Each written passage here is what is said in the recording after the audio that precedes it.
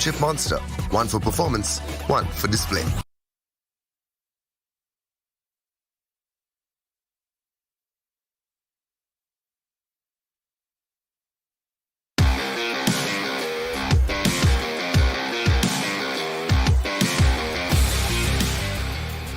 Hyderabad hydra के players भी यहाँ पर फाइट लेते नजर आ रहे हैं, बट फ्रैंकी उनको पता है कि पहले सामने वाली टीम को एलिमिनेट करना कितना इंपॉर्टेंट है 4v4 जैसे आपने बताया। लेकिन यहीं पर एक नेट जाता है और शेल्बी को पिक करता नजर आएगा। ओवेस का वो नेट था। अगले प्लेयर बिल्कुल सामने नेबिला में नजर आ रहे हैं, उनके पास कवर अच्छा खासा, लेकिन वहीं पर उन्होंने ओवेस को अच्छा खासा डैमेज भी दिया। बेहतरीन इस्तेमाल कवर का किया गया। फ्रैंकी आगे की तरफ आएंगे, बेहतरीन पिक यहाँ पर निकाला जाएगा। एनएफसी के प्लेयर्स अब फंस चुके हैं। रिवाइवल सही मौके पर मिल जाए तो ओवेस भी आगे जाएंगे, बट पहले ये फिनिशेस बटोरना इंपॉर्टेंट है। सवितार 100 गोलियां हैं उनकी M249 में, दूसरा वेपन M4 सामने। कहीं पर भी प्लेयर स्पॉट होगा, पहले थोड़े बहुत शॉट लेके पिक किए जाएंगे। काफी बेहतरीन स्प्रे, एक गोली और अगर लग जाती तो हैदराबाद हाइड्रा के प्लेयर्स को मुश्किलें हो सकती। कैरी स्टिल सर्वाइविंग, धीरे धीरे आगे जा रहे थे, बट मैंटी के लिए दिक्कतें हैं कम एचपी पर। बट बीच वाले आइलैंड में यहाँ पर ब्राउनी के ऊपर थोड़े बहुत शॉट्स लिए गए थे, बट खैर अभी भी वो सर्वाइव करे। एंड प्लेयर्स पानी के अंदर भी गाड़ियों में बैठे हुए हैं।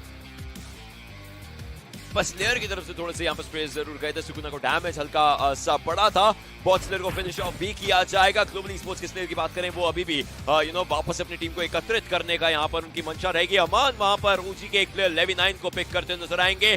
2OP के प्लेयर्स फंस चुके। सांगवान बिल्कुल सामने, स्पॉट यहाँ पर किया जाएगा, गिर चुके। ये ब्लंडर हो सकता है, एक मिस्टेक हो सकती है, क्योंकि इनके बिल्कुल ऊपर से यहाँ पर शॉट दिए जा रहे हैं। Sangwan will taken down, punish किया जाएगा आतंक के द्वारा। ये खुद गिरेंगे, बट इनका गिरना फिनिश के फॉर्म में यहाँ पर आएगा। आतंक 14 गोलियां हैं इस प्लेयर के पास, 14 गोलियों से फाइट यहाँ पर शायद ना ली जाए, but look at that. Dark की तरफ से यहाँ पर एक मोलोटोव जाता है।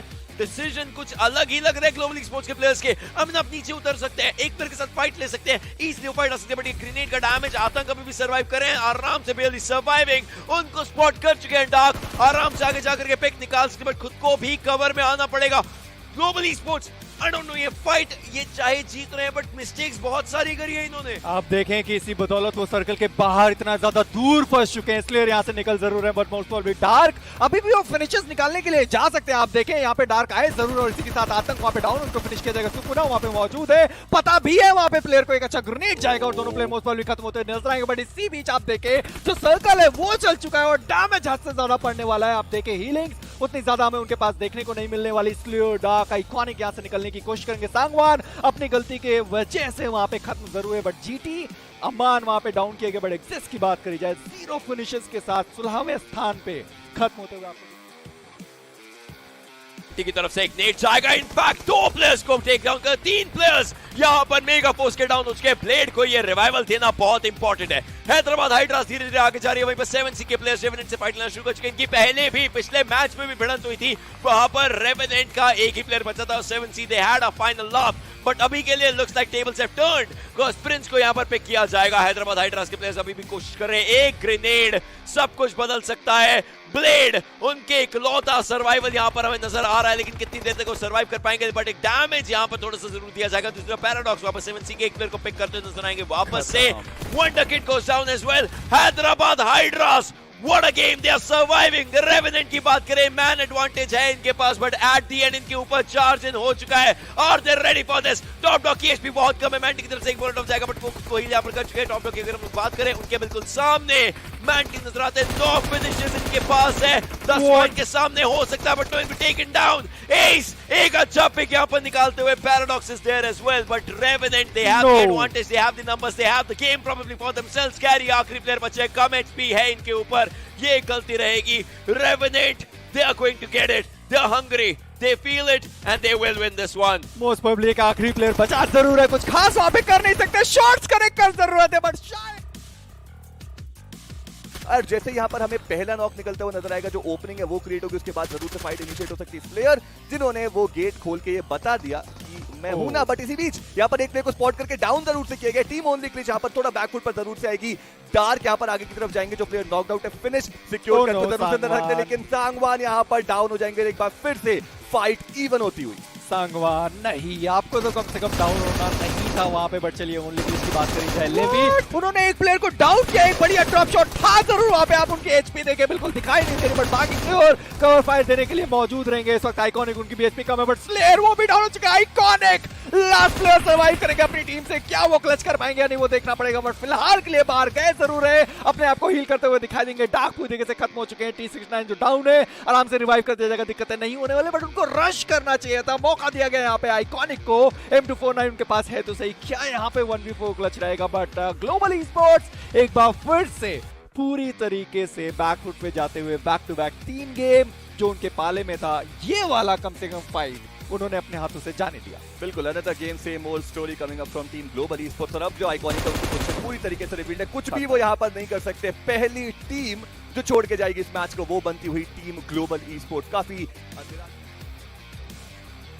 फॉरएवर मुश्किलें बढ़ाते हुए नजर आ रही टीम एमएफ के। मिरर यहाँ पर एक लौते प्लेयर मौजूद है, ब्लेड जो है वो एक पीक दे रहे हैं वहां पर विंडो से, देखते वो कितना कारगर रहेगा। सवितार को मीनवाइल यहाँ पर डाउन किया जाएगा वंडर किड के द्वारा, और वंडर किड अभी के लिए वंडर्स करते हुए नजर आएंगे टीम फॉरएवर। लेट्स सी कि यहाँ पर क्या गेम प्ले दिखाते हैं, बिकॉज रिवाइव करना बहुत ही ज्यादा क्रूशियल जरूर से रहने वाला है। व्हीकल लेकर के मीनवाइल एक खिलाड़ी यहाँ से जाएगा एंड मिरर ग्रेनेड कर रहे थे, बट फ्रैंकी डिनाई करेंगे उनको और एक बढ़िया स्प्रे जाएगा। नॉकआउट हो चुके हैं मिरर, और एक बार फिर से टीम फॉरएवर जो है वो यहाँ पर ड्राइविंग सीट पे आ चुके हैं। आप देखिए टीम एमएफ के जो बाकी के 3 खिलाड़ी हैं वो पीछे की तरफ है, तो ये जो मैन एडवांटेज यहाँ पर टीम एमएफ के पास आ चुका है, इसका पूरा फायदा उठाएंगे टीम फॉरएवर। जी बिल्कुल, बड़ी मुश्किलें ज्यादा हो सकती है टीम फॉरएवर के लिए, क्योंकि बहुत छोटा इलाका है और ग्रेनेड कहीं से भी फट सकते हैं, तो मुश्किलें उनके लिए थोड़ी सी ज्यादा है।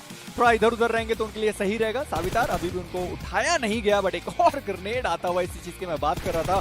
ग्रेनेड्स बहुत ज्यादा आने वाले क्योंकि जगह ज्यादा नहीं है, छोटे सा कंपाउंड पैक होके रह चुके हैं यहाँ पे टीम फॉरएवर की स्क्वाड। और आप देखें चार्ज करते हुए नजर आएंगे वहां पे अमान को डाउन जरूर किया गया, मेरे को वहां पे फिनिश नहीं किया गया था टीम फॉरएवर के द्वारा। पर ब्लेड की बात करी जाए, एक और ग्रेनेड आता हुआ, फ्रैंकी एचपी डाउन हुई, मैक्स का सावितार दोनों इसी के साथ डाउन किए जाएंगे। एक बढ़िया ग्रेनेड और दूसरा ग्रेनेड आया, दोनों प्लेयर इसी के साथ खत्म हो गए। उवेस एंड फ्रैंकी 2 प्लेयर यहाँ पे बचेंगे। इसी चीज की मैंने शुरुआती दौर में जिक्र करा था कि बहुत छोटा इलाका, ग्रेनेड बड़े आसानी से आ जाते हैं, और इसी के साथ उवेस भी डाउन। लास्ट प्लेयर फ्रैंकी अपनी टीम से सर्वाइव करेंगे, मोस्ट प्रोबेबली एमएफ एलिमिनेट करती हुई नजर आएगी टीम फॉरएवर को। बिल्कुल, यहाँ पर इजीली ऊपर जाया जाएगा। लेट्स सी कि क्या कोई क्लच की संभावना यहाँ पर बनती है, जो कि बहुत ज्यादा मुश्किल जरूर से रहना है। फ्रैंकी जो है वो ऑलरेडी डॉट एचपी सर्वाइव कर रहे हैं, और यहाँ पर एलिमिनेशन के बिल्कुल कगार पर हमें देखने को मिल जाएंगे team Forever. And here we go, team Forever भी हमें इस मैच से टाटा बाय बाय करते हुए नजर आएंगे 14वें पायदान पे।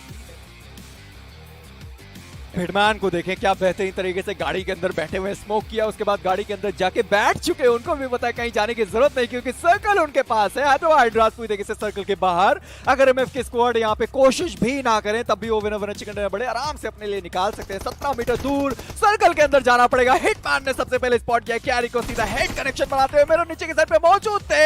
मैटी के द्वारा स्पॉट किया गया, मैटी के एचपी बहुत ज्यादा कम, बट नहीं, वो वहां पे डाउन करने में कामयाबी हासिल करेंगे। वंडर किड आगे जा जरूर है, बट वहां पे पहले से एक रेट मौजूद है। भी बहुत ज्यादा कम, बट अपने आप को हील करने में कामयाबी वो हासिल करेंगे। 7 फिनिशर्स इस वक्त एमएफ की स्क्वाड के पास है। क्या ये 11 में तब्दील करते हुए दिखाई देंगे या फिर नहीं, वो देखना पड़ेगा। बट वहां पे जो प्लेयर डाउन था उसको बड़े आसानी से कि रिवाइव इस वक्त मिल जाएगा। It's 4v3 now between team MF and team Hyderabad Hydras. मैंटी के पास एक अच्छा हाइट का एडवांटेज है, स्पॉट भी किया उन्होंने प्लेयर को, लेकर यहाँ पर नॉक निकालना पड़ेगा। प्लेयर जो कि बहुत ज्यादा ओपन में है, लेकिन पीछे एक बढ़िया कवर पर आएगा मिरर की साइड से डाउन। यहाँ पर हमें देखने को मिल जाएगी मैंटी ओपी, जो यहाँ पर एमवीपी खिलाड़ी था वो तो डाउन हो गए, लेकिन क्या जो बाकी के प्लेयर्स है वो यहाँ पर जो टेबल टर्न हो रही है उनके अगेंस्ट उसको अपने फेवर में लेके जाएंगे। स्ट्राइकर भी यहाँ पर डाउन होते हुए, लेकिन मिरर को भी यहाँ पे डाउन किया गया। Now it's a 2v3 S black. यहाँ पर मोस्ट इंपॉर्टेंट पोजीशनिंग पे हमें जरूर से देखने को मिलते हुए। कैरी अभी भी प्रोन डाउन है, लेकिन उनकी पोजीशन किसी भी वक्त रिवील हो सकती है। क्या उनको स्पॉट किया जाएगा? जी हाँ, किया जाएगा। एंड कैरी भी down. Now it's a 1v3 S black is the only hope for team Hyderabad hydras right now. And उनकी पोजीशन जो है वो भी कहीं ना कहीं रिवील जरूर से हो रही है। पीछे से जो जोन है वो भी आएगा, एक प्लेयर को डाउन करने में कामयाब है। क्या ये क्लच कर पाएंगे? जी नहीं। न्यूटन कम से कम बैठे हुए। सांगवान एक ग्रेनेड उन्होंने कुक जरूर किया। दूसरे साइड पे बात करी जाए जीटी, उनका एक और प्लेयर सबसे पहले डाउन होता हुआ आपको दिखाई देगा। चलिए निक इसी के साथ खत्म भी हो गए यूटीटी की तरफ। बट सांगवान की अगर बात करी जाए, आए जरूर है, टीपीपी का वो इस्तेमाल कर रहा है, आइकॉनिक उनके साथ में रहेंगे। बट न्यूटन उनको पता है, बट उन्होंने मिस करा, बट नहीं मिस करा। एक नॉक निकाला, बट दूसरा नॉक वो नहीं निकाल पाई। आइकॉनिक उनकी एचपी यहाँ पे कम हुई जरूर है। सामने के साइड पे सुकुना मौजूद रहेंगे, देखते हैं कि आगे आने की वो कोशिश करते हैं या फिर नहीं। फिलहाल के सांगवान अभी भी डाउन है, न्यूटन को खत्म किया गया। वो थोड़ी सी इन्फॉर्मेशन जरूर प्रोवाइड कर रहे थे अपने प्लेयर को। नीचे एक और प्लेयर बचा हुआ है 2OP का, देखते हैं क्या वो आने की कोशिश करते हैं या फिर नहीं। फ्लैश बैंग किया गया, ये एक अच्छा मौका था उनके लिए कि वो अंदर आ सकते थे, बट नहीं, लेट हो गए। जाना चाहिए था। स्लेयर इसी के साथ डाउन किए गए। सुकुना के द्वारा आइकॉनिक वो भी डाउन किए गए। लास्ट प्लेयर बचेंगे यहाँ पे ग्लोबल ई-स्पोर्ट्स के। ये अचानक से क्या हो जाता है कि dark last player survive from global esports. अभी भी उनके पास एक चांस जरूर से रहने वाले, वो एक ग्रेनेड कुक करके जरूर से थ्रो कर रहे हैं, बट अगेन ओके ये ग्रेनेड जो वो कनेक्शन जरूर से बनाएगा। अंकित डाउन, सुकना बहुत ही ज्यादा लोअर एचपी जरूर से हमें देखने को मिल रहा है, लेकिन डार्क वो भी बहुत ही ज्यादा लो। सुकना की तरफ से एक बढ़िया पीक आएगा and global esports another game but same old story. सबसे पहली टीम जो एलिमिनेट होगी इस लॉबी से। अभी के लिए ग्लोबल ई-स्पोर्ट्स के सांगवान फंसे हुए जरूर से, लेकिन ये जो एक मोलोटॉव जा रहे कनेक्शन बना जरूर से सकता था। सांगवान सही वक्त पे वहां से बाहर निकले। ओ माय गॉड, यहाँ पर दोनों ही तरफ से बढ़िया गेम, लेकिन फाइनली वहां पे कुशल की साइड से उनको स्पॉट किया जाएगा। Sangwan is down. Global esports एक बार फिर से early stage of the match में काफी ज्यादा मुश्किलात में। ग्लोबल ई-स्पोर्ट्स को वापस एक बड़ा झटका लग चुका है इस समय। अगर डार्क को देखे वो कुछ कर नहीं पाया, उनके ही दोस्त वहां पर डाउन है। Time is of the essence. Sangwan को बचाना इंपॉर्टेंट रहेगा और उन्हीं के सामने आउटसेट के प्लेयर्स एक्चुअली ये अपसेट निकाल सकते हैं। इवैक स्पॉट किए जा चुके थे बट डार्क कोई शॉट उन्होंने अभी तक नहीं लिया है। बैकएंड से हमें कुशल को देखा था जो कि शॉट्स लेते जो लोकेशन है वो अभी के लिए मालूम रहने वाली। डार्क एक ग्रेनेड वहां पर कुक कर रहे हैं, क्या वो कनेक्शन बना पाएगा? और अगर बनाता है तो माइट भी पॉसिबल कि यहाँ पर कन्वर्जन देखने को मिले। जी हाँ, ग्रेनेड जाएगा, कनेक्शन बनाएगा, कुशल यहाँ पर डाउन हो जाएंगे, लेकिन जो बाकी के एक खिलाड़ी है नियो मात्र वही यहाँ पर करीब नजर आ रहे, लेकिन वो काफी जरूर से रहेंगे। आइकॉनिक उन्होंने स्पॉट करके डाउन किया है। एक बार फिर से ग्लोबल ई-स्पोर्ट्स थोड़ा बैकफुट पे जाएगी। क्या यहाँ पर नियो एक क्लच करने के लिए जा रहे हैं? बिकॉज डार्क को स्पॉट किया, डाउन किया। Neo is on a roll right now. अब एक लास्ट प्लेयर जो है वो टीम ग्लोबल ई-स्पोर्ट्स के हम यहाँ पे सर्वाइव करते हुए नजर आएंगे, जिनके पास हाइट का एडवांटेज जरूर से रहने वाला है, लेकिन कॉन्फिडेंस नियो के पास बहुत ही ज्यादा बेहतरीन। एक इनके पास मौजूद है क्लोज रेंज क्वार्टर्स में एक बेहतरीन गन, और साथ ही साथ टाइम बाय किया ताकि बाकी के जो प्लेयर्स है वो भी यहाँ पर आ जाए। टीम ग्लोबल ई-स्पोर्ट्स क्या एक बार फिर से बनेगी पहली टीम इस मैच से एलिमिनेशन के। स्लेयर आखिरी प्लेयर बचे हुए और उनके ऊपर भार है इस समय। सारे के सारे प्लेयर्स उनके ऊपर चार्जिंग कर रहे हैं, एक एक करके स्मोक है इनके पास। उसके अलावा कुछ प्लेयर को स्पॉट कर चुके हैं, लेकिन वापस से बैरल निकालने के जरूर सामने प्लेयर आएगा। लो किया था but that was not low enough. Global esports goes down. Neo 1v3 यहां पर कर चुके। एक ब्रिलियंट 3F आता हुआ नियो की तरफ से। What a brilliant start by team outside. मुश्किल होगा लेकिन नामुमकिन नहीं। प्रोबेबली कहीं ना कहीं अपने लिए अच्छी फाइट बनाने की यहाँ पर कोशिश है। 2OP के प्लेयर्स की हाइट एडवांटेज में हमेशा जीतता नजर आया मिरामार के मैप में। देखते हैं इस बार होता है या नहीं, लेकिन 7C के प्लेयर्स उनको कुछ और ही मंजूर है। They want to charge forward. Hyderabad hydras पिछले गेम में, पिछले मिरामार में इनफैक्ट अपने आप को दूसरे पायदान पर रखा था। इस बार उससे अच्छा प्रदर्शन करके ही दम लेना चाहेंगे। कोशिशें जरूर जारी है बट 7C नेड परेड करी जा रही है उनके द्वारा। आप देखिए प्रिंस के हाथ में एक नेड है, थ्रो करना जरूर चाहेंगे। आतंक की एचपी लो है, सुकुना की एचपी लो है। न्यूटन वहां पर बचे जरूर हुए थे बट वेल उनको भी कहीं ना कहीं फाइट्स लेनी पड़ेंगी। But on the other side alright it's Ankit sorry and Prince धीरे धीरे आगे मूव कर रहे हैं, बट अंकित खुद को सेफ रख रहे हैं। प्रिंस का grenade it connects on 2OP। अब नेट शायद खत्म हो चुकी है क्योंकि मोलोटॉव्स पर पूरे का पूरा यहाँ पर बाहर इन्होंने रख लिया। Ankit goes down as well by Hyderabad Hydras. कैरी हर डायरेक्शन से नेड परेड हो रही है। Scratch and it's artillery strike right now which is going on. Sarang के पास he only has 10 bullets for himself। एस यहाँ पर धीरे धीरे आगे जा रहे हैं। 4v3 का सिचुएशन बंद करके बैठ चुका है हैदराबाद हाइड्रास। इस बार गलतियां नहीं दोहराना चाहते। पिछला मेरा सेकंड पोजीशन थी, इस बार they want to go for a chicken dinner. कोशिश है जरूर। एस और स्ट्राइकर ये दो प्लेयर्स बचे हैं। एक प्लेयर को रिवाइवल यहाँ पर दिया जा रहा है बट वही हाल कहीं ना कहीं 7C का भी है, जहाँ पर अलादीन डाउन और उनको रिवाइवल मिलना बहुत ज्यादा इंपॉर्टेंट है। टीम हैदराबाद हाइड्रास की अगर हम बात करें, आप देखिए बहुत ही छोटे से एरिया में मौजूद है, लेकिन स्ट्राइकर वहां पर आएंगे विद दैट स्प्रे। एक नॉक उन्होंने और निकाला है। सारंग के बहुत करीब वो ग्रेनेड जा सकता है। टीम हैदराबाद हाइड्रास अभी के लिए टेबल्स टर्न करने के मूड में, बिकॉज वापस से जो मैन एडवांटेज है वो उनके पास जाएगा। ग्रेनेड एक फेंका जरूर से एस ब्लैक ने और वो कनेक्ट होगा। Sarang goes down as well and now team Hyderabad Hydras जो वो पूरी तरीके से ड्राइविंग सीट पे आ जाएंगे। Spray God, well we need some god level performance from Spray God अगर उनकी टीम को यहाँ पे सर्वाइव करना है। बिकॉज टीम हैदराबाद हाइड्रास की बात करें, 3 प्लेयर्स उनके यहाँ पर सर्वाइव कर रहे हैं। अलादीन वो वहाँ पे स्मोक के कवर में रिवाइव देने के लिए जा रहे। कैरी थोड़ा ओपन में जाएंगे पर बहुत देर कर दी उन्होंने स्पॉट करने के लिए। वापस से टीम 7C जो है वो हमें यहाँ पर एक्शन में देखने को मिलती हुई। हैदराबाद हाइड्रास उनको आगे जाना पड़ेगा। एक आखिरी प्लेयर वहाँ पे सर्वाइव करना है, डाउन करेंगे team Hyderabad.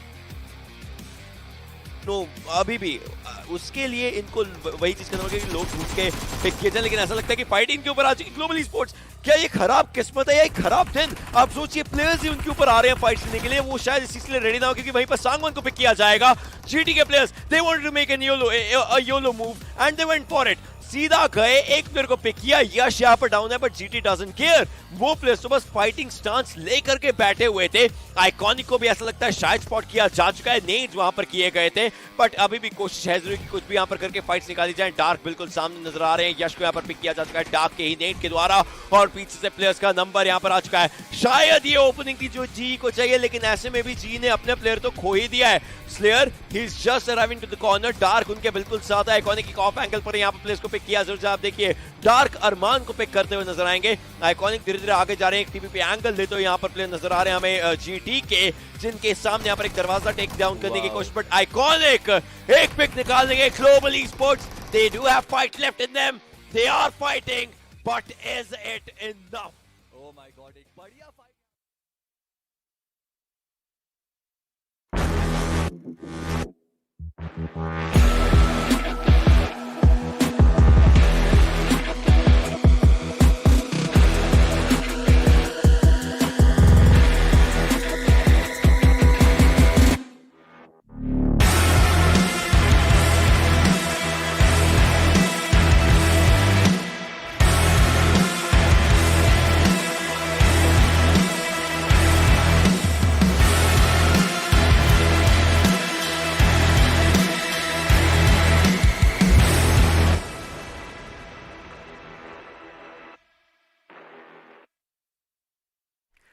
Ladies and gentlemen, boys and girls, hello and welcome to the iQOO Battlegrounds Mobile India Series 2021. Now, of course, this is the quarterfinals. It is day 2. My name is Angad, the Experiment Jehel. Joining me is the devilish mischief person himself. It is Floki. You know him better as Hiraka. Absolutely. First of all, Hiraka, it means diamond, right? Something like that. It means Something diamond like in a heap of coal. Now, I know that is one meaning, but I don't have the precise meaning That's yet. why I love saying diamond in the rough. That is exactly what this guy is. Anyway, we've had some amazing action on day 1 in the quarters. What are we to expect today? I mean, if there's anything we learned from yesterday is that the underdog teams are not to be underestimated. If anything, being someone who's played really, really well is just going to make you a target. Because yesterday we saw a lot of top-tier teams being taken out. You know, Global Esports Team Forever, unfortunately not making it into the semi-finals. They are out. Well, you know, this is, again, we keep beating around the same bush. This is the pedestal. This is the chance. This is the grand stage that all these teams have. And sooner or later, they aren't going to be the underdogs anymore. Because, like I said, you know, we have a lot of diamonds in the rough out there. And, well, it is their time, their chance to sparkle in the spotlight. Now, of course, all of this does come only because of one reason, and that is the reason in my hands, the iQOO 7 Legend. Now, of course, you know, we've been talking about this device a lot over the last few days because it is just that good. But you know what? Let's have an official word from the official sponsors of BGIS 2021.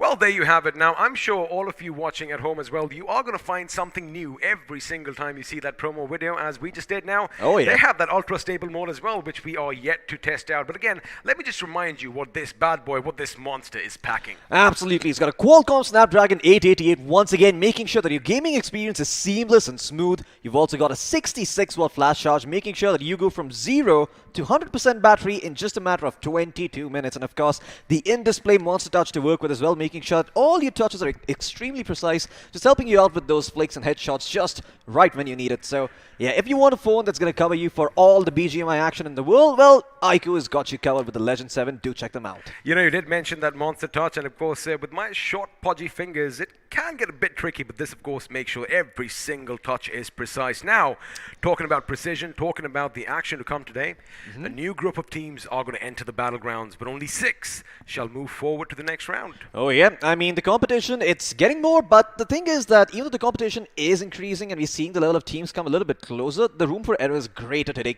because of the fact that there are actually 6 matches and not just 3, like in the third round. Now, of course, we did mention room for error. The whole thing is, what is the fuss about, right? The entire thing is about all that moolah that is going to be at the end of the rainbow. Let's just have a look and see exactly how many zeros you can count because, well, it isn't a typo. The total prize pool is 1 crore rupees, and, well, the first place is going to walk away with 50 big ones. Absolutely. 50 lakh rupees going for the first place, with second place making 25, third place getting 10, and then, of course, the money keeps trickling down further and further, down to the 16th place, so you only get 10,000 rupees for your trouble. But at the end of the day, there are still some rewards for the solo players out there, the players who do very, very well and stand out from the rest of the team. We've got an MVP reward, we've got a reward for the Lone Ranger, the Rampage Streak, and also the Redeemer, and of course, finishes by a squad, which is probably going to be split up between the squad themselves. And yeah, these are the individual rewards sort of that we have combined with one team reward as well. You know, most finishes by a squad, I get it. You know, chances are everybody does their part. But if I have a few more finishes than you, oh boy, I want a bigger chunk. Something in the back of my mind, some other voice is going to be talking, get some more, get some more. But of course, it is a team game, and remember, everybody has their role to play. Now, oh yeah, it's all about the money at the end of the day, but it's also about pride. It's also about those bragging rights because, well, Floki, yesterday we did see a few Goliaths take a hard fall. But before we talk about that, let's have a look and see how all this money is going to be worked out because, again, you need to make sure you get enough points to get to the next round. And, well, you've seen this on your screens time in and time out. What stands out for me is 1 finish equals 1 point. Absolutely. I mean, if you consistently get finishes, then of course you're going to be on the tippity top of the table, not only making sure of the fact that you get those finish points, but if you even manage to place a little bit higher than the 7th place, then those placement points start racking up. You get 4 points for 6th place, 6 points for 5th place, you know, for 8 points for 4th, you know, 10 points for 3rd, 12 points for 2nd, and then 15 points for 1st, of course. The 1st place giving you the most number of placement points, but once again, a team that consistently plays aggressively has some sense of guarantee knowing that they are going to be scoring points over the course of these 6 matches. Now, speaking of points, as you mentioned, over the course of 6 matches, let's see where we are going to be flying to today, because now we're going to have a look at the schedule for the day. And, well, to kick things off, of course, we are going to go to the fan favorite Erangel, followed by Miramar, followed by another Erangel. Now, this is where things get interesting. With the addition of Sanhok, oh boy, anything can happen. Absolutely, anything can happen, anything can fly. I mean, Sanhok is one of those maps where it is so tight-knit that many a times you don't even see the main battles happening in the end of the circle. It's usually which team has the more med kits, which team has the more first aid kits, which team has the more number of bandages to keep themselves alive and keep themselves away from the enemy's line of fire. But once again, the most consistent thing about these sets of matches are the 3 Erangels that are in there, right? So if your performance on the Erangel is strong, then you have a very good chance of making it into the semi-finals. Also, I guess you're going to agree with me, kudos to the production team, because, you know, suppose if you go into Sanhok, right, everybody has observers on them, but again, the action can break out anytime, and boy, we see all the action on our screens. But again, that was the schedule for the day, and you know, in some time, I do believe in a couple of minutes, the action is going to be underway, and, well, we are going to be off your screen. Now, let's just quickly go back. Let's take a ride back into history. Day 1 was an affair which is to be remembered because, again, like you mentioned, the underdogs, or the new kids on the block, well, they made waves because, like I said, the old guard, oh, they took a massive hit. They most certainly did. I mean, the only teams that were actually able to make it into the next round, I believe it was 7C Esports, who played consistently throughout the, you know, throughout the series. I mean, in the third round itself, they came in, they had those consistent placement points coming up. And even in those 6 matches that they played yesterday, they prioritized placement points for the first 5 matches and got the chicken dinner in the very end. That is the story, of course, of one of the big dogs. Now, let's have a look and see which all teams qualified from, well, day 1 of Group 3. There you have it. It is going to be Hyderabad Hydras, 7C Esports, Old Hood Esports, Only Glitch, Revenant Esports, and CO Rip Mizo. Now again, CO Rip Mizo, oh boy, they left it till the last moment to make sure they pretty much, you know, gained their berth for the next round. Absolutely. I mean, Rip Mizo, they made it by the skin of their teeth. I think they're probably going to want to step it up a little bit, you know, focus on the mistakes that they made in these course of 6 matches, and maybe just start preparing a bit more for Sanhok and Miramar, because those are the matches that haven't been played so much. Those are the maps that haven't been coming up as much in those first 3 rounds. Erangel, of course, is strong at this point for all of these teams, but if you look at Hyderabad Hydras, they are also one of the few teams that actually made it into the quarterfinals while being invited. So only 2 invited teams actually making it. Well, I mean, I guess you could say Revenant Esports as well, but then once again, you know, you have 3 other teams as well making it all the way from the opens. You know, you just mentioned Hyderabad Hydras. Now, the thing is, yesterday they were at the tippity top, as we like calling it. However, round 3 was off to a shaky start. 0 points from game 1, but they made a comeback. Now, again, that just goes to show it doesn't matter, you know, if you have an obstacle in front of you, if you are faced up against a wall, a monument even. All you got to do is give it your best, and well, more often than not, sometimes you just manage to make it through that little barrier, and well, all the glory shall be yours. Now, of course, that was all about yesterday. The teams that have qualified, well done, congratulations. The teams that haven't, well, I'm sure we are going to see them in the not so distant future because A, we are going to have a few more events lined up this year, but B, you know, they should do their homework, they should be coming back, and you know, there's something for everyone. And speaking of something for everyone, we did have a little bit of a questionnaire in the chat yesterday, as the giveaway winners are now going to be flashing on your screen, and let's see if you are one of the lucky ones who have your names on. There you have it. Do you recognize your name there? Well, there you go, ladies and gentlemen. I'm going to call them out one after the other. It's Rajesh, Rakesh Gowda, Nonat Agarwal, Sainath, Akash Jagtap, Kaushik Das, Pradeen Sheikh, Shrikar, Tejveer Singh, and Shri Devi. Congratulations to all you guys. You are the merchandise giveaway winners for day 1. Make sure that you click the link down in the description below, and you could also be here for day 2. Also, you could be here for day 2, but take it easy because, you know, they have those crystal balls in their hands, and if you know, I don't want them to come over here and take our jobs. That's, of course, the joke. But again, lovely predictions coming in. It goes to show that, you know, you are studying the game, and, well, you are aware of what's happening. Now, on to the next thing. I do believe we are going to have a few more predictions coming in sooner or later. But before that, I mean, let's just talk about the day. We are going to have the matchup coming up on our screens in due time.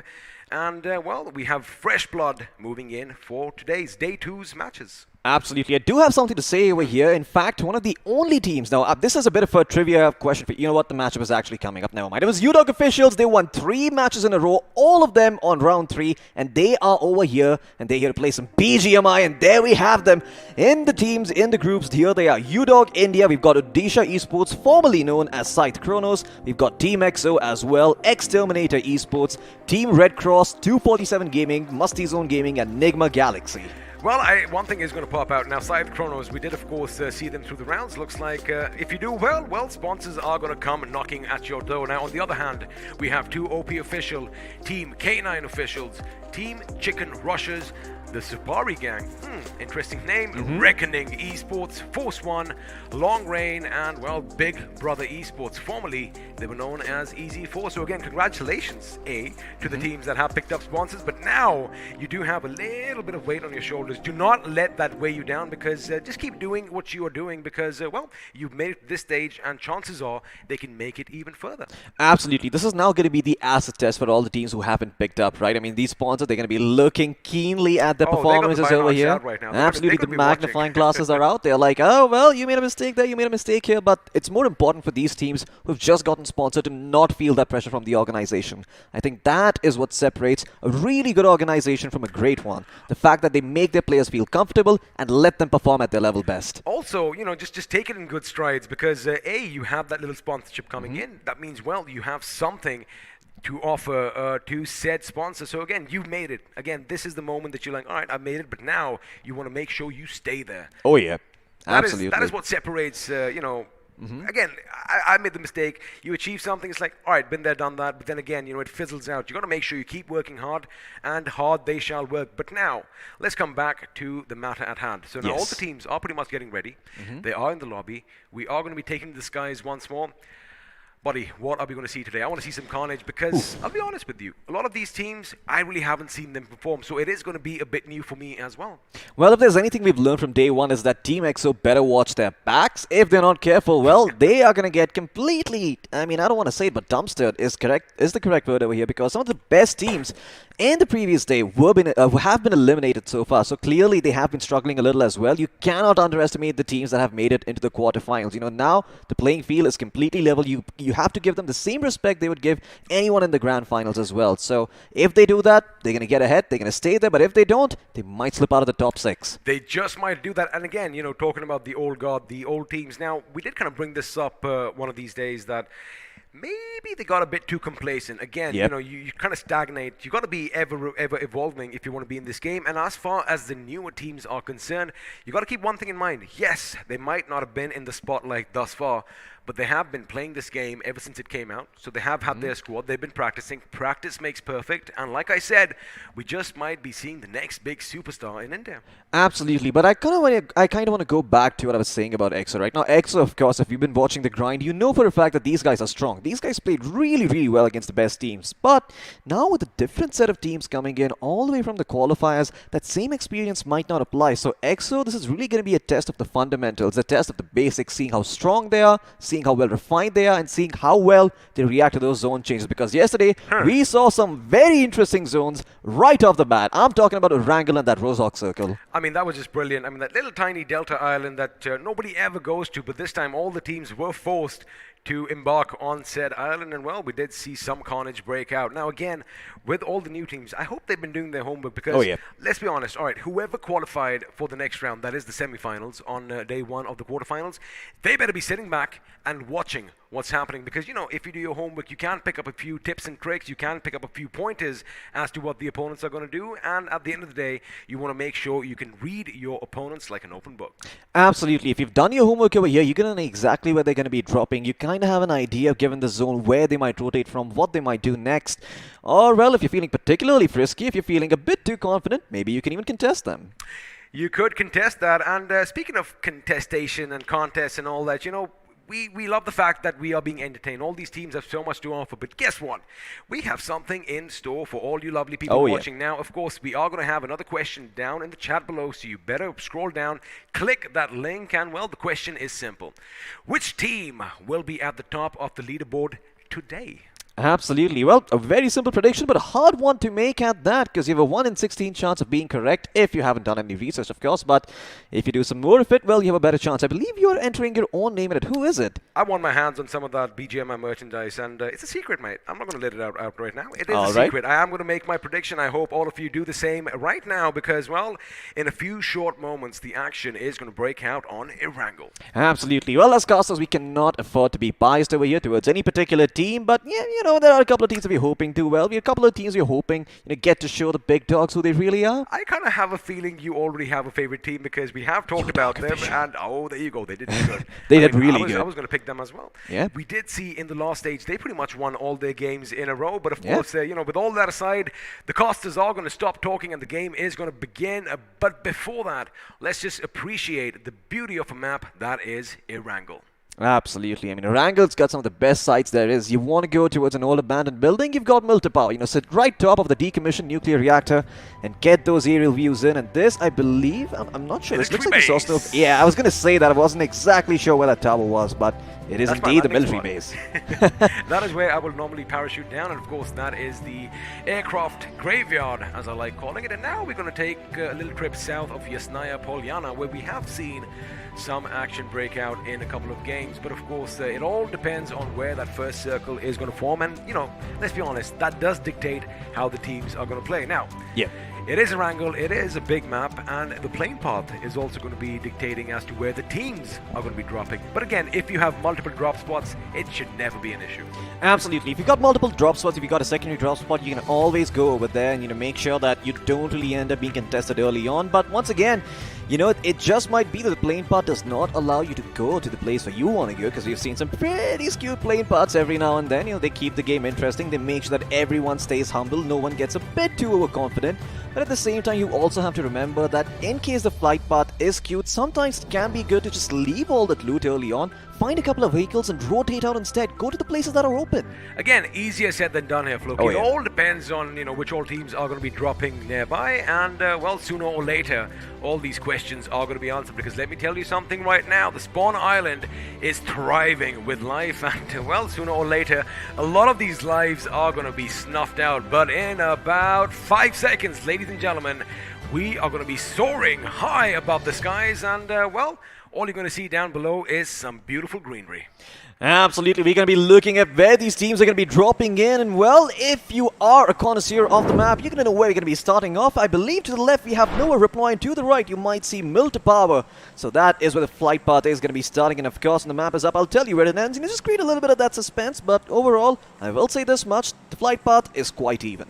It is quite even, and as the map is going to pop up on your screens, you're going to notice that it does pretty much bisect the map in half, which again means that all the team's favorite drop spots are going to be in jumping distance. Now, the next question is that drop spot going to be contested? Well, you and I are going to find out together. For now, it does seem like Break Brother Esports are going to be heading over to the Sosnovka military base, and by the look of things, they are going to have a fun time looting. Absolutely. They can even start with Noah Reply if they want to. No one to really contest them over here. But I do want to talk about the Fairy P and the Primorski. As usually, you see a couple of teams going to these drop locations. This time around, the flight path, it may not allow for that. So once again, go over to Pachinki or, go over somewhere close to Fairy Pier, wherever you can near the bridge. Find a couple of vehicles, get the hell out and make your way to Primorsk. Get to your drop location early on. Because when that circle spawns, you're going to have to hightail all the way back towards wherever the circle is.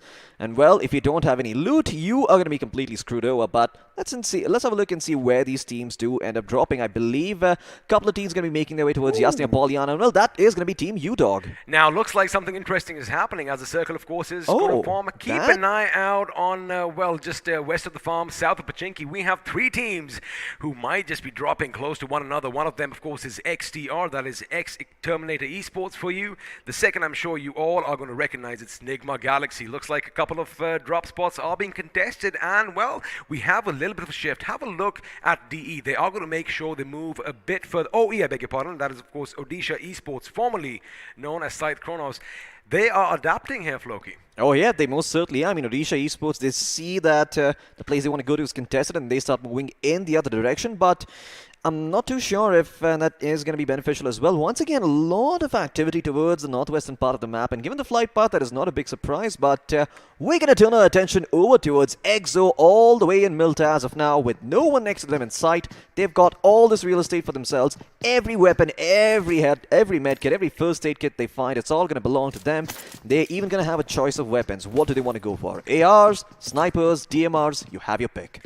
Well, of course, Team EXO comprises of Immortal, Sensei, Punk, and Fierce. Question is, are they going to be fierce with their gameplay today, or are things going to fizzle out? Because again, it is the quarterfinals.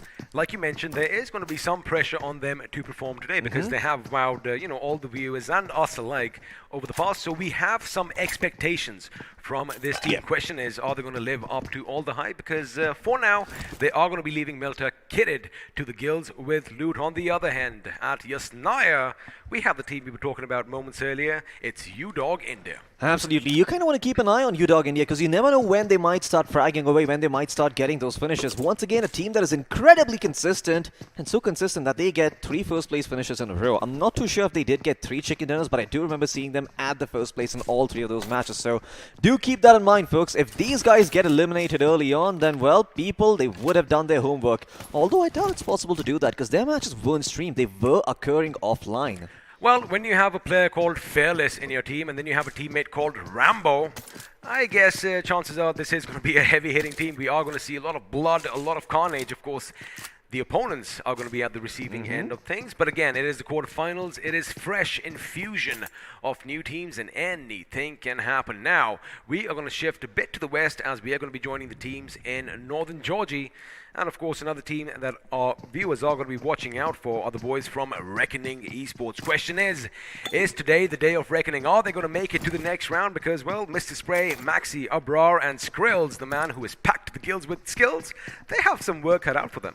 Absolutely. You stole the words right out of my mouth over there. I do think that Reckoning Esports are another team to look out for. Their performance has been pretty decent so far, but they're going to have to step it up a bit over here if they want to go up against the top dogs. As we see them just having their pick of loot once again, getting everything in the world to work with. So once again, a bit of a passive early game, but I do imagine that given the way the circle looks, Northern Georgia is not the area where you want to be staying. So eventually we will see teams rotating up, we will see teams moving in to the circle, and we might even see some some early skirmishes breaking out towards the periphery. Overall, I think this game is shaping up to be action-packed throughout. Oh, absolutely. And by the look of things, the Supari gang, they have landed close to Reckoning Esports, which means, well, sooner or later, we just might see some cars go past. We just might see some ARs being rattled off. And the question is, are we going to see some knocks? Because there you have it. The map is going to be on your screens now. Most teams have kept their distance from one another. And, well, that, of course, is nothing that I like. I want to see all that drama. I want to see all that carnage right from the beginning. But it looks like the boys from Big Brother Esports have crossed the bridge.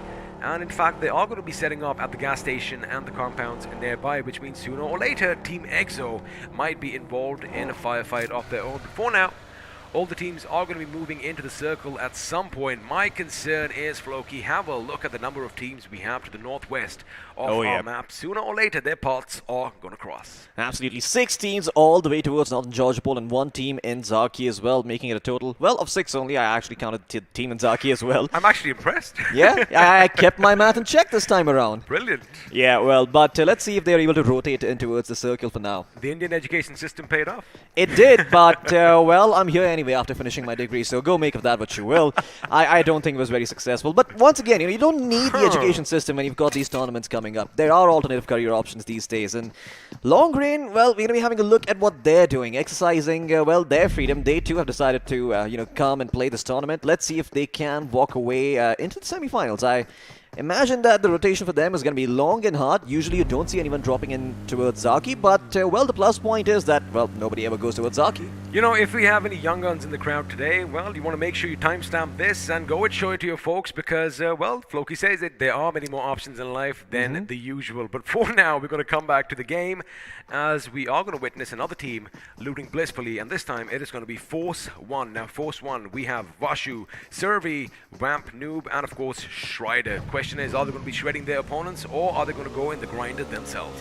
Yeah, ForceOne, once again, an organization that some of you might recognize, but let's see if they've actually got the force to force this one out of their opponents. I do think that they're also a team to be reckoned with, but once again, we don't really see a fair amount of action in the first few minutes of the game. That means there is no drop contestation, there is no early clashes happening anywhere on the map. And we're only going to see teams get their way inside the circle, and in fact, they are moving it rather peacefully. Now, I did anticipate that, northwestern Georgopol would be the epicenter of the action, maybe somewhere towards Ruins. We'd see a couple of fights breaking out, but that does not seem to be the case at all. They've rotated out one by one, and so we might just be heading towards that very chaotic mid-game where a single shot rattles off a series of domino effects. Well, we'll see if that is going to happen, but in the meantime, we're going to be having a look at what ForceOne are doing. They still continue to loot, they still continue to get richer and richer, and we'll see if they can actually make it to the circle and survive long enough. The production value just keeps surprising me every day. Now, for all of you watching the names on your right, you might have noticed that you did see a little bit of a blue highlight with certain teams. Boy, that just makes our job easier. That basically goes to signify which all teams are still out in the blue, taking that brunt from the play zone. And again, boy, production, lots of love over here. You are making it so much easier. So let me tell you right now, 2 OP official, the Supari gang and Long Rain, Floki still out in the blue zone. Absolutely, still out in the blue zone. They're going to try and rotate in over here. But there you go, the first few shots of the game being fired by MJ from NIGMA Galaxy. Another team, by the way, that has been invited, and another team that a lot of people have going to be their eyes set on. Now, of course, if you wanted to make it here, you had to get to top 4. So NIGMA Galaxy certainly are consistent even in those short sets of matches. But this is a different beast altogether. With 6 maps out in the open, it's not about how hard you can hit. It's about how hard you can get hit and keep moving forward. And keep moving forward. Some Rocky Balboa fans in the house over here, ladies and gentlemen. But now, as we are going to wait for the circle to implode on itself, looks like we might have some action break out sooner than expected, as we could have a little bit of a King of the Hill situation all the way at Potato Hill. Now, of course, Potato Hill is going to be occupied by 247 Gaming, I beg your pardon, and looks like a couple of teams could be heading in their direction. But for now, the circle is going to implode on itself, and well, most of the teams are going to be happy with their current location. However, as mentioned, we do have an influx of teams coming in from the northwest. Sooner or later, they should be locking horns. Absolutely. We're going to be seeing if those teams do indeed go up against each other. And there you go, the supply drop. Having an AUG, a weapon that I actually haven't seen that often. Last few airdrops have all been about those Grozas and those arms more often than not. I've seen a lot more AWMs usually these days, but the two OP brothers, Mandy and Sandy, well, I love to see them. I love to say their names every single time they get a frag. I'm going to be calling out every one of their names. Wait a second, let me just recollect the name. So it's Bandy, it's Sandy, then it's Andy, and then it's Mandy. Of course, Yes. I'm going to put a little bit more emphasis on the E at the end, but for now, looks like the Long Rain is going to be the only team bearing the brunt of the blue, but action is going to break out. NIGMA Galaxy are going to move in on MASTIZONE, and MASTIZONE's Rex is going to get that first knock, but Nick's making sure Artemis goes down, and well, NIGMA Galaxy look like they are in a world of trouble, having lost 2 members already, as Smokey OP is going to try and retaliate in kind. Unfortunately, no scouting done over here, and well, they have paid a heavy price. Those who do not learn from history are doomed to repeat it, and once again, NIGMA Galaxy starting off with 1 foot behind, actually losing 2 of their players early on, only having Ted and Smokey to carry the rest of their dreams forward.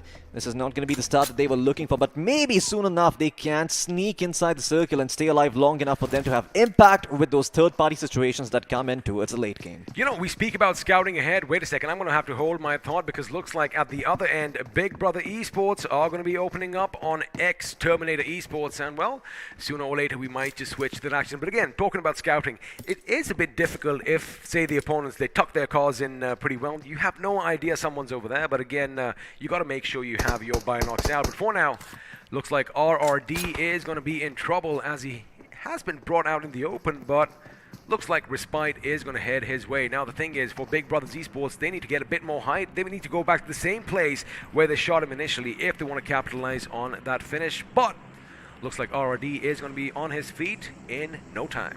Absolutely, he's going to be able to get back up on his feet. There's also a Jeep to secure his rotation out of there, and there you go, proudly goes through the rotation, but you have to be careful. They've turned their back towards it, making sure that those bullets do not catch the head. They will be able to keep that player safe despite being on low health.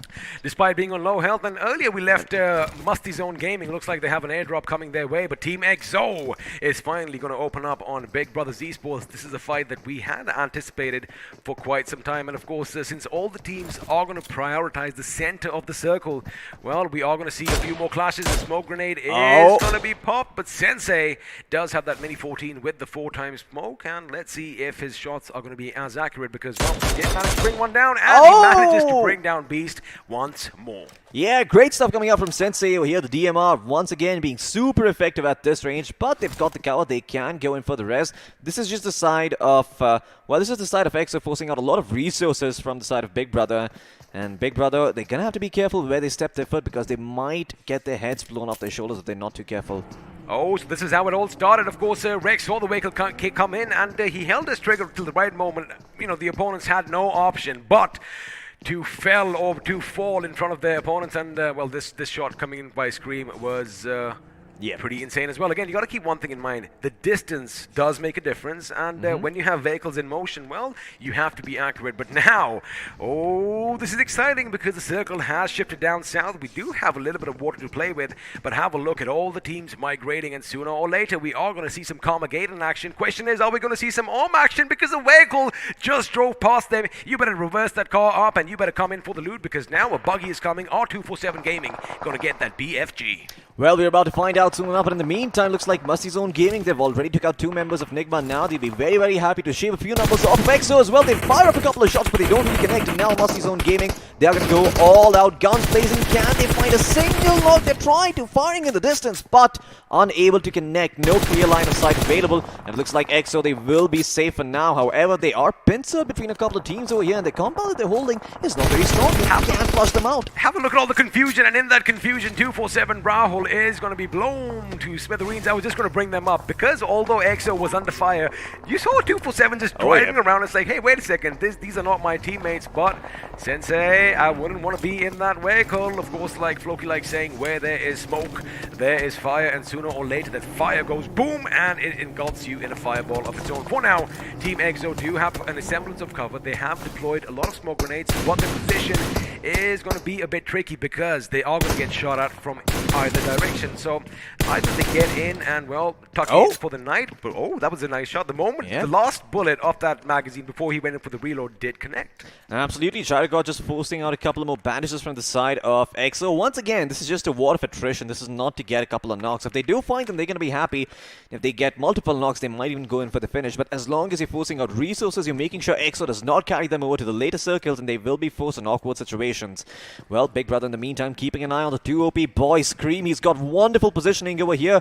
Is he going to wait? Is he going to just wait for them to come into his crosshairs? It doesn't seem like they are going to be coming in anytime soon. In fact, 2 OP, they will take the other way around instead. Scream is just going to be happy that he scouted them out, knows where they're going, and can hopefully use that information later. But look at Mandy.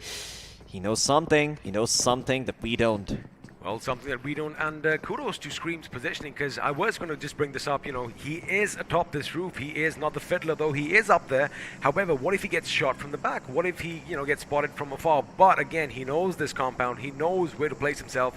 Well, that little question that I asked has just been negated. But for now, as the circle is going to crunch in on itself once more, we do see a few teams, they have found a nice little niche for themselves. Some are going to be down by the cliffs, some are going to be in compounds, while some are going to brave the elements out in the open fields. But the question is, where are we going? And well, there you have it. We do have a few compounds scattered over the place, but generally we are going to be fighting in open terrain. Absolutely. Going to be a couple of barn houses nearby that maybe you can sneak yourself into, and guess what? Right close to the center of the circle, and even one close to the edge, there are 2 airdrops that are probably going to be looted. We might see some ARM action, might see some AUG action as well. We're about to find out, but soon enough, I think a lot of these teams are going to be running into each other, and well, they're going to be fighting for real estate like they did back in the old days, in caveman times, just running around each other behind a club, looking to maul your opponents in. But we'll see if that does end up happening. But there is something interesting going on that you want to point out. Keep an eye on the Supari gang. Now, they are separated. I thought one of their members was coming in for that little airdrop. Of course, that is very optimistic indeed. But they are trying to find, again, a nice little spot for themselves. And, well, talking of Supari gang, Daddy is going to open up on Mandy, as 2 OP are going to have their first casualty for the game. However, till now, it is going to be a knock. Well, to the moment I say that, another member of TSG, D-Sync, is going to push in and, well, snuff his light out. Now, 2 OP are going to be in world of trouble, because remember, at one end, we have the Supari gang. At the other, we still have Big Brothers Esports. Absolutely, and it looks like Crazy might just be joining the fray as well. He's the one leading the charge for the side of Exterminators, looking to come in and see what the commotion is all about, maybe even set up a 4th party situation. Well, I mean, screw third parties, they are out of the picture. With these 3 teams being in a standoff, I imagine Exterminators might just be walking into a meat grinder if they're not too careful. There is the zone right in the center of that road, though, so if they want to move ahead and deeper, maybe even towards the airdrop, that is where they need to go. But look at this positioning from the side of Reckoning Esports. This is horrible for ForceOne. They don't have good ways of fighting this one out. They can go back and forth, maybe try and find some angles, but they don't have solid cover to work with. And instead, they're just going to focus on making sure the vehicles explode, and they have no way of going out on vehicles. I like how Reckoning, they have called a tactical retreat. They have backed up. They are spread out, but now it's going to be Mr. Spray who's going to be sprayed on. And unfortunately for Vashu, he is not going to take him down thus far. But now LR, Long Rain are finally going to make their way into the circle. And well, they want to party as well. Shots are going to be fired at either end. And well, for the team of Reckoning Esports, it could be problematic, as Vampire is going to be brought down from ForceOne. Now the push is coming in. Maxi OP is right outside the enemy's gates. And well, he does want that visual confirmation. But the thing is, the floor is on fire. So he's going to have to wait for that. That is crucial time for F1 to renegotiate. It looks like the enemy is going to be spotted. Vashu comes under fire. He drops. Oh my goodness, a little slip of the foot, and well, he did go down. Lucky for him, he made sure he gets the finish, and well, add that and add another finish to make it 2. Absolutely great performance going out here by Maxi OP. Oh, a drive-by attempt coming in from their players, getting those frags with style.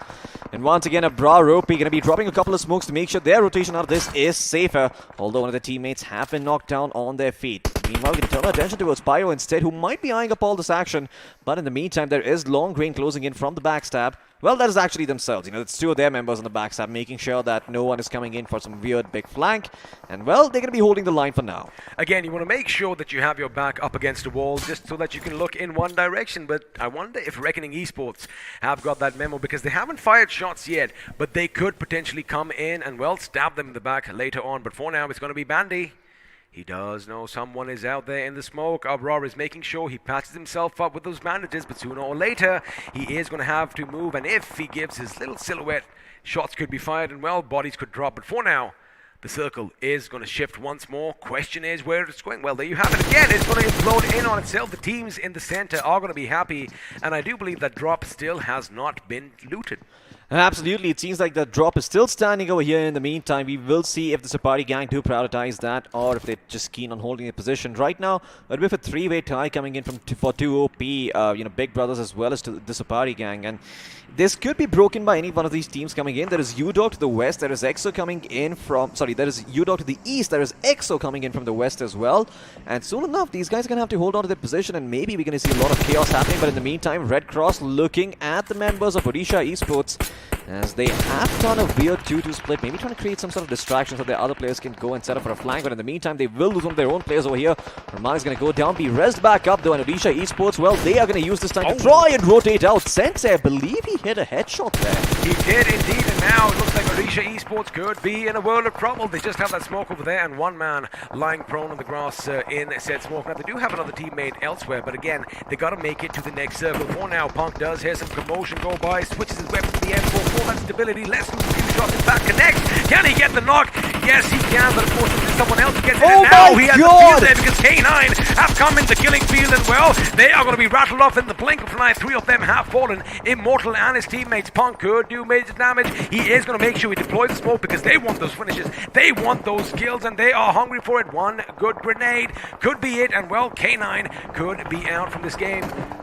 K9, they might just end up being a footnote in history over here. A couple of these nades being tossed in. Are they actually going to connect? No. In the meantime, it looks like the members of XTR are cleaning up over here. Elsewhere, the play zone knocking out a couple of members from the side of RedXross as well. But there you go, K9. They're going to be able to get one of the players back up on their feet. Shooter still standing, but not for long. He's going to get knocked out once again by Sandy. And there you go. Looks like he might just end up being finished off over here if they're not careful. They've got a couple of smokes to cover their position, but there's so much stuff they need to heal back up. They need to get in a vehicle. They need to make sure that there's some covering fire for any of their members. On the other hand, it looks like Big Brothers are trying to fend off an attack because at one end they have 247 Gaming and at the end of the end they have the rest of the teams in this game. Now they have to make sure they hold on to the position as Aaron does spot some smoke, and again you are going to take a few pop shots in it. Now Aaron's job is basically to make sure that 247 are kept at bay because, well, like I mentioned earlier, his teammates are busy with other teams elsewhere. Sandy is going a bit cray-cray as he is racking up those kills, and well, Lost Rain could be lost to history because they are coming under heavy fire. Now Andy is going to be outside the building inside Aditya taking some cover. Absolutely, a lot of cover being taken for the time being, but soon enough those grenades are going to force them to get the hell out of here. Andy just spending blood in the water once again, looking to go forward and maybe get a pick, but I love the positioning coming in from the long range player there. He's just around the door, making sure that if they do open it, it's going to swing and he might just have a chance of taking him out. Do they have the read on this situation though? That's the question. MASTIZONE Gaming in the meantime having domination going for them, and there you go, Andy slips through the cracks over there. Somehow does not end up being spotted, but I think that is Terminators being eliminated over here, although I'm not entirely sure. They still seem to be on board. I think they still have 2 members alive, but who has been terminated is MASTIZONE Gaming. They did have good fun, 7 finishes to their name, but now it's going to be XTR, Terminator Esports, taking the fight to TeamXO. Now TeamXO are in a predicament. They have burning vehicles, they are in the corner, they are out of the circle, they have been spotted, but it's going to be fierce with some fair shots sent to the enemy, and well, that is what you need. You need that precision, you need that accuracy, and well, easy as that. He's going to back it up and now is going to have some cover because look at that judgment. They knew grenades are going to be coming in because, well, the vehicle makes a lot of sound, Floki. Absolutely. I mean, taking this fight is wonderful for the side effects, so they're going to rack up a couple of points, but for now they need to prioritize rotating in because there are going to be a couple of teams in the center trying to gatekeep them and trying to prevent them from getting that real estate. The Supari gang beat one of them, sent it, going forward, taking the fight, spots him, we know they catches him, and Abin should be able to win the fight. He goes forward, he tries to live, but he cannot do so for much longer. A valiant attempt coming out from Chris from the members of the Supari gang, but they will lose one member. They're going to have to find a new Supari partner for the time being. And now XO, they're going to huddle up inside this house and try and live for as long as possible. But look at these nades come pouring in. XO, they better duck, they better run, they better hide because looks like Immortal is going to meet the same fate as Krish. Well, his mortality has been tested and well, he's going to meet his maker, and now XO in a world of trouble because yet another team is going to come in. The Supari gang could be pinched as well because Big Brothers are finally making their move. They are in the circle and Daddy over here is making sure he makes quick work of TeamXO. Well, there you have it. One of the favorites are going to fall. NIGMA Galaxy are going to be eliminated in the 8th position. Now, these things, they've got their work cut out because again, they've got the enemy at one end and that enemy are the boys from Big Brothers. And let me tell you one thing, they are looking good. What? They are coming in. Supari gang, of course, getting multiple eliminations. We did see that EXO went out, NIGMA Galaxy went out, all the big dogs are falling. Well, they aren't underdogs anymore. They definitely are the rising stars. Absolutely, but there is still one team keeping the dream alive, and right now it is Reckoning Esports with 6 finishes and all 4 of their members still standing. But in the meantime, 2 OP are caught in a bit of a tussle with them. Reckoning Reckoning, they also need to get one of the members back up on their feet, but those mollies coming in is going to prevent them from rotating out over here. He was hoping that maybe it goes inside and maybe it actually does connect on the players fallen down, but no such luck today. Bandy and Sandy, they're going to have to hold on to their horses, get those angles, and then maybe they could set up for a couple of finishes over here. But look at Skrills, he's got the high ground with the DP28 and he's watching his teammates back very, very well. Great positioning by Reckoning here.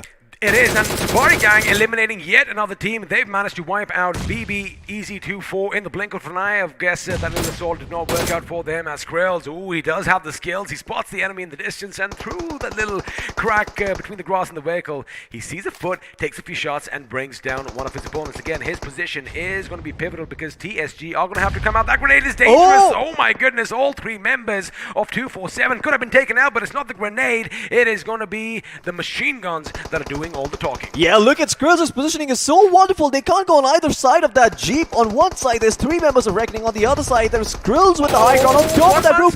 And Bandy is actually going to be trying to steal all those finishes from them. He's going to shoot from under the vehicle, and boom goes the Jeep. And with that, Bandy will seal away all the three knocks that Reckoning lined up for themselves. It is, of course, Reckoning's grenade that came in and, well, wreaked havoc. And, well, Bandy did not get the memo. That team is dead, buddy. Now you've got to focus at the enemy just beyond that wall. And, well, beyond that wall, RGE are going to deploy some smokes. Again, Skrill's position is so important because no one is going to be expecting, cover coming in from outside the circle as they are going to make a move to OP. They are ready for that little assault. They are ready to thwart an attack. Question is, are they going to be doing so right now? Because they have three members and the numerical advantage, well, could be a disadvantage for them. But for now, TSG are coming in. And have a look at that. LR with the lone survivor, Pyro. Is he going to light the world on fire? Yeah, the Supari Gang are playing a very dangerous game over here. They're trying to move in from the smokes. These smokes could dissipate at any point, and then Reckoning will have a clear line of sight towards the Supari Gang. They need to make sure that they take these fights right now, or they might be eliminated just like this as Bandy finds one with the frag grenade, looking for more over here. They're going to start moving out. They know they've got the numbers advantage. They were paying attention to the HUD, and they will move forward and secure all of these finishes for themselves. Not only do they steal three from right into the nose of Reckoning, they will also go for more over here.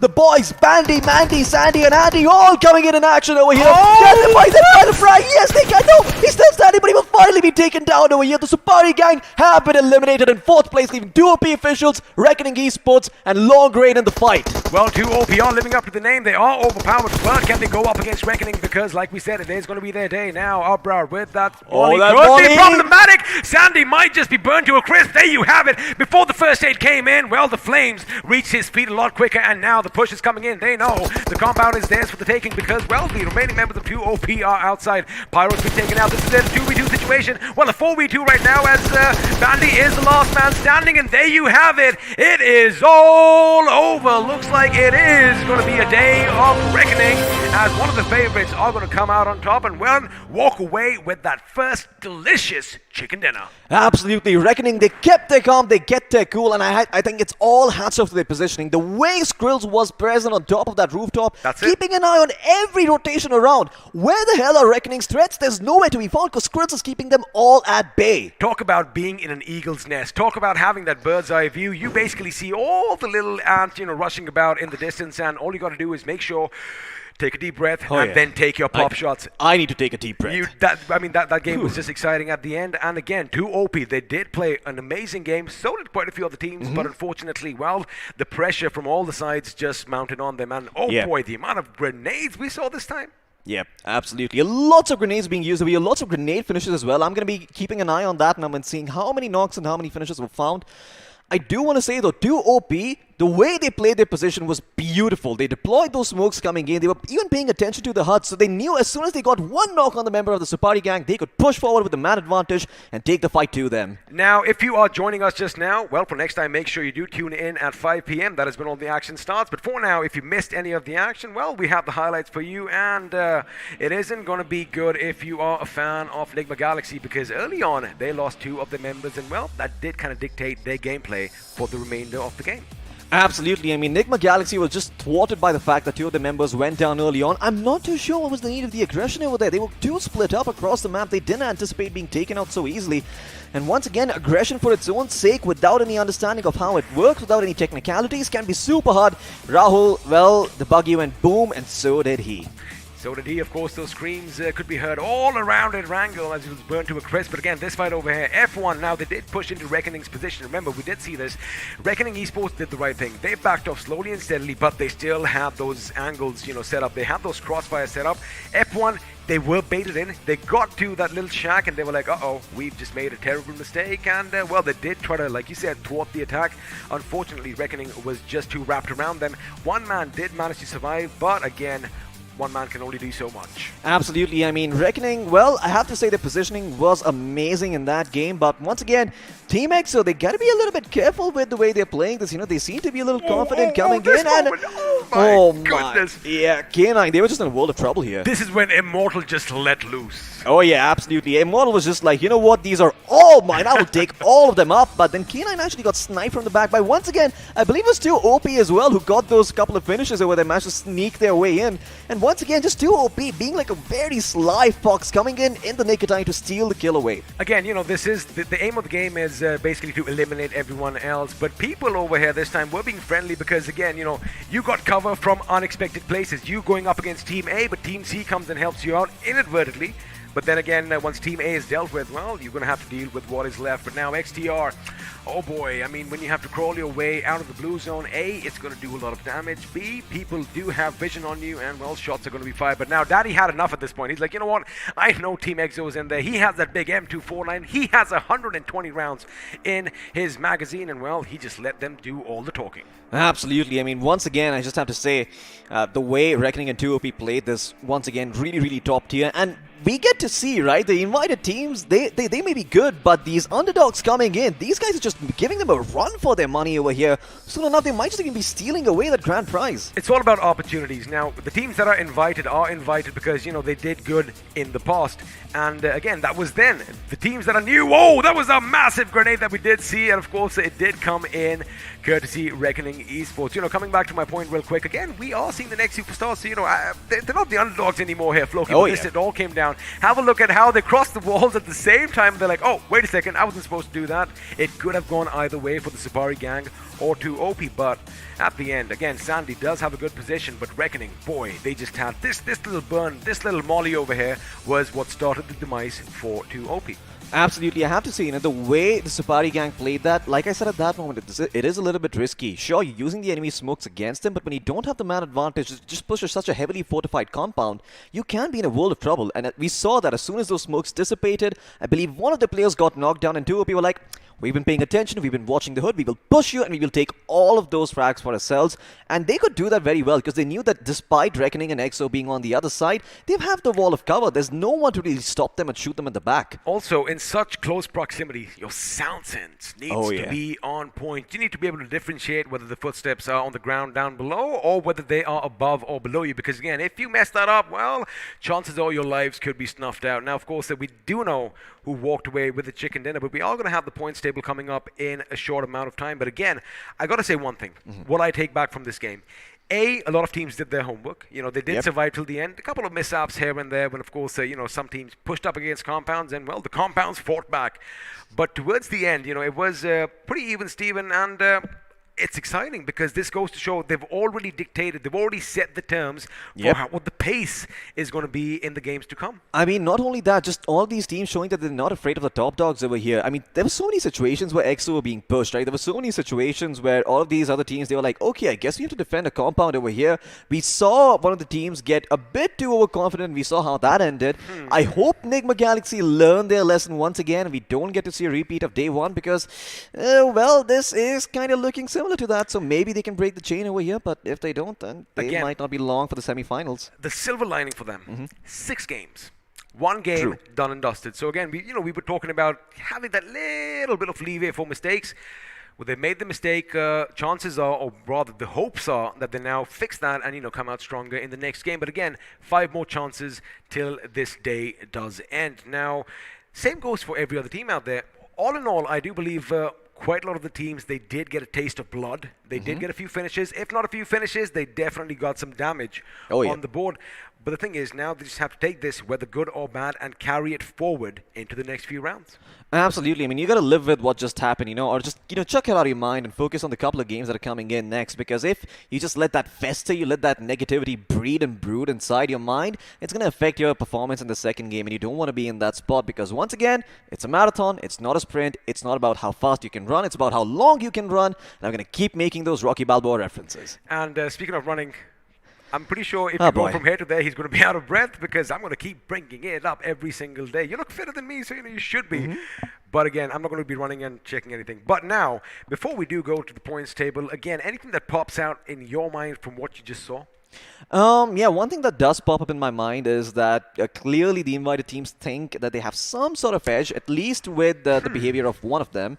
I'm not sure if I can speak for all the others, but once again, all these teams need to understand that the playing field is level, and perhaps these teams, the newer ones who have made it all the way from the first round, they might know something that these guys do not, so maybe give them some respect and learn from them, more importantly, so you can use that against them in the future. Now, what stands against the big dogs, or the known teams, as I would like to call them now, is, well, they are known. So basically, they have seen their games. I mean, if I was one of the new boys, if I was fresh meat, I would definitely make sure that all my information, all the entertainment that I do absorb following up to the game is going to be about my opponents. I'm going to watch their every single move. I'm going to see what they are versatile in. I'm going to put the pressure on. If they are good at long distance engagements, I'm not going to do that. I'm going to try and cut that distance down. So again, I do believe why these underdogs or the newer teams are shining bright is because they have done their homework, and well, sooner or later, we are going to have more days of action. Some other teams are going to come in. Let's see if it's going to be the same. But for now, it is going to be, well, these teams, and without further ado, we already know who won the chicken dinner. Let's have a look and see how all the teams did, because, well, the point standing is on our table now, and at the tippity top, Reckoning Esports, 15 points for that chicken, 11 from finishes, 26 in total. Absolutely, and guess what? I mean, they have, well, they could have gotten even more finish points if it weren't for 2 OP official. I believe twice or maybe even thrice I saw 2 OP officials just stealing finishes away from other teams. Being that, sly hyena or that sly fox that comes and then just runs away with the prey, and all of a sudden the lion's like, what the hell, dude? I stalked that guy for like an hour. And then, of course, you've got the Supari gang in third place. Once again, great performance by them, 18 points, but somewhere or the other, they did believe that they had an advantage, and that advantage, well, it was slowly fading away. Now, there's a major contrast as far as long-range game is compared to the ones on top. Now, they only have 2 finishes. However, you did see that one-man Pyro survive till the end, and walking away in the 3rd position, well, it is not going to be a bad outing. Now, of course, they do want to make sure they add a few more finishes, but let's see what's happening on the other side of this table, because, well, you are going to see a few disappointing names here. Absolutely, Odisha Esports not really being there up in the top 8 with only 5 points to their name. Exterminators in 10th place as well. RedXross, NIGMA Galaxy, Udog India, a team we were all expecting would do really, really well given their 3 chicken dinners. Not having the best of starts once again. Team Chicken Rushers in 14th place, KN Officials in 15th, and ForceOne in 16th place. Once again, the invited teams taking a bit of a beating over here.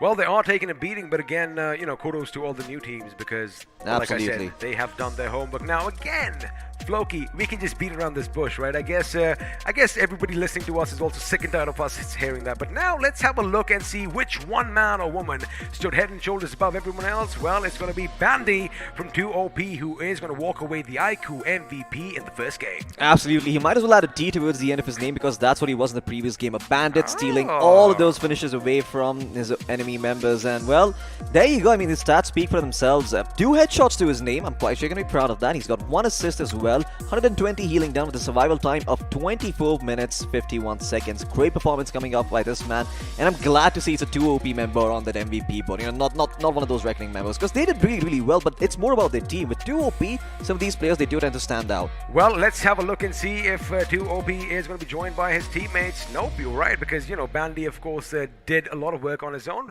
but as far as Reckoning Esports is concerned, Maxi OP is going to make a little bit of an appearance in the 3rd position with 4 finishes. In second, of course, we have Nickel from the Supari gang. In fourth, we have Demise from Odisha Esports, formerly known as Scythe Kronos. Well, actually, they still are. And of course, Daddy is going to be joining us in fifth with 4 finishes to himself. Absolutely. I mean, great performance by the Supari gang as well. I think if they were a little bit more patient, they could have got even better positioning, even better placements over here, because all they had to do was play the war of attrition for a little bit, but they got a little desperate. They wanted to push the advantage, and well, they got completely screwed over. But these are the stats that we always love to talk and see about. Well, I did think we are going to have a lot of finishes coming in from grenades. 93 grenades used, 7 of which ended up finishing people and putting them 6 feet under, but a lot more making sure they were brought down to their knees in the first place. Absolutely. I mean, once again, I mean, the grenade finishes, they are higher than yesterday in comparison. On average. On average, absolutely. I mean, previously we used to see something like a 10% success rate, with the number of grenades thrown, the number of finishes found.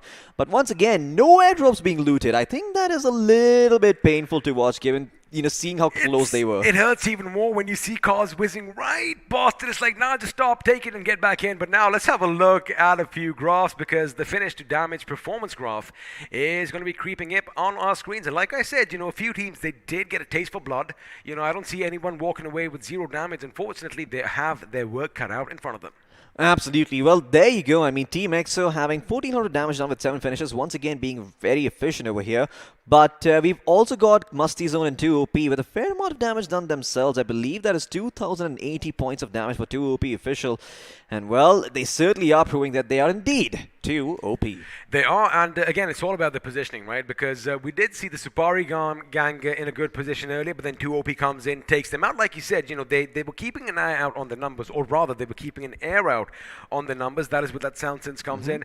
All those little pitter-patter of feet, it's not the mice, it's actually enemies just running around, and you've got to make sure you can pinpoint exactly where that enemy lies. Now, of course, that was the end of Game 1, and by the look of things, Game 2 should begin shortly. Now, this time, we are going to be switching to the deserts of Miramar. Absolutely. Miramar should be absolutely fun. But you know what? This tournament, it would not have been possible without our lovely sponsors right here, the iQOO Legend 7. I mean, let me tell you one thing. This is what legends are made of. And again, thank you for the opportunity for all these teams, come in and showcase their skills. But you know what? Let's have another word from the official smartphone sponsor of BGIS 2021.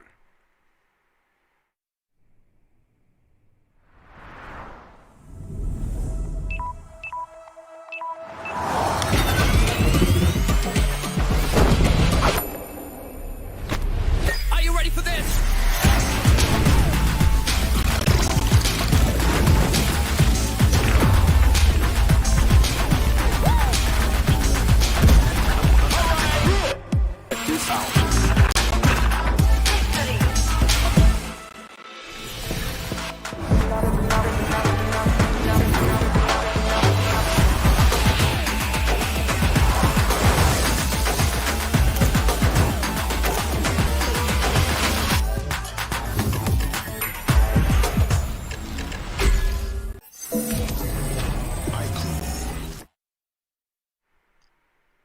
Well, ladies and gentlemen, welcome back to the Battleground India Series 2021, once again powered by the iQOO 7 Legend itself. We've had a bit of a switcheroo over here. I believe XP has been booted out, and in his place, we've got Spiro Death himself. Spiro, you've been watching the previous game. How are you doing, and what did you feel like when you saw that game? Give me one word for an emotion that you felt after watching that game.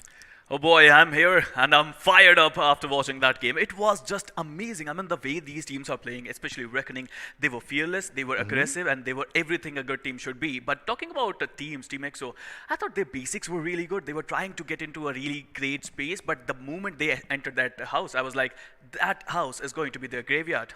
Absolutely. I mean, once again, you have to remember that if you're ever playing without information, you are sort of running blind to the enemy team. So, EXO, that lack of patience really got to them in the end, didn't it? I mean, if they waited out a bit more, maybe they could have walked away with more placement points. Pressure, pressure. It's all about the zone. And, to TeamXO, they wanted to enter the zone. They wanted to have a decent compound in the zone. And in the end, it didn't work out for them. But Miramar is going to be their game because it's their favorite map and they're going to play well in that. But we'll see about it. Well, you know what? There's another team that did really really well. I want to talk a little bit more about that. Too OP official. I mean, if there are a couple of, lions, a couple of hyenas in the mix, then too OP are the foxes because they are the ones stealing away all the finishes from the enemy team. I think we saw EXO down a couple of members from K9. Too OP came in and stole that. Reckoning they got a couple of knocks themselves. Too OP went in and stole that as well. I mean, the way too OP seem to play this is just so clever, right? They use minimal amounts of resources and they get the most value out of every bullet that they fire. Just making sure that they don't even have to be the ones to secure the knocks. They just go in for the finishes themselves. Well, the name says it all. Too OP, they are too OP. And I have to say, it doesn't matter if you knock the player or not. In the end, it's just, it's all about the points table. If you can get a spot on the points table, that is enough. But 2 OP officials, I would love to see them in Miramar. Let's see how are they going to play. Absolutely. Well, you need to make your way to the top 6 if you want to make it to the semi-final. So once again, like you said, every point counts. But if you are the team that gets eliminated before the 8th place, you're not really going to feel the impact of those finish points coming in because once again, it is not only a game that is meant to see how many finishes you can get, but also meant to see how long can you survive. Survival is the name of the game, and well, that is exactly what one of the members from Long Rain did. He stayed alive as long as possible, got that 3rd place finish, and got those 10 placement points to his name as well. Let's have a look at the player face-off over here that we have between these two teams. It's going to be between Immortal from EXO and I believe that is Mr. Spray from Reckoning Gaming. Well, absolutely. Reckoning, their IGL played really well. He got 3 finishes, he got the damage of 388, he got 2 assists. There was 0 headshots among them, but the survival time was really good, 25.9 minutes. Talking about EXO Immortal, we call him Dr. Immortal, and you will see why in Sanhok, but right now it was Erangel. He got 3 finishes, 295 damage, 1 assist, and the survival time of 22.11. Absolutely. Well, if he is indeed Dr. Immortal, he is going to come in very handy on Miramar because you have to remember, Spiro, long-range knocks are a thing on this map. And if you've got a teammate nearby who can get him back up on his feet, well, you're going to be good, but otherwise you could be in a world of trouble. Let's have a look at the squad face-off for now. It's going to be the top dogs, Reckoning Esports, against the members of the Supari gang. Reckoning Esports slightly edging them out in terms of finishes, but overall the Supari gang putting up quite a fight. That's a great game, to be honest, by the Supari gang. The way they handled the pressure, the way they halted their compound, it was all beautiful. But talking about Reckoning Esports, the best thing about Reckoning Esports that they were not feeling the pressure, they were not jittery, they were clear in their head, they were seeing some enemies and they were rushing at them. The way they played is beautiful, but I would love to see if they can carry out the form in Miramar as well. Yeah, absolutely. Let's see if Reckoning can put up that performance and if the Supari gang can follow on hot pursuit as well. But once again, I believe I've seen a total of at least 3 teams making it to the top 6 right away in the first match. And if anything, this tournament is proving that the teams who have come here from the open qualifiers certainly have something to say and can match up to the caliber of all of these invited teams. Once again, they're putting up those fists in the air, they're going out and brawling, getting bloody, and they're coming out on top. They're not underdogs anymore. I can clearly say they are here to win. And, to be honest, I feel that they are looking more comfortable as compared to NIGMA Galaxy, who were just trying to rush in that compound without any information. I think the new teams, the Rising Stars, they are here. They're looking really good. And I think the way they are playing, they're not going to be Rising Stars anymore. They're going to be stars, actually. Absolutely. They most certainly could be the stars themselves. But if they actually want to get there, there are a couple of hurdles along their way. You have to remember, Spiro, you need to make it to the semi-finals first, where only 24 teams are going to be going in. From there, another 8 are going to be saying goodbye as we'll have only 16 teams for the grand final. So if you want to see some money, if you want to see the prize pool trickle down towards you, get yourself some of that moolah, you got to make your way all the way to the grand finals instead. That is where the money awaits. That is where all the cash lies. Of course, there's going to be prizes for individual performances as well, but at the end of the day, if you don't make it to the grand finals, you get nothing. Well, it's all about the title, I believe. Money is important. We all love money. But you're going to spend it anyways. But you will never take the tag off your, title. That title is everything. If you reach the finals, I'm telling you, that is a legacy that you will be proud of. Absolutely. Well, I mean, that is definitely a story you can tell your kids, but I'm quite sure the money, it probably helps. It motivates them a little bit. If you can't put food on your table, then you can't really do this. So once again, thanks to the iQOO 7 Legend for sponsoring this event and making sure it's got that big, chunky, massive prize pool. But we've done enough talking for the meantime. In case you've missed out on the teams who have been coming up, the matchup should be on your screens, and you'll be able to figure out just which teams are playing this time around. And if your favorite team's in there as well, let's just jump straight in and have a look for ourselves. Team Udog, India, Odisha, Esports, formerly known as Scythe Kronos. We've got TeamXO as well, ex-Terminator Esports, TeamRedXross, 247 Gaming, MASTIZONE Gaming, and Team NIGMA Galaxy. Alongside them, we got some really amazing teams like two of the officials, Team Reckoning Esports. The way they played in Erangel was just amazing, and Miramar is going to be really important for them. I would love to see how they plan it out. Other than Reckoning Esports, I mean, there are a lot of teams who played well in round 3, but they are not able to play well in the first game. Well, only one game it is. I mean, I have to say 5 more remaining, and they can play really well in that. Meanwhile, talking about other teams, we got K9 officials, Team Chicken Rushers, the Supari gang, we got ForceOne. I have to say bad game for ForceOne, but they would love to make a comeback in Miramar. Absolutely. I mean, being eliminated in 16th place is not a way that the team wants to go out, but hopefully this time around the performance can be a little bit better. We've also got, the Supari gang and Big Brothers and lots of other teams in here who, well, I wasn't really expecting to see a lot of, but then once again, we saw one of the members from Team Long Range survive until the very end. He got that 3rd place finish, got those 10 placement points, and snuck into the top 6. And once again, this just goes to show that if you're a team who keeps your wits about you, who stays calm in these sorts of situations, analyzes the map around them, uses their game sense, is able to figure out where the fights are going to be breaking out and what areas are going to be safe, you can still get those points even if your teammates are all gone. But you know what? We've done enough yapping. I think we've talked enough. I think I want to be having a look at Miramar soon enough, as I do believe the players are going to be jumping into the spawn island at any given second, and we should be having a look at the map of Miramar. Miramar is just amazing. I mean, personally, it's my favorite map. It has a great opportunity for a lot of players who wants to fight it out. I mean, third-party opportunities are also there, but to be honest, 4v4 fights in Miramar are going to be a beautiful sight, just like this mountain. I mean, the basics of Miramar, they are simple. You loot, you go to a higher ground, you get a decent position in the zone, and from there, you want to take out your opponents one by one by one.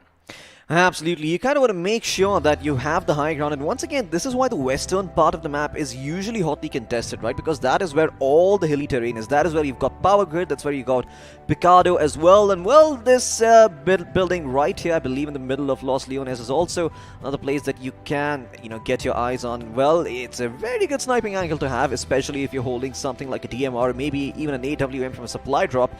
You could just end up lining lots of shots up for yourself and getting all those free finish points to your name. But yeah, I have to say, it is one of those maps where if a team does not respect the circle, if they do not respect the zone, then soon enough they are going to be screwed over by the terrain of the field. Because once again, if you don't have the high ground and you're not choosing to rotate in, you're thinking about going in late instead, it could backfire very heavily on Miramar, because people do tend to hold on to that high ground areas even when the zone is closing in, just to make sure they're able to get those couple of extra finishes and that no one can really stop them from rotating in.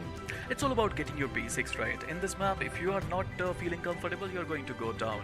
The most important part is going to be the loot. The most important part is going to be, are you going to have any drop clashes? You have to survive the early phases, and then you want to have a really good spot in the zone. And if you can do that, I think you can get some decent points out of it. Absolutely. Well, we should be having a look at these teams jumping in and the flight path as well soon enough, as we should be jumping into the game in just a couple of seconds over here. I personally am going to keep my eyes peeled out for Udog India and XO as well, because these are teams I want to see more of. I want to see them make it to the semi-finals. So let's see what the performance is going to look like in this game. Well, as of now, the flight path, it is going to be a little bit skewed towards the east. If you can make out where we are, well, kudos to you. But in case you aren't, there's the flight path on your screens right now. We are going to be starting at Torre Ahumada and ending all the way south of Los Leones, close to Puerto Paraiso, and we'll see where these teams end up dropping in. Of course, El Pozo going to be a little bit hard to access, Monte Nuevo as well going to be off the grid for now, but hey, we should see a lot of teams trying to make their way towards Picado, Graveyard, and maybe even Power Grid. Well, it's time you have to take off the mask of nervousness and entertain the crowd. It's time you get some points on the table. For a lot of teams, the first match was not good. I'm talking about NIGMA Galaxy, I'm talking about ForceOne. They have to get on the board right now. For teams like Reckoning Esports, TSG, they have to make sure they continue their consistency. For team like XO, they would love to win this one, because we were talking about basics, Floki, and the TeamXO is a team who's are really good at technical stuff. They always have a really good position in Miramar. They always try to split up their powers, and I would love to see if they can do that in this one.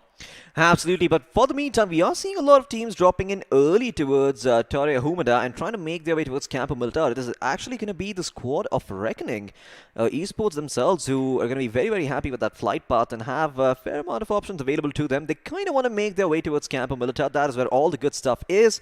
But once again, the circle, it's going to form at the smack dab center, and there's going to be Los Leones in play and also Picado in the general vicinity. I'm curious to see if the circle is going to shift because, man, this is an interesting circle. It is not skewed towards any particular side of the map, and it does leave room for all of these teams to have a piece of the real estate without really having to clash and fight.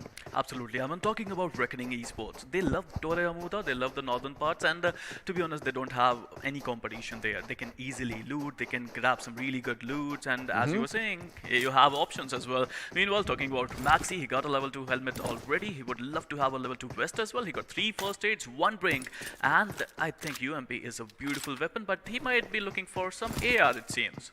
Absolutely, they are looking for an AR as of now, but Skrills, well, last time around he had the DP28. This time around he has a DMR, so he can make sure that he watches the flying for his team even a lot better for now. But yeah, Reckoning Esports, no one who really contest them in Torre Humada, so they should be able to get themselves every piece of utility and loot over here. See a couple of vests, see a couple of helmets, a couple of weapons ready up as well. They would like to get their hands on maybe a jeep or any vehicle that's going to allow them to get the hell out of here and back towards safety. A buggy would be optimal given the terrain of the map. It allows them to go for some off-road rotations that may be a little bit harder with some of these other vehicles coming in, but yeah, we'll see what they get their hands on. In the meantime, we're going to turn our attention towards the Supari gang. Once again, a strong team from last game who really put up a great performance and ended, I think, in the 4th place as well, right behind Team Long Green. I believe they might have been ahead of Team Long Green. Yeah, I think Team Long Green probably finished in 4th place overall, where the 3rd place finished in terms of placement points. So, yeah, the Supari gang, well, they've had a strong start. And once again, on this map, it doesn't seem like anyone's going to be contesting them in Miramar. They're all the way by themselves. I believe they're somewhere close in Los Leones, and they are, right outside the tall cement structure that does allow them to have a big line of sight around the map. But never mind, it's actually the members of XO who are closer to that, so we'll see if they use that high ground to their advantage. Absolutely. TeamXO, if you talk about their strategy in Miramar, they don't like taking any early gunfights. They always try to survive in the first few minutes, and after that, they try to get into a higher position. From there, they would love to get some advantageous spot, and if they can get that, it would be just awesome. But right now, every team is just busy looting. They don't want to start early. They don't want to fight right now. They just want to loot. They just want to get a decent spot in the zone, and I think TSG and XO, they already are in the zone, so they are just focusing on loot right now. Absolutely. I mean, TSG, in the meantime, they're not really keen on taking any fights against the members of XO. They're more than happy with the amount of real estate they've got covered. They have decent lines of sights across the map. Of course, they don't have the highest point, which they would like to have in Los Leones, but they've got enough. They can make work with it, and they can even gatekeep some of these teams coming in. In fact, Big Brother might be coming in under the line of fire soon enough, but they do seem to be rotating away from Los Leones and not into that area. And well, right close to them in Chumasera, there is also Team K9 officials. Team K9, well, they didn't have a very good start last time around. They walked into the middle of a couple of teams, got shot at from every single angle, and in the end, they met a very, very nasty fate. Hopefully this time around, they can change it, and maybe their journey and their destination is going to change along with it as well. In the meantime, ForceOne, a team that didn't really have the best of starts this time around, well, having their pick of loot as well. They've got their hands on a buggy, and this is going to allow them to go for those off-road rotations that we always talk about. Of course, the buggy, a very crucial vehicle, but well, okay, well, that's one way to flip over a vehicle. He's going to try to ram his buggy into it and maybe flip it over, but I don't think he is going to be successful. They might just have to piggyback on the back of that buggy and try to make their way in. Well, he's going to get inside the car. Not too sure if that's going to make a big difference, but Strider is going to go again. Maybe the second time's a charm. No, I think if he... Oh, there we go. It's going to be flipped over. Finally, they're going to have all the vehicles in the world to work with. Strider Well done, my friend. Now you just have to play the rest of the game, get those finish points and get those placement points, because so far there has been no action whatsoever. Mission accomplished, I would say. I mean, that was a good one coming in from Strider. Talking about Reckoning Esports, already they started their rotation. Very inspirational. Very inspirational. They already started their rotation. They already went to the edge of the zone, I believe, and I don't think they would love to take a fight right now. They want to survive till a later stage, and after that, I think they are going to show some really good action. But moving on, a lot of teams are just trying to get some decent loot at this point of time. They don't want any piece of that action.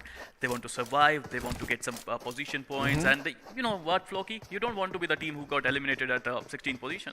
Absolutely, you never want to be that team, but given the way the circle is formed, once again, like I said earlier, there's going to be a lot of real estate to work with, so I don't imagine any of these teams going out on adventures and trying to find a couple of finish points, because so far everything is looking A-okay for them. And I believe Dark is going to be very, very happy to find this vehicle right now. It's got that off-road potential as well to work with those massive tires, making sure that, well, your car doesn't get flipped over so easily. And we'll see what Dark decides to do with it, or rather where he wants to go. For the time being, they're still in the zone. They are in Impala, but they might be headed towards La Bendita or even Los Leones, where there is the Supari gang as well as TeamXO waiting for them. In the meantime, 2OP officials, they finished in second place, much like the name suggests, in the last game. Do you think they can put up a repeat performance this time? I mean, so far, they're looking good in terms of loot and whatnot. I mean, we would love to see that. I personally love the name, Floki. What about you? I love it. 2OP, I mean, all of the player names as well, Bandy, Mandy, Sandy, and Andy, they've got that brothers vibes going on over here, and when you see them on the hood, when you see them on the feed, you also just tend to chuckle a little bit and maybe, draw your focus away from the game, and that is when 2OP catches you off guard. Well, absolutely. I think that could be a plan for them. I mean, they want their opponent to be focusing on their names instead of their positions, and that might work for them. Moving on, I think there are a lot of teams who just want to win this. I mean, it's their dream to win BGIS. It's quarterfinals going on. There's a lot of pressure. There's a lot of people watching. I wonder how they're going to perform under pressure. Absolutely. I mean, I do wonder if they're going to be able to perform under pressure or if they're going to crumble once again. But MASTIZONE Gaming, I believe they were the ones who were on the receiving end of the aggression early on in the last game at the hands of NIGMA Galaxy. This time around, a much more peaceful start for them. No one really to bother them just yet. But, well, I do imagine that there should be another team closing in on their position soon enough. In the meantime, they're just going to be happy with every piece of utility that they can find. And La Bendita, well, it is all theirs for the taking. Although there is Udog somewhere close, they might just have a better line of sight for them. Yes, you can admire that. Still a lot work there, Rex. But in the meantime, well, looks like once again, K9 official going to be under the line of fire over here. And it's going to be Big Brothers Esports who are the ones responsible for all that carnage. I think K9 just got spotted. Meanwhile, they were trying to rotate to a decent spot. I don't think they have any casualties. No, they won't be having any casualties right now. The zone is going to shrink in. I would love to see where it's going. It is a eastern-northern shift, and a lot of teams are already in the zone. Look at the position of Reckoning. They're at a beautiful spot, but there's a lot of competition going to happen there. It's going to be utter chaos, Floki, in the next few circles. Absolutely. I mean, even on top of that, if you had a look at where the Supari gang were placed, they can gatekeep the members from XO from coming in, but instead it looks like the Supari gang themselves will prioritize going in first. ForceOne, on the other hand, they are just chilling here inside this little barn area. They don't have anyone to be afraid of, as they know that they're still inside the circle and they don't really need to go out anywhere on a bit of an adventure or a bit of a fact-finding mission. This little area, though, I don't think it's the best place to hold. I think water treatment is one of those places where, I mean, you can maybe stay there for a little while, but in the meantime, we're going to turn our attention towards the members of 247 Gaming. Ninja might be able to find Nikki OP, and yes, he indeed will be able to take him down. Rahul gets the credit for that finish. And a couple of other members from Red Cross as well, trying to go around the mountain over here, trying to make their way all the way towards Hacienda del Patron, which is empty for the time being. Well, finally we are witnessing some fight, some action is happening. Udog India, they're trying to take out, I have to say, I mean, this is not going to be easy. I mean, this graveyard is a very weird location. The terrain is different. The buildings are just a little different. Let's see how they're going to play. Team Odisha Esports, I believe. Let's see what they are going to. They got a new name. They got some sponsors. They have to prove themselves to the sponsors as well. But most of all, they have to prove themselves how good you are in BGIS. Absolutely. I mean, if they can be, one of those top tier teams who go in and take out the big dog. Certainly a lot of eyes are going to be in their direction, but in the meantime, Udog, they're not going to look to repeat the same mistake that they made in the first game. They're going to try to survive as long as possible. In the meantime, if you are keeping an eye on the number of members alive, RedXross has lost 2, unfortunately, so they're going to have to go for those placement points instead. But in the meantime, once again, Udog looking to get aggressive over here. Have to be a little bit careful so that, they don't get caught off guard by these members on the side of Odisha Esports. They've got the high ground to work with. They've also got another member out on a bit of a flank over here, so it's not going to be so easy to come all the way around. In fact, Pooja once again going to be able to knock out one of the members of RedXross. Zerif goes down. And looks like Pooja might just be able to push in over here and take that frag for him or herself. There is Team K9 officials in the vicinity, and Zerif most certainly should be biting the dust over here. No one to help, no one to keep him safe over here, and he has given up on life. Pooja SP gets the credit for that finish. 247 gaming, they have 3 finishes to their name, all on RedXross. Well, absolutely, and Zerif found himself in the middle of nowhere, but the K9 shooter, Oh. what a brilliant car 98. Would he be able to get the headshot down? That is a question, but meanwhile, Udog, Fearless getting the knock on Demise, and I would love to see Odisha Esports. Are they going to survive in that graveyard? Meanwhile, 247 Gaming, Pooja is trying to revive her teammate, it seems, and Mega RCS gets the revive, but it's a reset again. Yeah, absolutely. Bit of a reset coming in. I mean, he's going to be able to get back up on his feet and heal. But once again, zone closing in. He might be forced to rotate soon enough. In the meantime, Udog turning their attention towards Odisha Esports. They will lose Rambo, although it is an exchange so far. Demise is going to be getting back up on his feet, and Arceus is keeping them in check, making sure they don't get a lot of real estate as he comes in from the flank. However, one of the members from Odisha Esports is all the way away from them. Who is it? I believe it is Omega, who is on an adventure, on a journey of his own. Not sure how he's going to be helping the team from that angle, but in the meantime, Team Udog India, they're going to continue to push in. They're going to continue to snatch up real estate.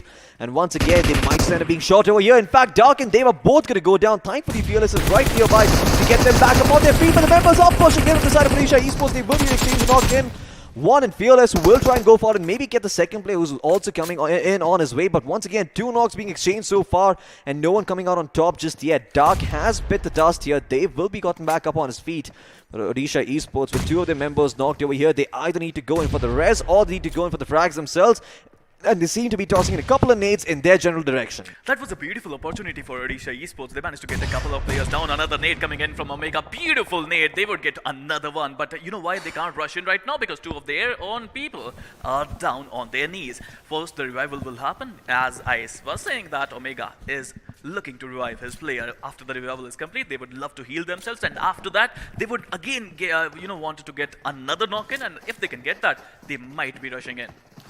But at the same time, Floki, I would love to say if they are going to do that. Oh boy, Udog Fearless getting the knock on Arceus, and again Udog surviving against all odds. Absolutely, but if you look in the distance, you did see the Supari gang hearing all the commotion and trying to perk up a ear, seeing like, hey, what the hell's going on over here? Let's have a look.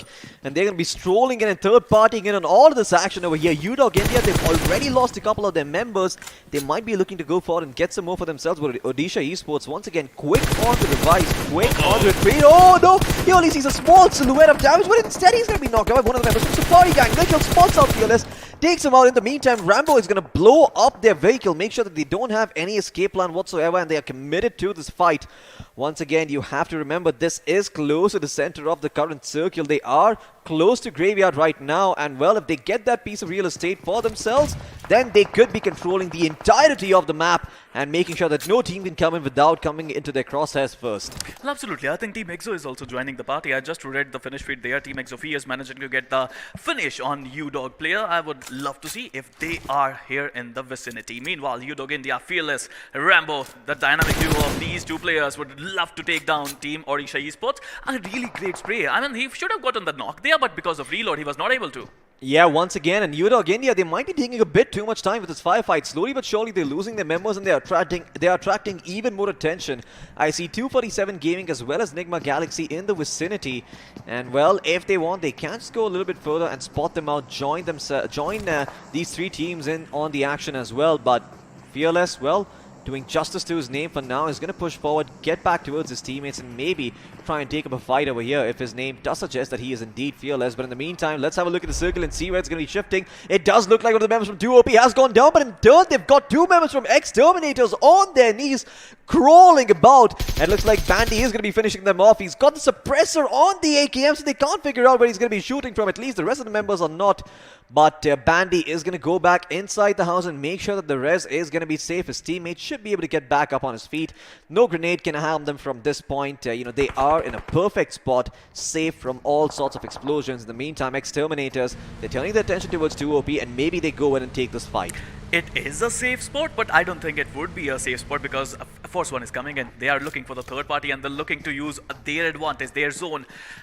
They would love to get some points here. They would love to do the third party. Meanwhile, Madara coming in, trying to revive Pro. Let's see if he would be able to do that. Oh, the need coming in, and Madara sensed that. His sixth senses are really good. I think he understood the need was coming there, and he managed to survive that. Oh, another need going in. Is going to hit Madara. I am not sure if it dealt any damage. No, Madara is still alive in the meantime. He has not been flushed out just yet. Bandy going to cook up another nade. Does he see him coming? Does he actually throw it out the window? No. He's going to hold on to it for now, and now maybe try and go in for a second throw out in the open. Can he find Madara? Madara waiting around the corner. And well, he has an idea of when the nade was coming in, but he still ends up taking a little bit of damage towards the end. However, once again, like you mentioned, Spiro, this is attracting the attention of ForceOne, and they could force their way into this fight and maybe get a couple of knocks for themselves. In the meantime, I do believe the Supari gamers are engaging the side of TeamXO. However, we will keep our attention on the members of ForceOne as they are looking towards long range, but the Bucky provides a lot of cover from the back. And as soon as he got on that road, his back was against the members of ForceOne, and ForceOne could not find that knock. In the meantime, there is someone else who finding that knock. It is going to be the Supari gang once again taking out the members from Pyro, taking out the members from Long Range, and it is Pyro who ends up going down over here. Exo Immortal, though, once again looking to join the party in a graveyard. I think Exo, they just lost their superstar Punk, and I would love to see how they're going to cope up with the pressure with only 3 players still surviving. Look at the chaos, look at the minimap, look at how many teams are in that area. This vicinity is just chaotic, and I think he spotted someone, but as soon as he decided to take that shot, TSG Daddy just managed to find himself a cover. Yeah, EXO, they have to be careful. They've lost one of their members, although they do have one finish point to their name. They do not want to be in the same position as last round, where they got eliminated in top 8 and didn't really get a lot of points for themselves. Well, the current circle, here it is. It is going to be a bit of a northeastern shift coming in, and we'll see if that does end up affecting the teams coming in from the west over here. I believe Red Cross, they've only got one member still alive. He's going to be getting into a vehicle and trying to make his way in there inside the circle, getting some piece of real estate. But once again, Team Big Brothers taking up the fight against Team MASTIZONE. 2 of their players knocked out on the feet. 1 8 points too, and the Molly Bully, the third one alive. Musty will also be taken down, and MASTIZONE Gaming have been eliminated in 16th place. Big Brother Esports are the ones to thank for that. And in fact, the carnage is going to continue over here because Fearless, he is rattling up a few shots, attracting the attention, and he might just lead them into NIGMA Galaxy. There is also Odisha Esports around the corner, and all Udog are really looking to do is cause some commotion, then slip out of the cover of darkness with those smokes. Hopefully they get to rotate out and maybe get themselves into a position where there is less action going on, and it's easier to have an angle on your enemy team. I would love to see the final few circles where it would be, because have a look at Reckoning Esports. They have a beautiful position on that mountaintop, and nobody's near them. They're having a really quiet time. They are talking about XTR. They're also having a decent position there on the northern side. I would love to see where the zone is going to go, and it is going towards the southern area. I don't think Reckoning would have any trouble going there. I mean, their rotations are pretty clear. The backs are clear as well. They are going to find a decent spot in the zone. Talking about long rain, their rain must be long if they have the center of the zone, and yes, they have it. Yep, they most certainly do. Let's see if they can drain that circle for long like their name suggests, but in the meantime, we can turn our attention back towards TeamXO. We're trying to survive this fight against the Supari gang, as the Supari gang responsible for knocking out one of their members over here and finishing him off. We'll see if they can continue to do more from this barnhouse area, although soon enough they will have to rotate out. However, with the zone so far away, they've got more time before they need to do that. However, there are also other teams closing in from the backstab, and TSG are going to have to be aware of that. In the meantime, EXO not really getting anyone, to show their heads from the side of the Supari gang. And Daddy, while he is on his knees, he should be able to get back up on his feet. But, is that duo being eliminated? Yep. Yes, it is. ForceOne being the ones responsible for that elimination. All four of the players still standing. And looks like NIGMA Galaxy and ForceOne are both in the blue zone right now, taking a bunch of damage. Oh, that nade could be big, but Exterminators, they've also been eliminated in the meantime by the side of Reckoning Esports. And Reckoning Esports, they are continuing to establish their dominance over here, and they might just walk away with the chicken dinner as well. Well, absolutely. Their positioning has been perfect. The zone is favoring them. Meanwhile, NIGMA Galaxy, they're on the back foot once again. Smokey is down. Fierce is literally on fire right now. And yo, that was a amazing Molotov, I have to say. Meanwhile, Sensei, I think he would go and try to revive. But Fierce, at this point of time, they're getting rushed by Desync. Is not getting any Desync at this point of time. Immortal is still there. Let's see if Immortal can be the savior for TeamXO. Absolutely. His internet connection top tier at this point, and he's got his gun fully cocked and loaded. 124 bullets in the magazine. Let's see him connect those shots. In the meantime, those party gang once again, but those nades are going to be able to find Fierce, who was knocked down on his feet. But another flank coming in. I believe it is, well, never mind, it is the member of XO Sensei. It's a huge flank going there. He's going to be able to find one, maybe even take out two over here. Daddy ends up going down as well. And TeamXO, they are trying to defend this compound in the meantime. Desync gonna show his face, gonna be finished off as well. Another point going the way of Sensei, but he is gonna turn their attention to the other members from Supari gang who are trying to throw up a couple of nades. Another nade going in from him. He's gonna find it. Smart Krish has to be careful, but no, he will be alive in the meantime. Those smokes coming in. Sensei is actually gonna use them against the opponent over here. He has to be careful because his teammate Immortal is on fire for the time being. But another grenade comes in, shakes him off of his feet. He's got half HP to work with. Bandage will be able to recover some of that HP, but for the meantime, that nade might do a lot of work. Sensei, Supari got a sliver of HP. He's going to go back towards the pit, trying to heal himself back up, but Krish is coming in from the flank, trying to make sure that they don't get away with all that much. As Nikhil as well can just look in that general direction, and that smoke is going to provide them with some semblance of cover, so TeamXO can stay alive longer, but the same can't be said for TSG, who have lost a lot of their members right now. I mean, look at the position of Team Reckoning. They have the higher ground. They can spot a lot of enemies from there, and they can use that advantage. But right now, TSG versus TeamXO, this position is not ideal at all for any team. Nades are going to be super important, and they are getting used by both the teams. I would love to see who's going to win this competition, because if you win this fight, you're going to get a lot of points, and I would say TeamXO, they are desperate for this one. Absolutely, TeamXO most certainly are desperate for this one. They have to get all the placement points that they can get. If they don't stay alive, they are going to be out of the competition. And the zone, even though it has closed in on them, there's still time until the circle itself starts closing in. And when it does, they're going to have to make a run for it while accounting for the teams that are going to try to keep them at bay. Reckoning Esports being one of them. They've got a very good line of sight towards those members. They're going to try and make sure that the van gets popped and they're not really able to survive for too much longer. I do believe he connected a shot there for 6 damage. Not all that much, but still, once again, it's better than nothing. The Blues are going to start closing in. XO are going to be forced to move over here to Supari. They're going to come into close contact as well. How many can a Brawl line up? That is the question. Krish will go down, I believe, to the zone. I'm not entirely sure, but in the meantime, the Supari gang have been eliminated by XO over here. Oh no, ForceOne, they're going to go get caught out in the open over here. They don't know where Abrar is shooting them from. Finally, they'll have some semblance of an idea, and Abrar will change his position. Is just not going to be spotted twice and shot at from the same angle. Again, as I was saying, Reckoning has the best spot in the zone. They have the higher ground. They can spot a lot of enemies. Right now, the information that Reckoning got is just amazing. They know about every single team. They know about most of the players, and ForceOne, I think Vashu is looking towards Odisha Esports' last player Omega, and he would love to take that final finish as well. Absolutely, Vishu looking at damage. Well, can he find him? No, he can find Omega. Well, Omega is going to bite the dust. That is going to be ForceOne's end in this game. Their journey comes to a halting stop in Miramar, but they can continue on the next map. In the meantime, Skrills, the man of the previous match, throwing up a molly. Is it going to find as much question? Oh, the TMR comes out, the mini 14, rattling off like a madman, but he does not get the knock. In the meantime, Ankush Whitey has been taken out by an explosion from a vehicle, it seems. And oh no, Skrills is going to be able to find another knock over here, but he gets shot down in turn as well as R2, I believe, from RedXross comes and is the savior for the other members over here. And looks like Reckoning Esports, they're going to have to go back up on top to get Skrills on his feet. R2 trying to protect the side of ForceOne over here. I mean, I'm not sure if that is the intention, but he's certainly doing that as of now. And Reckoning, or rather ForceOne, will thank him very much with a nade straight in his lap. Well, that rescue mission from Team Reckoning is not going to be easy at all, but I would love to see if they are going to be able to save their player. Skrill still asking for the revival. Let's see if he's going to get that or not. Meanwhile, Reckoning, Abrar, Mr. Spray, Maxi, again, I was saying that they had a really good position, but not anymore. You know why? Because they have to go in the zone, and it's not going to be easy at all. Absolutely, it most certainly is not going to be easy as ForceOne, they are looking at the direction of Long Rain, but Long Rain, they're still standing strong for now. They haven't really moved out just yet, so they will be able to keep themselves in check, but with only 2 players alive, their options are limited. They need to make sure that they find a longer way inside of it, way that's safer and not being gate-kept by all of these other teams in the mix. I see Reckoning Esports around the corner. They don't want to be running into them. Big Brother, in the meantime, they continue to hurl nades in the direction of ForceOne and try and win that fight. Vampire might be found, but no, that nade is going to be dodged over here. Ashu might be turning over here by the Molly. Look at Scream. He spots them out from the little gap, and with the AKM, is going to deal a fair amount of damage. Comes from another angle, comes from the low ground and catches them off guard from underneath the staircase. He will be able to secure that finish, but at least Beast will find it for him.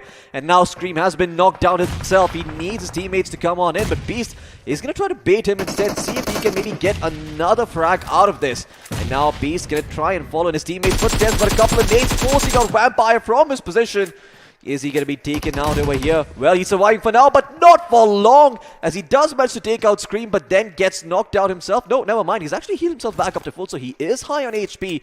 But once again, only 2 members alive from ForceOne, and Big Brother are not going to let them get inside the zone. Vampire going to swing out in the open, get shot down, get beaten up as well. As Beast, he is also going to find the free straggler that is going to be Siri.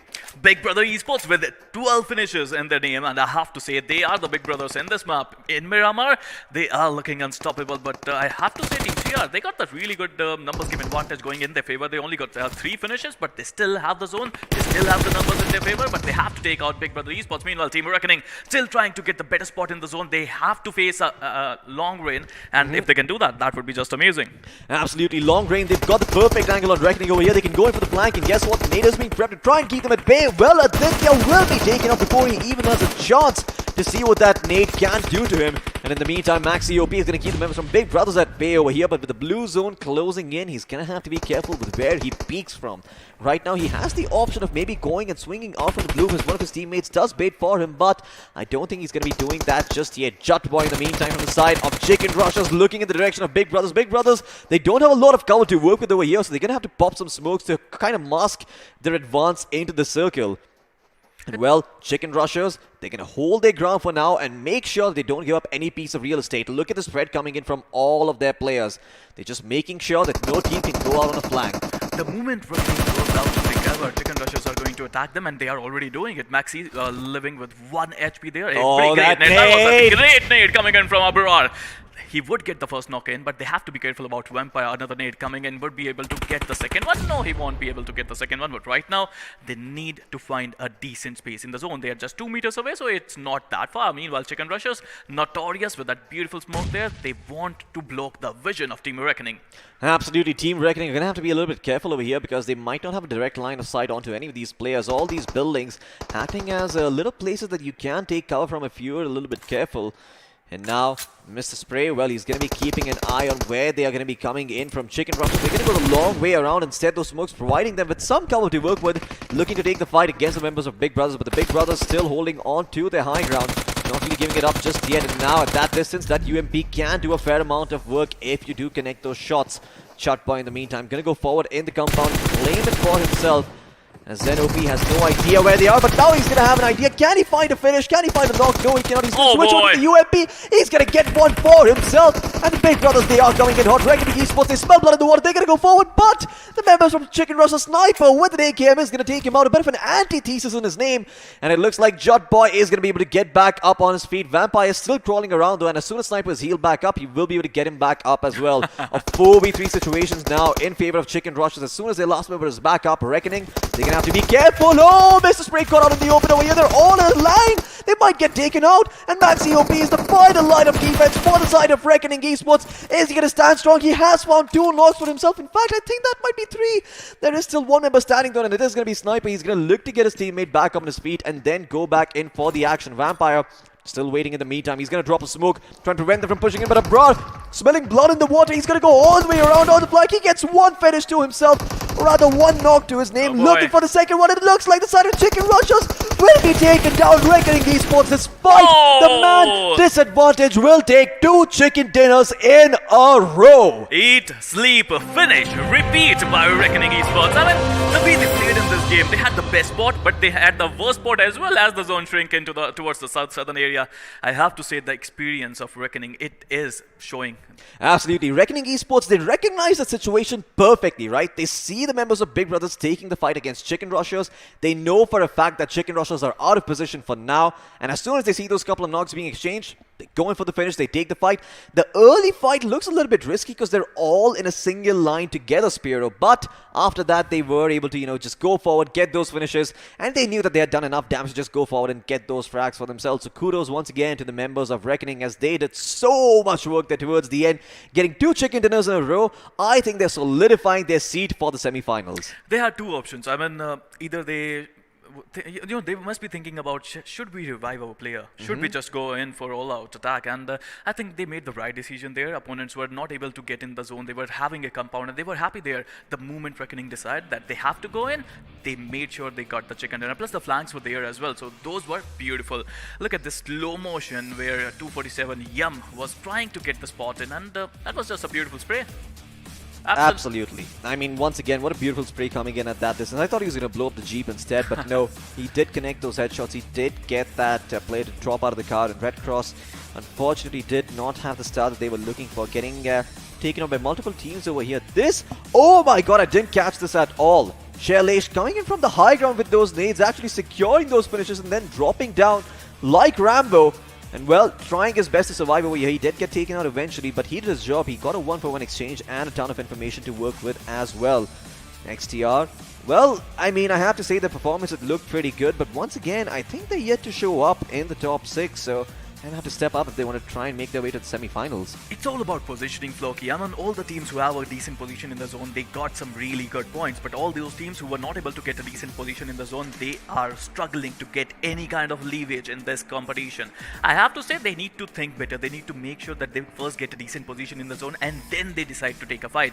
Right now, XTR, they performed really well in round 3, they performed really well in round 2, they performed really well in round 1. But right now, they're clearly struggling. Absolutely, and at the same time, you have to remember that EXO as well, they didn't have the best of starts once again, and now they are in a similar situation as all of these teams have been eyeing them up and taking them out over here. I mean, you've got Team MASTIZONE Gaming as well, who put up a decent performance, but then Big Brothers just came in and blew them to smithereens, that Molly burning Musty alive, and well, putting him out of his misery eventually. TeamXO, I mean, they certainly did stand their ground and they fought, but there's only so much they could have done. 2 OP as well, fighting the dust early on in this game, as ForceOne were the ones responsible to take them out of the fight. Well, we'll see where they position on the table as a result of it, but I think Big Brothers, they've had a lot of finishes in this game. I think they got 14 finishes if I'm not wrong, but to be honest, I think they would be really happy. You know who won't be happy? I think TeamXO won't be happy with their performance. Sensei, even though he tried really well, he managed to get a couple of frags in a single spray, but in the end, I think EXO wants to dominate this competition. They're not the bottom feeders. They would love to make a comeback in Erangel. Absolutely, they would love to make a comeback in Erangel, but once again, the journey of 1,000 miles starts with a single step. And EXO, I'm not too sure if they have taken that step just yet. They are, they are kind of, falling prey to the RNG of the circle. They're not really adapting to it as well as they should. And they are getting punished for it. But look at ForceOne in the meantime, I mean, this is a team that got eliminated in 16th place last time around. This time, however, they got themselves a lot of finishes to work with. They got themselves some solid number of placement points as well. I kind of want to find out where they're going to be on that points table. But yeah, a fairly quiet early game on Miramar. We didn't see a lot of action coming in despite those weapons being available. And at the end of the day, I mean, the chaos that ensued towards the late game, it was hard to keep up with. Big Brothers, they won this fight against ForceOne. Very clever engagements coming out by them. But when the side of, I believe, Reckoning came knocking, they did falter. And, well, that was the end of their journey in Miramar. I mean, I believe that ForceOne could have done better there. They were coming one by one, and when you come by one by one, you just get taken down one by one as well. Moving on, Big Brother Esports, they are just, I think they had a really beautiful spot in the zone, and they managed to get 14 freaking frags, which shows that they are here to stay, and they are looking to get a lot of fights. Absolutely, they most certainly are going to be looking to take a lot of fights over here. These nades from abroad as well, great against the side of Chicken Rushers. And, well, Chicken Rushers, they had their hands full for a while. They realized that they can't fight Reckoning when they have the high ground, so they instead focused on taking out Big Brother. But you know who really was the Big Brother over here? It was the members of Reckoning Esports coming and avenging the deaths of their comrades in pink. Well, it's all about confidence. It's all about consistency. And Reckoning Esports, they are filled with confidence and they are showing some consistency as well. This was a bad movement for Reckoning, if you ask me. If at this point, if Chicken Rushers could have rushed in, they would have gotten a lot of value out of it. I mean, they even had a fair amount of health to work with. You know, only one of their players was low. I mean, absolutely. But Reckoning was low as well. And they were in the line of fire. So, I mean, they could have done a little better, but at this point of time, Reckoning decided enough is enough. It's time to rush in, and the flank that they did. Look, imagine, one guy is going from the front door, one guy is going from the back door. You have no opportunity to survive. Absolutely, but at the end of the day, Reckoning Esports, you know, with them getting 2 chicken dinners, I think a lot of eyes are going to be set in their direction. Or maybe none of them are, because they know at this point, with 2 chicken dinners, I think Reckoning Esports is kind of untouchable. I mean, they could potentially throw the next 2 matches and, you know, get eliminated in 16th place and still have a chance of making it to the semi-finals, and a very good one at that, because their performance in these first 2 games has been absolutely wonderful. Well, I just kind of want to have a look at the points table, but as soon as it's ready, we will bring it up. Although I do imagine Reckoning Esports, they're going to be leading the charts on that. Absolutely. I mean, the points table will say a lot of stories, but right now, the current story is NIGMA Galaxy is struggling. I mean, again, the same thing happened. Erangel, they tried to get into a compound. It didn't work for them. Right now, again, the rotations were not there. I would love to see if NIGMA Galaxy can make a comeback in the next one. Absolutely, me too. I want to find out if NIGMA Galaxy do have what it takes to make it to the next, part of this tournament, which is going to be semi-finals. So far, though, it's not looking all that good. You know, with the first map for Erangel, like you mentioned, just not going their way, then being eliminated super early on. Second map as well, they got eliminated fairly early on. There's something that NIGMA Galaxy need to work on, need to fix ASAP. Otherwise, their ticket to the grand finals, well, it's going to be stolen by some of these other teams over here. I think they need to calm down. Just like yesterday you said, take a deep breath in, calm down, relax, and find a way to make a comeback. I mean, they have all the experience in the world, and with experience you get a lot of responsibility, and with responsibility you have to make sure that you get some points in quarterfinals. Absolutely. If you don't get those points right now, well, you are going to be done for. Thankfully, there are still 4 more maps to go. But once again, you can't just be relying on those maps to come and be like, oh, guys, it's going to be a new map. It's all going to be fine. No, those mistakes need to be talked about. Those mistakes need to be corrected, because if you keep making them, you're going to keep finishing in the bottom rung of the ladder. And by the end of those 6 matches, you're going to be thinking to yourself, you know, what the hell went wrong? Well, what went wrong was the fact that you never looked at your mistakes. So there needs to be a sensitive but honest approach coming in from these team members to try and better each other, and so that they can collectively make it to the semi-finals once again. And like you mentioned, Spiro, it's not just about the money, it's also about the glory. It's about the legacy. You can create a legacy. Either you are going to write history or you are going to read history. It's up to you. But or you're going to repeat history.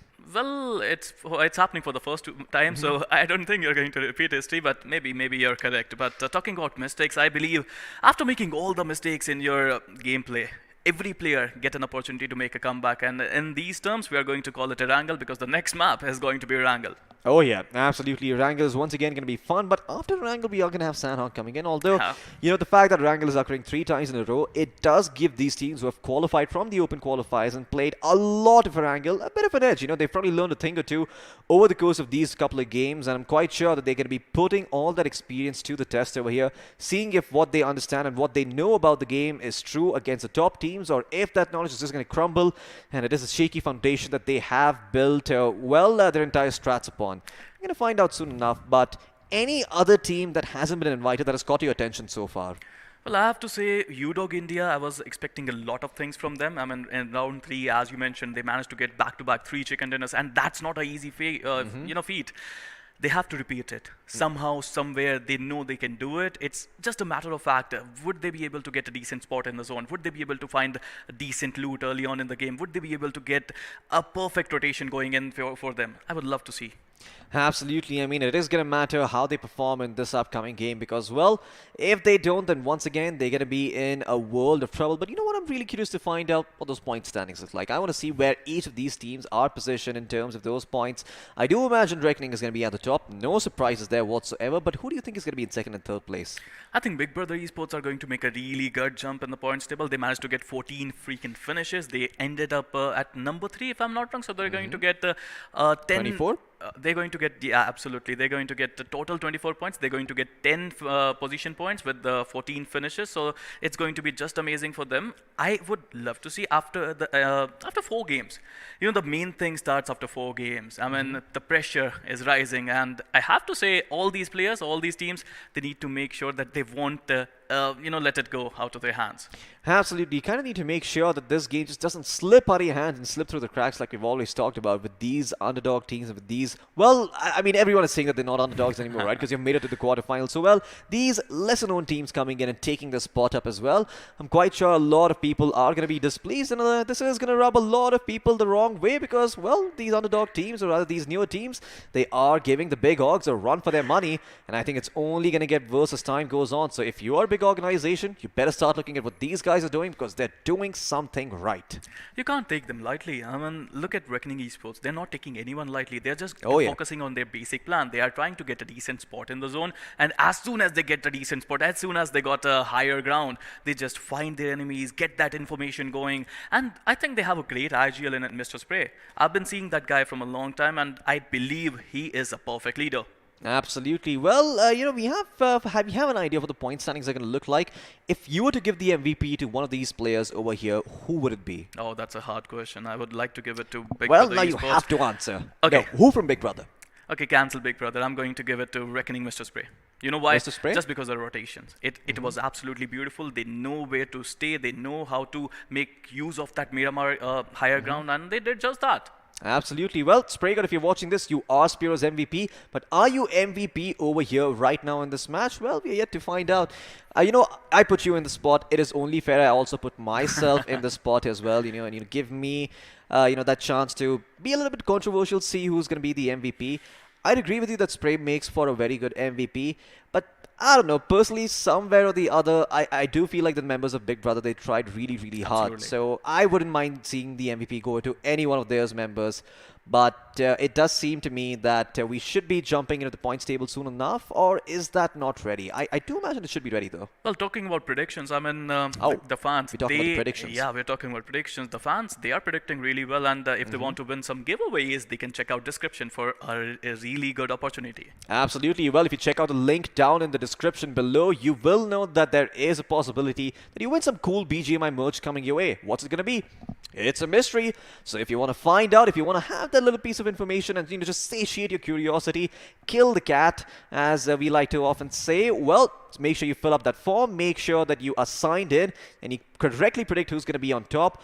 Although so far, I think everyone's only going to have one answer, and that's going to be the Wolves themselves, Reckoning Esports.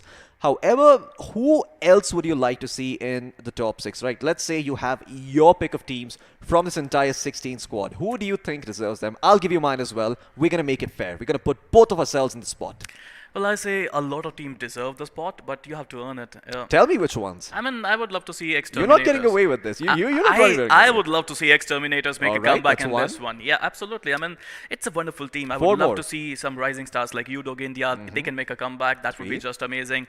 But at this point of time, I believe those experienced teams, they have to do something. I mean, NIGMA Galaxy is a wonderful team. They want to make sure that they get enough points to be in top 6. It's all about being in top 6. Okay. Number 1 and number 6 in my book, they're equal.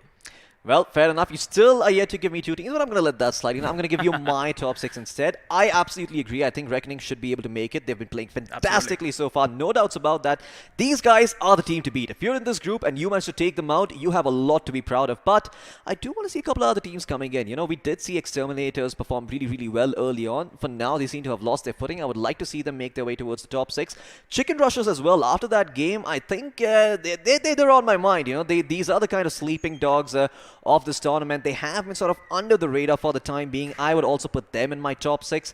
I think that leaves me with 3 more teams. Udog India, once again.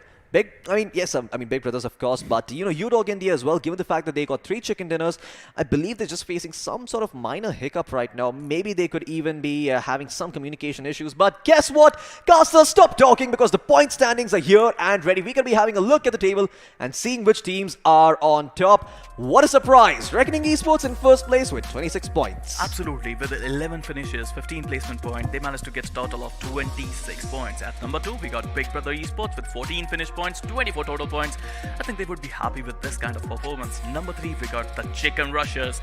They were this close to get a chicken dinner, but let's see if they can get in the remaining games. Absolutely. ForceOne in 4th place with 11 points to the name. 5th and 6th going for Long Range and K9 officials. And once again, Long Range just not prioritizing those finish points. I mean, they have only gone for placement points so far.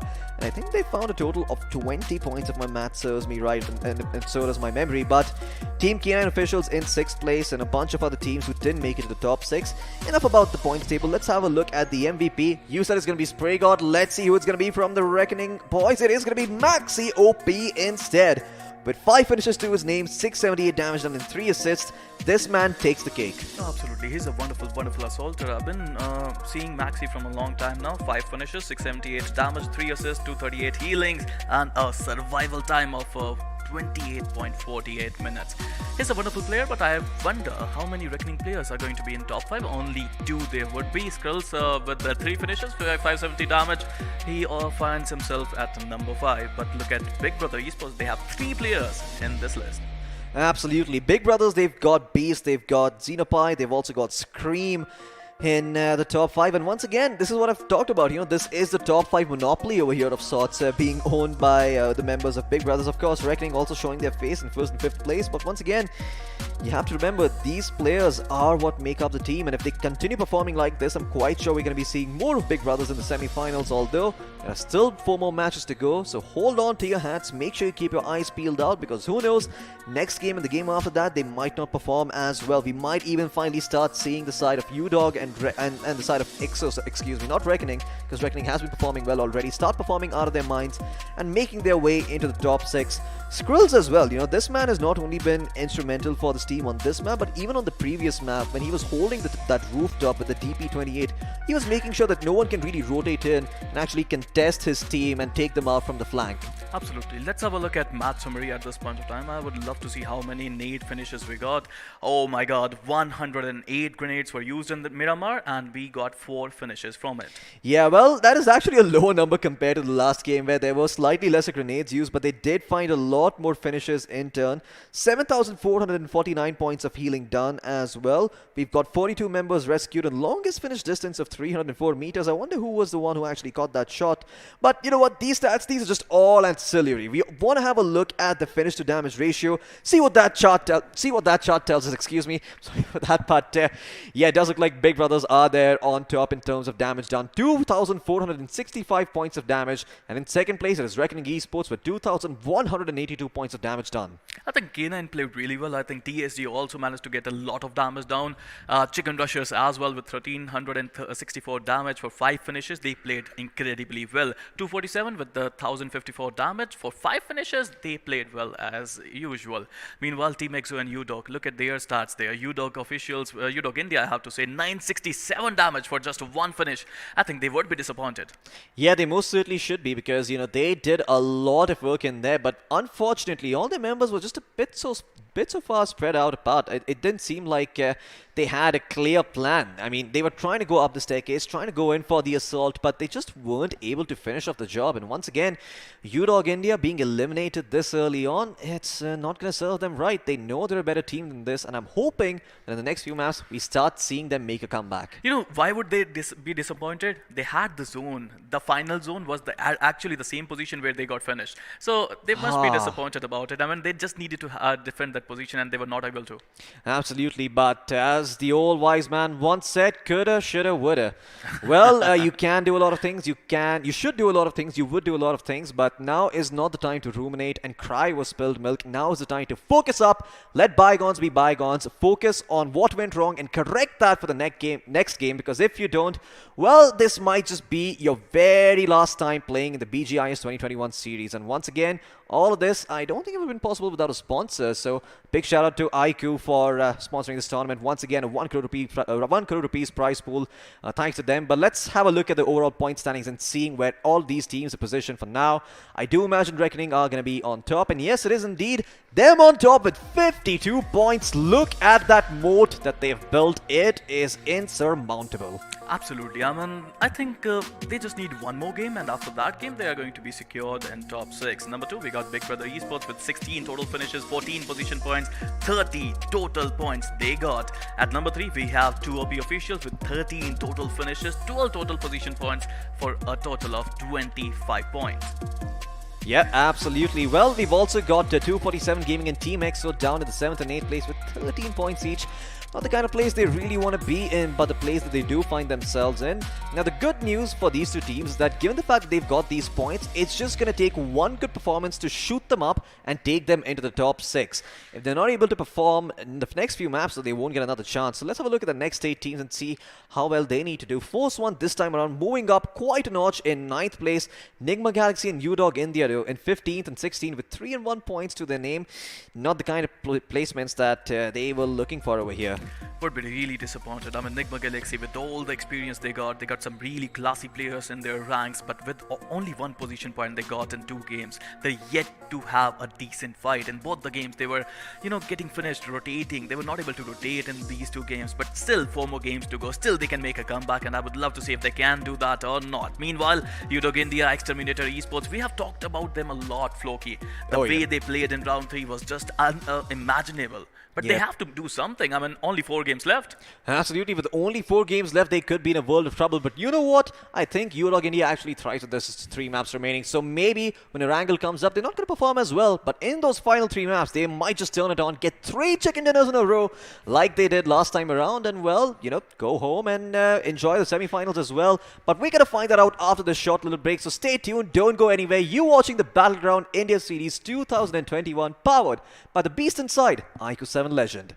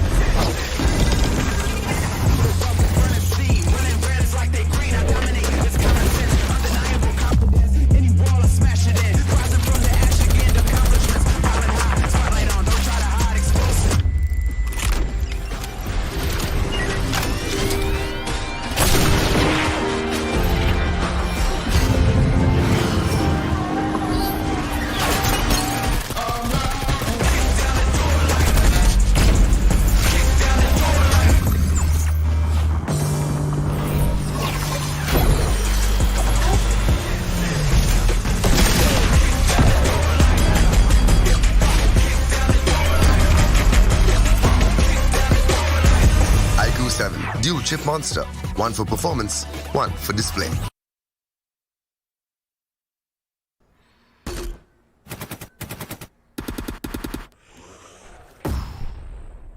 Enemies ahead.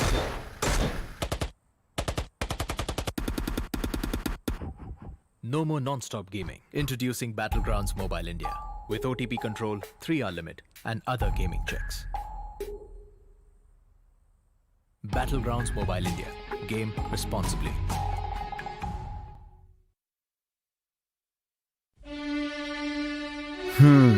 वो एक दोस्त game में फंसा, कोने में बसा, gang में अकेला, दिन का भूला. टाइम आ गया है for them to look up. रुक रुक रुक, पिज्जा है यार. हाँ, ये बेटर है. ध्यान से. ओके ओके, फोकस कर. अरे ऑसम यार. कोई नई स्ट्रैटेजी ट्राई करें? क्या बात है. श्योर? एकदम श्योर. मतलब मान गए गुरु. तो जैसा मैं कह रहा था, जब ये हद से ज्यादा हो जाता है ना, तो फन, फ्रेंड्स और लाइफ से ध्यान हट जाता है. तो कुछ भी करो, पर कैसे भी मेक देम लुक अप. अरे वाह, जल्दी समझ गए. Well done, boys.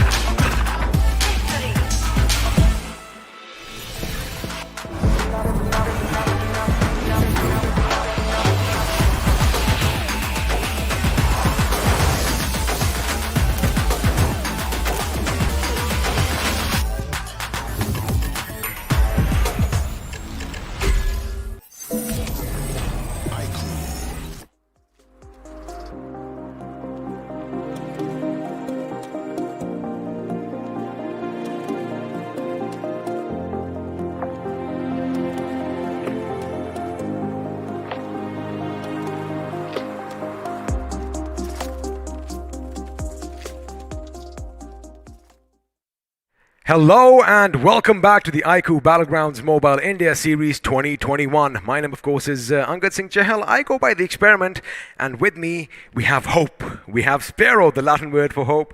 Sparrow, I gotta say one thing, man. The last game, I have a little statement. If you cometh at the king, you better not miss. And the chicken rushes, they were taking the kings on. They missed a few shots, but then the kings put them in their place. Absolutely. I mean, reckoning the way they placed themselves on top of that mountain, the moment I saw that, I was like, dude, they're going for all in. Oh, when they were lined one up against the other, you know, behind that little fortification, I thought it's all over. Yeah. But again, for all of you tuning in right now, let me just remind you which all teams are going to be battling it out in the battlegrounds below, because, well, we have the matchup coming up on our screens. Let me see if you can spot your favorite team, because it is going to be Group 2.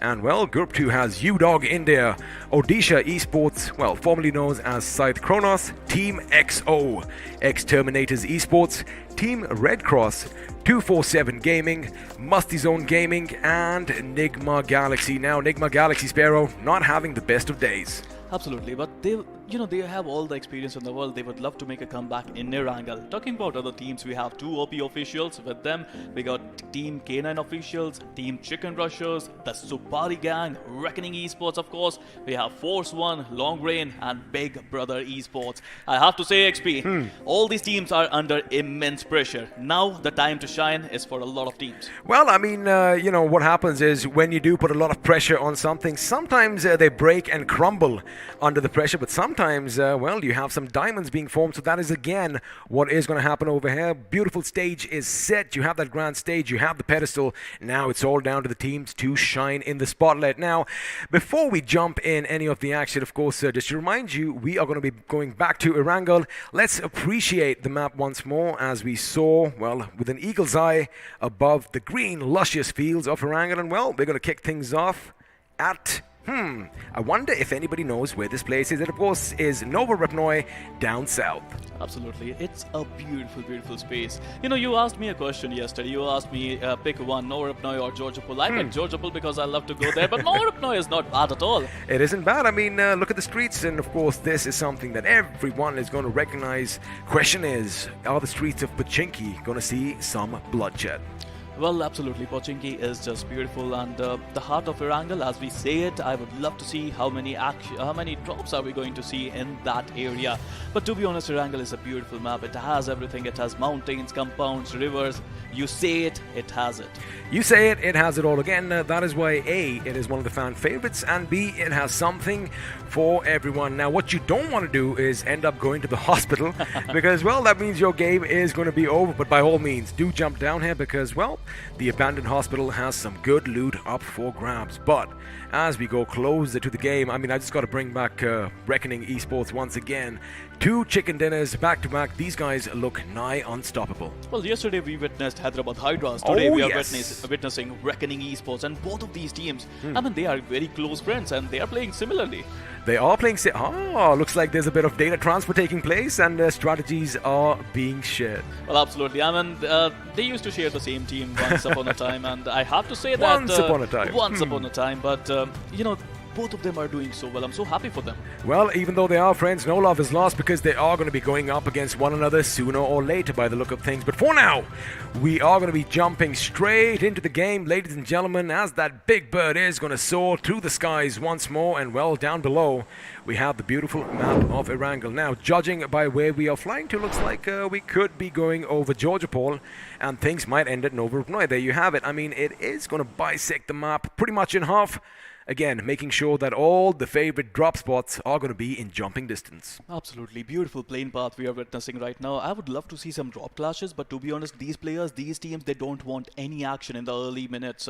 They just want to get decent loot, they just want to get some vehicles, they just want to have a decent spot in the zone, and if they can go for it, they're going to get a lot of points. I mean, you know, if history teaches us anything, game 1, we didn't see any action up to the 10-minute mark, so chances are, well, I don't want this to happen, but chances are we might just see the same again. But for now, as in the last game, again, 6 to 7 teams do like dropping towards the northwest. Of course, Zaki is going to be under control of Long Rain. Like you said, are they going to be sitting on the throne for long, or are they going to fumble and fall because action might just break out at Georgopol, as a few teams are a bit too close for comfort to each other. Now, as we move further down the plane path, teams are going to dissipate from one another, but the question is, where is that first circle going to form? That's a very important question, XP, Thank because you.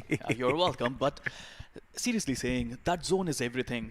I mean, if you can get a really great position in the zone, and here you go, it's a northern circle, and I would love to see some, Starburst circle is very rare XP, but I would love to see it. I mean, don't jinx it right now, Sparrow. We've asked for that circle for a long time, but looks like the BGMI gods aren't too happy with us. For now, we are going to join the kings themselves, Reckoning Esports, back-to-back chicken dinners. Can they make it a treble? Well, judging by the fact that they don't have any opposition nearby, well, they do have some teams nearby, but are they going to fight? We are going to have to wait and find out. Now, since the circle has formed, I do see on the little map that we have, for us casters, a few teams, again, adapting to the situation. I mean, diverting from their favorite drop spots and, trying to get that central position as Mr. Spray and his teammate Abrar, they are already out of the hunt, and I like what I see right now.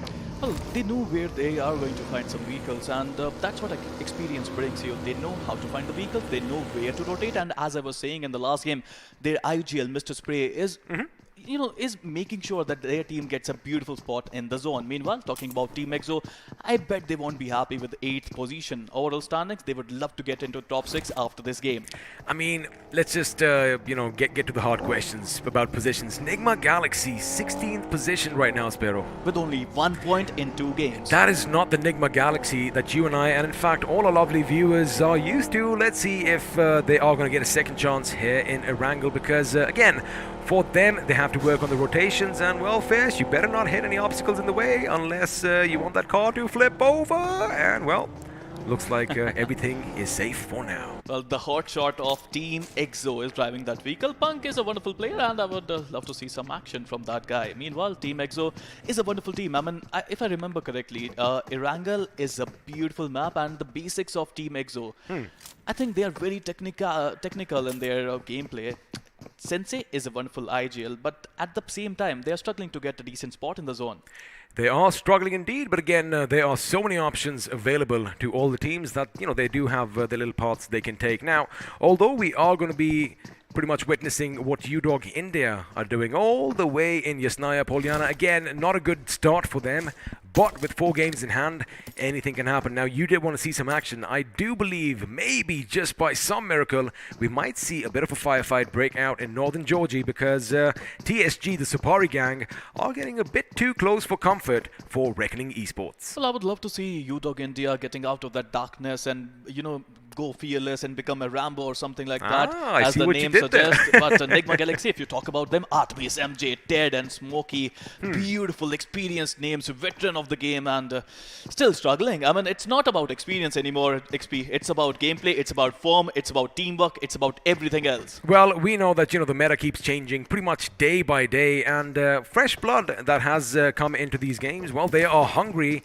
and looks like they are hungrier than some. So, they do have to make sure they don't stagnate, as we have seen with a few big dogs in the past. But for now, as you have a look at the circle, pretty open. Again, I do expect some clashes from all the teams coming in from Georgia Paul and pretty much the Northwest region. Well, you said it already. You have to be hungry to get those points. And I have to say, I am going to ask one question, and that question is, how bad do you want that trophy? I mean, that is what is going to be at the end of it all. Of course, all that hunger, all that drive is what one needs to make sure they make it to the end. Now, Odisha Esports, again, not a bad outing for them. They did have their moments of glory. Unfortunately, they kind of fell short just a little bit. But for now, they do have the military base all to themselves, but sooner or later, they are going to have to move to the circle. They're going to have to pick their bridge well, because someone could be blockading it, and I definitely, for one, want to see some bridge action. Of course, the fact that I just said it out loud means chances are it won't happen. Well, I mean, I would love to see some old school bridge block there, but, people don't do that often these days. It might just happen, Sparrow. Well, we'd love to see Big Brother Esports if they're going to do that today or not, but if they do, that would be just awesome. But at this point of time, I think they got a really good spot in the points table. They are at number 2 in overall standing. If they play well in this one, they are going to secure a really decent spot in top 6. Now, I like what Big Brother are doing here. Now, they have made it across the bridge, right? They are going to scan out every building because they know that TeamXO loves dropping down in Milta, and more often than not, what happens is once you are done with the city, you want to come to these compounds to make sure you can A, see any movement in the distance, B, be able to blockade the bridge. Look at the basics of Big Brother Esports. They scouted the area first, they found out that the compound is empty, then they rushed in. As compared to NIGMA Galaxy in the first match, I mean, they were not able to scout the area. They had no information. Still, they just went all in, and that was the mistake that they were doing. Well, talking about driving and scouting, looks like a couple of teams could be crossing paths. As XTR, are they going to alight and lay down some shots at MASTIZONE Gaming? Nope, doesn't seem like it, because now they are on either side of the mountain. But I do believe if you have a look at your minimap, a few shots could be fired at them. But looks like the distance is a bit too much, and now the two teams are going to go their separate ways. Elsewhere, again, we do have a massive migration down south, but for now, MASTIZONE Gaming, well, they had one team nearby. Now they're going to go straight to NIGMA Galaxy's position. Again, shots are finally going to be fired as Artemis opens up with his M4. Look, experience is not a problem, gun game is not a problem, teamwork is not a problem. I feel it's just the rotations. They are struggling to get a decent spot in the zone, and that's where NIGMA Galaxy is lacking. But to be honest, I love what production is doing here. Chicken Rushers are the only team who are outside the zone, and they need to find a way to get inside the zone. But look at the late rotation. There are a lot of teams who are doing a late rotation. We can see LR, we can see Reckoning, we can see 2OP. They're going in the zone, but I think there could be a car clash happening there. There could be, but again, like you mentioned earlier, that teams are going to try and avoid those early skirmishes, making sure they have all members intact towards the latter stages. But for now, K9 Esports, they do seem to be dead smack in the center, and well, they do have a couple of compounds up for grabs. Elsewhere, the Chicken Rushers again coming so close to snatching away that chicken dinner, and I guess they're going to have to wait another game. Again, like I said, you comment at the king, you better not miss. And for now, the Kings are going to be happy with their position, as Notorious is going to make his way to the next circle. Well, absolutely. I mean, Chicken Rushers, they had a beautiful last game. They had that opportunity to get that chicken, as the name suggests, but I think they still have 4 more opportunities to get that name justified. Meanwhile, if you have a look at their players, Jet Boy, Sniper, Notorious, Vampire, good names, but the game is also good. I like the name Jet Boy. Kind of reminds me of somebody who's talking right now, but again, they did have a good game. Not a lot of finishes in the last last one. I do believe they just ended up with 6 finishes to their name, but again, they are just getting started. For now, we are going to switch our attention to compounds near Razok as, well, Red Cross are going to be nearby. Again, you got to keep one thing in mind. Their teammates are spread all across this city, which means they have a good lay of the land. But sooner or later, the circle is going to shift. And, well, the question is, where are we going to? There you have it. It's going to be answered on your screens. It is going to be pretty much in the open fields near Yasnaya, which is going to be the epicenter of all the action to come. Question is, are you going to try and stay at the periphery, or are you going to make a mad dash for the center? Oh, we would love to see a good old urban compound final circle. If that happens, the real estate is going to be costly, and you have to make sure that you ask the developer for a good spot in Yasnaya. But to be honest, I think the circle is going towards the open field, open areas, and if that happens, the early the rotation, the better the positioning. Well, I mean, I couldn't have said it better myself, but looks like we might just have some Comagate action breaking out as TSG are close by. But for now, we are going to look at MASTIZONE Gaming, who do have a good compound to themselves. Again, you got to keep in mind that little hillock to the side is something that they need to take advantage of, because if another team comes in and takes that position, oh boy, all you can do is just wait for them to attack. But for now, K9 officials do spot some movement in the distance, and Red Cross are going to come with the fire. But of course, all those bullets are going to go whizzing past. And speaking about whizzing past, 247 Gaming on the move as shots are going to be fired on their position. 10 minutes are up. We still have 16 teams, 64 players still surviving in this game, and I have to say, this is the silence before the storm. Oh, there's a massive storm brewing, ladies and gentlemen, and of course, everything is going to be calm. Everything is going to be silent, but looks like finally action is going to break out as Dark from Underdogs is going to get the better of his opponents as one of them is brought down, and of course, it is going to be long rain at the receiving end of things. But for now, Crazy from Terminator Esports making sure he has his position secure as he does try to look up the mountain. But again, looks like it was a bit of a drive-by. They must have been driving by and, well, they saw some movement in the distance. Shots were fired. And lucky for Udog, those shots did connect. However, the fact they haven't, capitalized on the finish is again something that's not to scoff at, because they have depleted Pyro's, utilities, and I do see some red in that helmet. Absolutely. It is super important to make sure that if you have that opportunity, you make sure you knock that player, because you're going to damage their helmet, you're going to damage their vest, you're going to make sure that they use some bandages, some, healing supplies. At the same time, you are making sure that you have that upper hand in the later stages of the game. Moving on, a lot of people are trying to get the center spot in the zone, which is going to be super important for a lot of teams. You know what's interesting? If you remember, we left Udog at Yasnaya right at the beginning, which means they drove towards Razok, and now since the circle came back, they are going to come back in. But for now, it could be XTR as 2 OP are going to be driving by. Sandy could be in a world of trouble. Shots are going to be fired. And in fact, Sandy is the one who is going to be taken down by RRD. And the question is, are his teammates going to come in to help, or is somebody else going to be taken out? But 247, Rahul from the distance sees something on the horizon, and well, he does see a silhouette of a man down on his knees, and he just stole that finish. Oh boy, you hate it, right? Whenever you are in a vehicle and someone is taking shot at you and you get knocked, you are over, and boy oh boy, these people, they hate when they go out of the map like that. But to be honest, have a look at Reckoning and their rotation. Again, the northern rotation, which is absolutely beautiful. They are playing it safe. At the same time, they're playing aggressively. Meanwhile, if you have a look at XO Immortal, he is stuck. He's using some nades, he's using some smokes.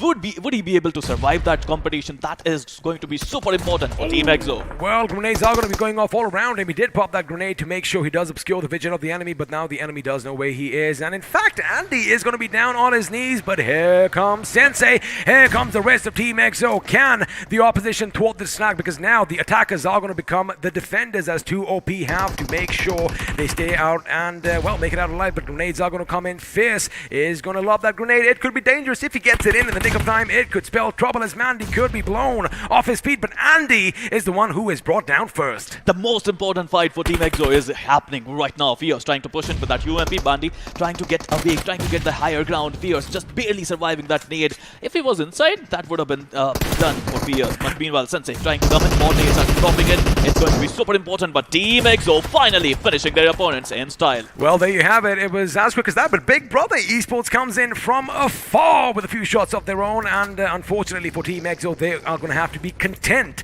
with 2 finishes to their name. Again, this is not the kind of sharing that we are used to. There you have it. the aggressors in the distance. They are going to be spotted out, but now they do have that high ground near the shelter, and well, for the time being, they are in a good position. Now, what concerns me is the fact that, I did see 2 OP get shot at by F1 in the distance, but for now, it is going to be Pooja who is laying down some lead, and well, Team K9 are going to come under fire, and well, that little steel plate on the back of the buggy makes sure Sensei is still in this game. And Sensei is trying to scout out the area. They already got a beautiful compound, but he is trying to make sure that they get enough information about their opponent if they can get a decent spot. You know what, EXO, they love splitting up. They love having a 3+1 split, and EXO was trying for just that, but they were not able to do that. Now, speaking of splits, this team is going to be split up because F1 is on either side of Team EXO, and although Vashu and his teammate Schreider are in the open, they have the buggies on standby. They have that ditch, but now the enemy is coming in, and of course it is the Kings themselves. It's the Wolves. Question is, are they going to howl as a pack, or are they going to be brought down one by one? For now, looks like the question has been answered, but wait a second. Looks like EXO are going to make their move as Vashu takes a big one to his head. This dip is not safe at all. We don't like this dip. We don't like this dip at all. I mean, it is too open. It is open from one side, and from the other side you are... you're not in a dangerous spot, and a lot of nades can come in. Now, here's what I think happened. Now, Team EXO, they spotted the members of Reckoning driving around, and suddenly, like a mole rat, looks like a ForceOne, like a meerkat, I beg your pardon, did just pop up, and they were like, hey, wait a second, there's someone else down there.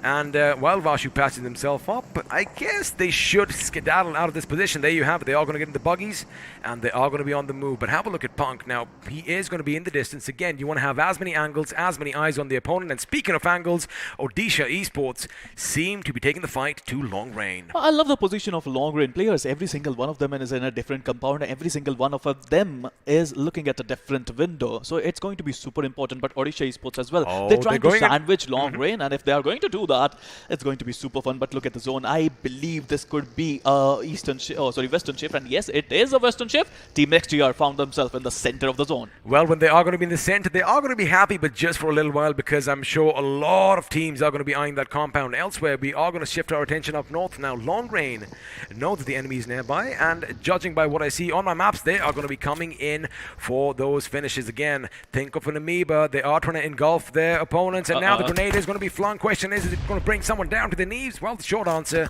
is no. But now, long range, they are aware of the situation. Demise's position could be in a bad one because A, he's out in the open. I see he's going for the flank, but if anybody spots him, that could be it for him. Now, Omega could be raining down death on long range. Now, again, this is going to be a very risky fight, XP. I mean, the zone is gone. If you want to go to the zone, you can do just that. But right now, Team Reckoning Esports, Mr. Spray just got knocked. MASTIZONE, Musty, he got a beautiful knock-in, but the retaliation is happening. Skrills would get the trade-off. MASTIZONE. Well, he is going to get the trade-off, but looks like the attack is coming in. One of the members from OE is going to be brought down, and now it's going to be Charlet. She moves in from the right. He does know where the enemy is. Of course, just one door separates them. I don't want to use an M4X at that range. He switches to the barrel, lays down some hip fire. Question is he going to connect? He does get a few shots in, but now his magazine is going to run out. He is going to have to switch his weapon again with the M4. He's going to go in. He needs to hip fire, but from behind, looks like Diddy circled around the enemy, and well, he is going to be just too hot for them, making sure he pays for that mistake. Again, trying to help his teammate out, and only one man stands for OE. Is it going to be Omega? And there you have it. He is put 6 feet under. Wonderful job over here by Diddy, making sure he skirts around the enemy. And well, the Predators became the prey in this situation as Odisha Esports are eliminated in the 15th position without any finishes. It was too risky. They shouldn't have taken that fight. They should have prioritized the zone there. But meanwhile, moving on, talking about Team EXO, Fierce, Punk, Sensei, and Immortal. With all the experience and with all the gunpowder in the world, again, look at that split. Sensei is somewhere else. 3 players are holding that beautiful compound in the zone, but Reckoning losing 1 player. I believe, Reckoning in both of their chicken dinners, they had 4 of their players still alive in the final 2 circles. Well, we're going to have to find out if numbers are going to be a disadvantage for them as they move forward, because for now, they are still in the game, but Aditya just fell to the play zone, which means, again, they might have just left that fight a bit too long, and by the look of things, it could be the end for long range. Massive grenade coming in as D-Sing is going to be brought down, and Devil OP is going to be a happy man. Now he wants to make sure he capitalizes on that finish as Nickel does deploy some smoke, but the smoke is going to give the position away. I do expect a couple of grenades coming in, or is Devil going to lock horns with the enemy straight on elsewhere? elsewhere. Daddy is going to make sure Shooter from K9 is brought down, but Daddy has been spotted. In fact, Ankush did lay down some lead in his direction, but the enemy is going to come straight at them. Nikhil does take a few shots through the smoke, but soon as the smoke dissipates, the enemies are going to be near one another. They can see them in the eyes, and there you have it. He does get taken down, which means now Ankush and Devil have their work cut out. However, for TST, this is understanding. A beautiful drop shot coming in as Nikhil is going to make sure he makes sure that the finishes are going to be coming in 3 to his name already. Nikhil is changing the game completely for his team.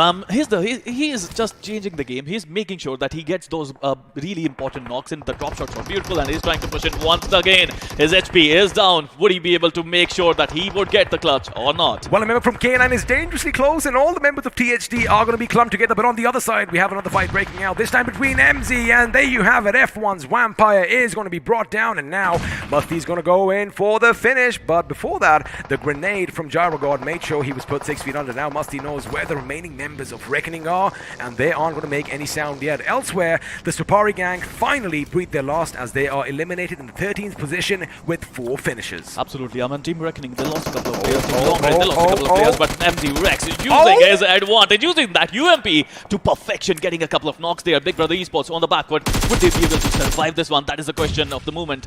Well, it's going to be Beast going up against the opposition. The grenade is going to be right next to him as Zen OP does have his work cut out. Next could be spotted by the Beast himself, but he's going to make sure he runs back now. This is a little bit tricky. They might just want to go for the ride, but Rex, he's got to be aggressive. He knows where the enemy is, and now he's going to get shot at from afar again as the circle closes in. Oh boy, you can get shot at from anywhere as TeamXO now want to join the party as well. Absolutely. It's all about opportunities, and TeamXO got a beautiful opportunity to do a third party at this point of time, but they have the zone advantage. I would love to see what MASTIZONE is thinking right now. They're not going all in, they're not going all out. They have to prioritize the zone, and they are doing just that. They are doing this job, but looks like Nyx is going to be spotted out by Immortal as he tests the opponent's mortality. He does bring it down, and now he wants to make sure that buggy goes boom. And well, Nyx's body is flung all over the place, but for now looks like they do have their work cut out. EXO again in a good position, finally getting the final few shots on the opponents. As if you had a look, Punk over there tried to come in and run over the opposition with a vehicle as well. For now, TeamXO, they need to make sure if they want to make it to the next circle, they've got to deal with the elephant in the room, and the elephant is on the move. There is, of course, Big Brothers Esports as they do make it, but the Beast has finally fallen. Absolutely, just a ridiculous spray coming in from Immortal. The tracing on that buggy was just immaculate. But talking about Udog India, they are also having a fight against Team CR. Let's see if the Chicken Rushers are going to survive that fight or not. Again, at this stage, there are going to be multiple fights all over the place, and now Red across, they are going to move in. That could be a massive grenade. It's just a bit too far away, as Arceus is still standing now. He is prone behind the buggy. He is going to be spotted out by Arm, but Arm has a little bit of cover as well. On the other side, the fight still continues, and just as I say that, Zenobi almost got knocked out. That grenade could spell trouble, but Scream isn't going to scream just yet. Well, I said that too soon, as now he is going to be 6 feet under, and well, a vehicle almost tried to run over Zenobi, but he is still holding his ground. He's making sure he hits the deck. He's making sure he doesn't make a single peek, as Punk now comes back to his teammate without anything to show for. They have no idea about MASTIZONE Gyrogod, who's just sitting there, and I would love to see if MASTIZONE's Gyrogod could do some magic there. But meanwhile, Mega Arceus is down and out of the game already. Talking about Big Brother Esports, they only have one player still standing, and TeamXO, they got the benefit of the zone as well. Meanwhile, Team XTR, who's been in the center of the zone from a long time, now they have to travel as well.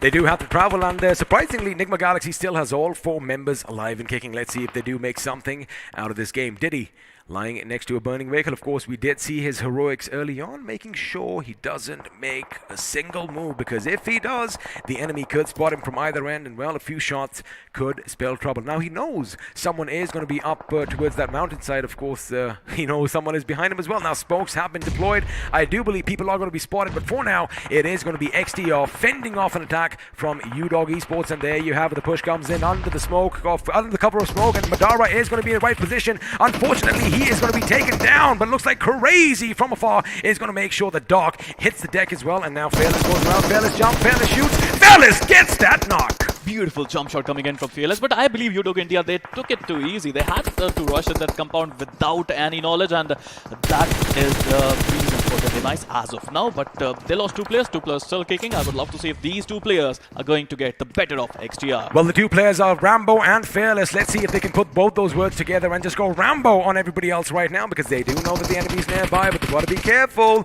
because TeamXO does hear the commotion, and well, they want to get a few finishes for themselves as well. Now, Fraggy knows he's all by his lonesome, knows that the enemy is swarming at his feet, and all he can do is make sure he lies in wait and let them make all the mistakes. Well, XTR Fraggy is a clutch master for Team XTR. I would love to see, would he be able to become the Terminator for Team Udog India? That is the question in my mind, but a couple of nades are not bad at all. He has to run away, to be honest. But meanwhile, Fraggy, who is known for his clutches, I would love to see if he can do a 1v2 in this situation. Well, let's see if that's going to happen, because someone's oblivious that there's so much fighting going on as NIGMA Galaxy are driving past willy-nilly, but for now looks like Red Cross are going to come under fire as Arto is going to be brought down to his bloody knees. Now grenades are going off, and Fergie is playing the dance of death because he is bobbing and weaving, but sooner or later looks like his life might be snuffed out if he is caught in the blast radius. TeamXO, they have a good position, and well, they have their backs against the wall again, something that you want at this stage. NIGMA Galaxy, they are in trouble here, Sparrow.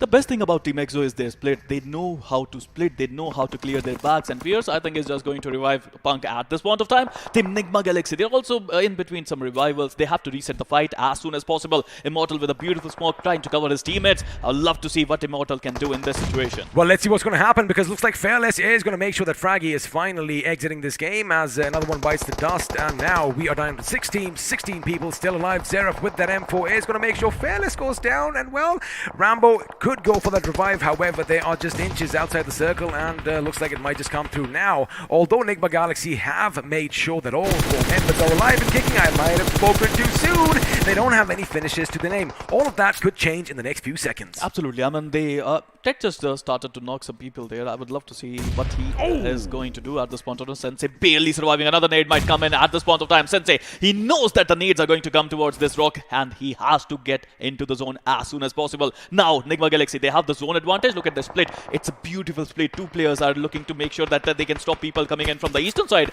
2 players are looking to make sure that they can stop everyone from the western side. Elsewhere, looks like MASTIZONE Gaming are going to be opening up for the enemy, as of course we are going to join NIGMA Galaxy, because they are in a world of trouble, and one good grenade could be it. But for now, Otto is going to be brought down once again, and well, the Optimus from NGX is going to be brought down again. Oh, Gyro God, the explosion was in the air, but all that shrapnel ripped through his body, and well, Gyro God and MASTIZONE Gaming are now going to be exiting in the 6th position with 7 finishes to their name, as Rambo has been spotted out in the tall grass. Unfortunately for TeamRedXross, those shots did not hit its mark. Absolutely, but MJ wouldn't be that lucky. Rambo, what a brilliant nade there. Artemis also getting knocked down, getting finished there, but Rambo still has a nade in his hand, and TeamXO in front of them. NIGMA Galaxy, 2 players still surviving, it seems, and I would love to see what they are going to do, how many points they're going to rack up in this one. Meanwhile, TeamXO looking good for a chicken dinner with all 4 of their players still survive and still kicking. Oh, they are looking good, but right now it's going to be Zeref on the offensive. He knows where the enemy is. He makes sure Ted is put 6 feet under, and now it's only Smoke left in his spot. He does go loose with that M249, but it's going to be Fierce from behind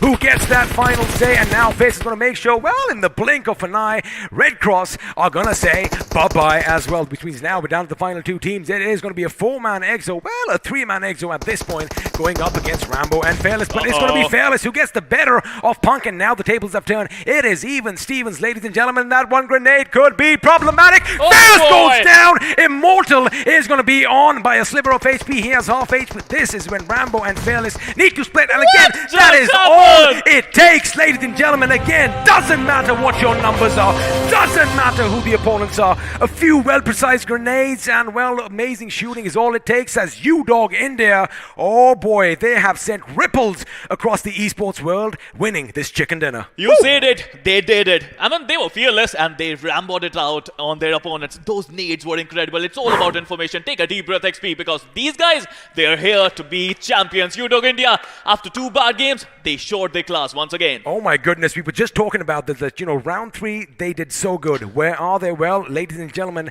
that is Udog India for you, making sure they win in style. In a 2v4 situation, I mean, to be honest, they lost a couple of players too early in the game. Still 2 players surviving, still they're kicking. And as they say, when the tough gets going, I forgot that. When the going gets tough, when the going the gets tough tough, the tough gets going. And these 2 players, they are tough. Again, lovely that, we were making jokes earlier that, oh, we've got Fearless, oh, we've got Rambo. Can they live up to the names? Well, Rambo did go Fearless, and Udog, again, it is going to be one of those Cinderella stories. I'm sure all of you have some massive grins on your faces right now. Boy, what a match. Again, it could have gone either way. TeamXO still looked good. They did have about 7 finishes to their name, but boy, oh boy, Udog was just a class apart. Well, again, the positioning of TeamXO was really good. Their basics are They have the entire side to themselves. Absolutely. I mean, Sensei is a technical IGL. His tactics are just so impressive. I'm in love with that IGLing. But to be honest, Udog India, that fearless style, they just went all in. At few seconds ago, their positions were revealed. They were trying to take them out, but they were lucky at that point of time. But right now, they created their luck. They were. Now, you did mention Sensei. Earlier, you mentioned Mr. Spray God. Pick one IGL.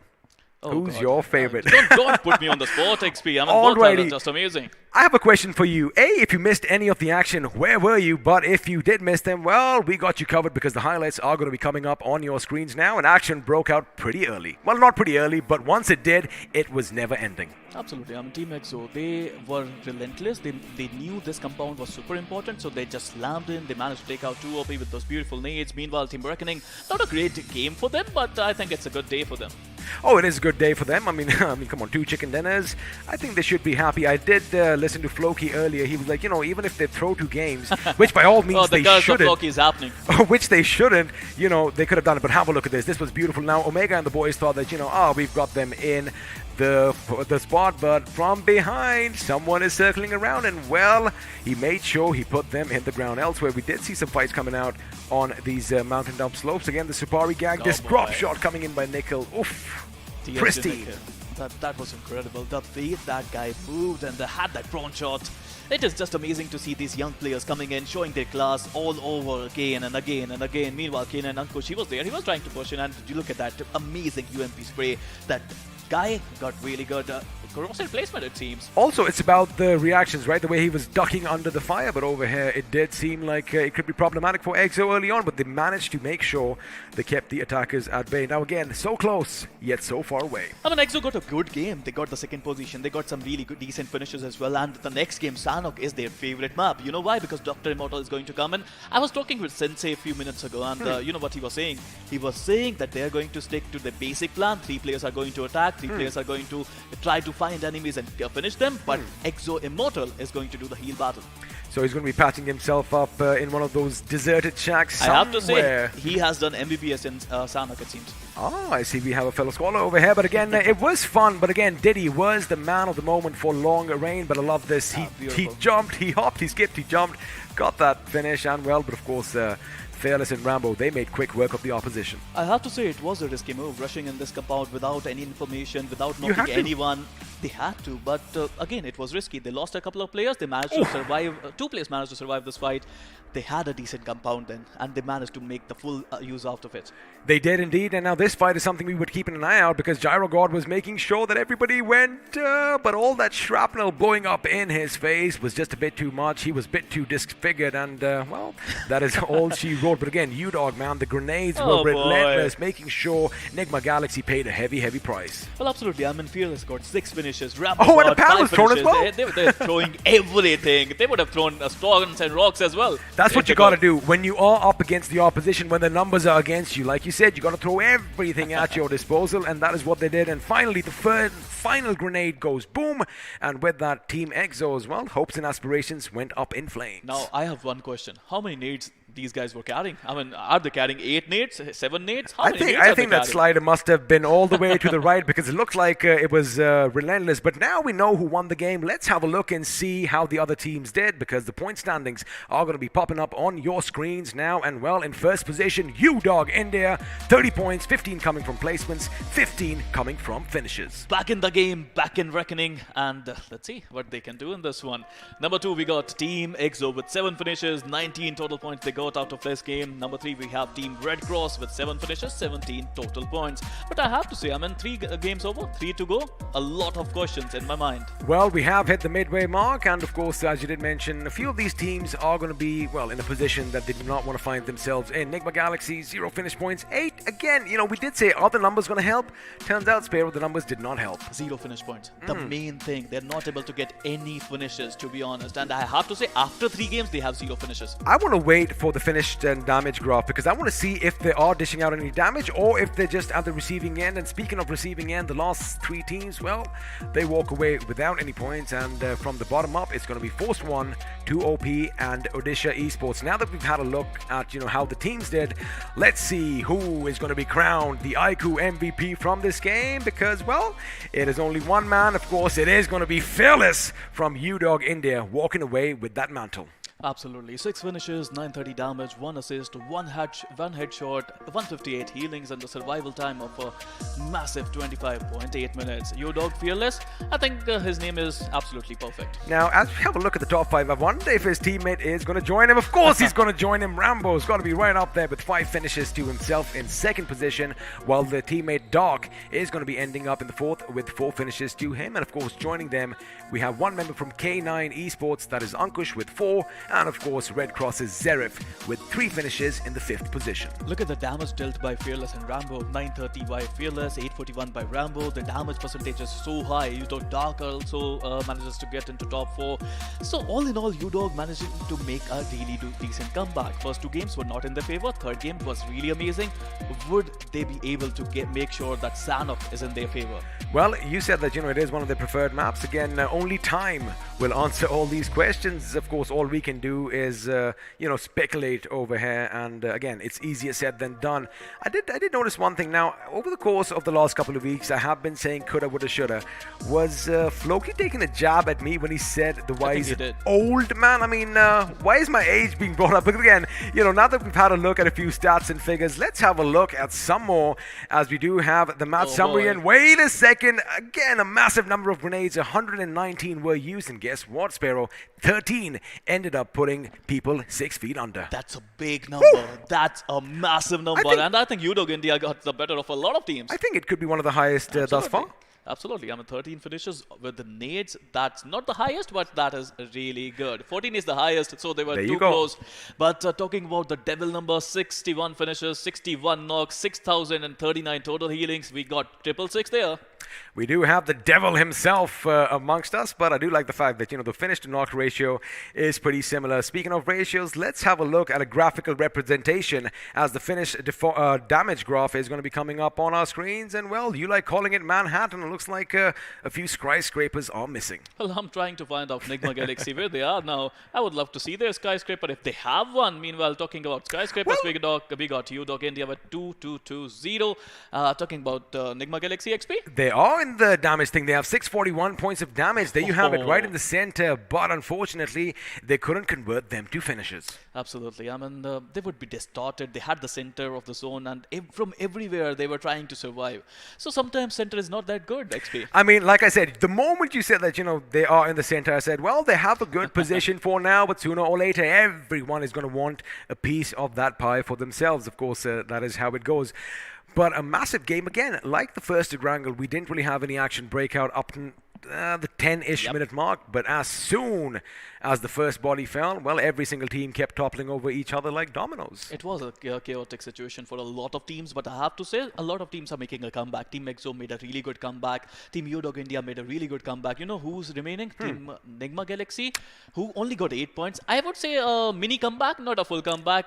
But there's one team who got 0 points after this game, and that is going to be Team ForceOne. That is going to hurt Team ForceOne. But speaking of NIGMA Galaxy, I like the fact that at least they have kind of warmed up their weapons, because in the previous 2 games, they barely had any damage as well. But this time, they have more than 600 points of damage, which means they are warming up now. We've had a look at how the teams did in the last game. Let's have a look and see how all the teams did in the last 3 games, because, well, the overall standings are going to be coming up. And at the tippity top, it's the Wolves themselves, reckoning Esports with 55 points to their name. Absolutely. Number 2, we still have Big Brother Esports, 38 total points. I mean, they still need one more good game to solidify their spot in top 6. Number 3, we got the new number 3 here, Udog India, managed to make a comeback.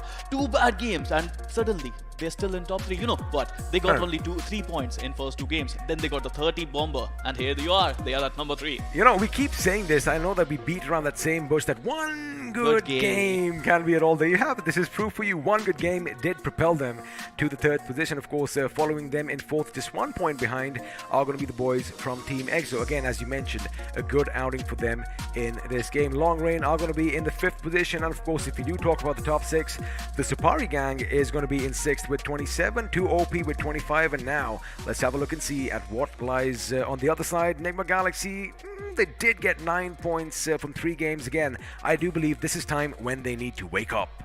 They have to wake up. I mean, I don't know if their alarm clock is working or not, but right now they have 0 finishes. They need to do something at this point of time. It's not possible to have 0 finishes after 3 games. And this is NIGMA Galaxy, remember. This is unprecedented. Looks like... And they have MJ. He's a beast of a player. We've seen them in the past, and this is what we expect. So again, you know, for the invited teams, they should have done their homework, because you know you can get a lot to know. You can know a lot about the other teams by just going over the WODs from previous games. But again, the thing is, I kind of get where they're coming from, right? Now the pressure is going to be so much on their shoulders. A, they have a massive fan base. B, all those fans have expectations, and our fans, well, they wear their hearts on their sleeves, and they aren't scared of letting their emotions known to the world. Absolutely. They have the name as well, NIGMA Galaxy. That's a big name in esports, and I have to say, they are under a lot of pressure, but they still have 3 more games to go. I mean, again, we are going to say the same thing once again. You need one good game.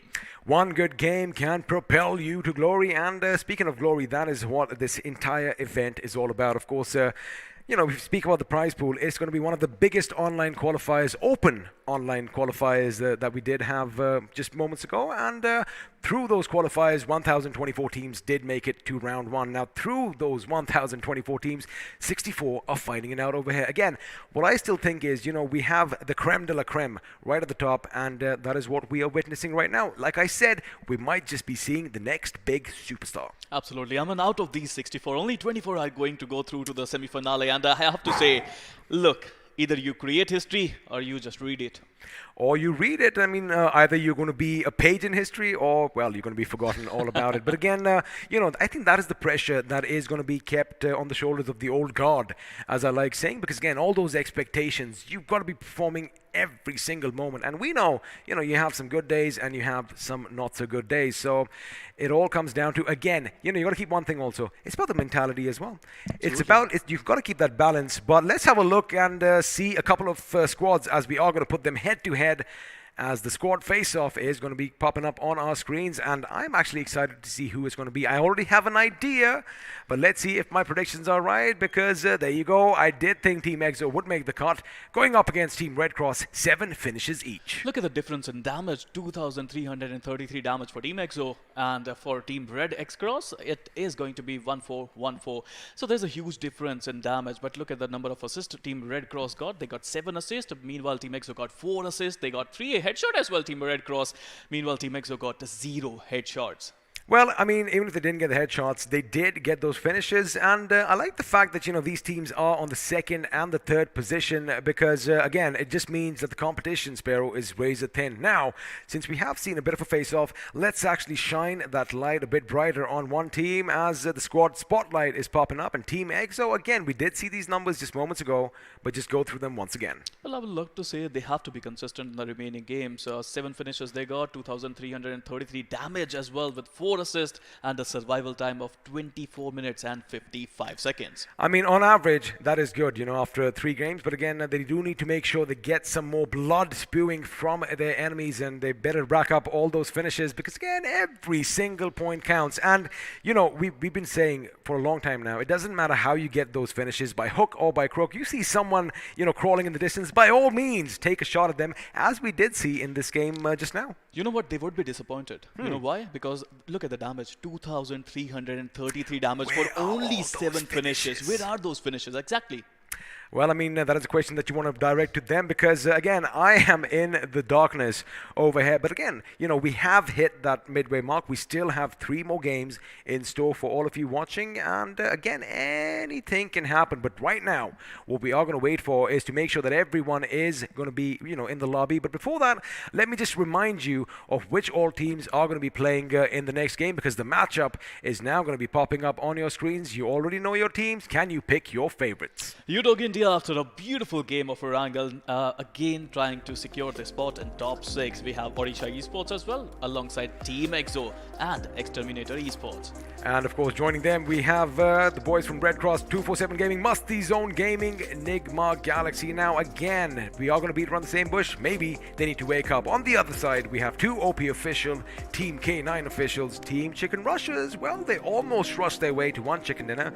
Let's see if they can do it again. They're going to be joined by the Supari gang, the Howling Wolves, Reckoning Esports, ForceOne, Long Rain, and Big Brother Esports. A lot of these teams are new, a lot of these teams are young, but they are here at the same stage with experienced teams and they are fighting it out toe to toe. So, they have been here for some time now, and forget about all the jitters, forget about all the shakiness, because again, this is their moment. We've said it before, I'll say it again.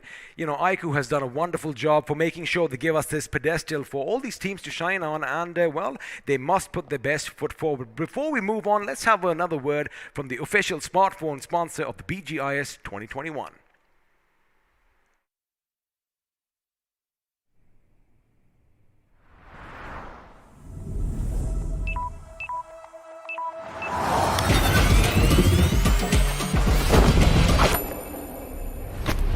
Are you ready for this?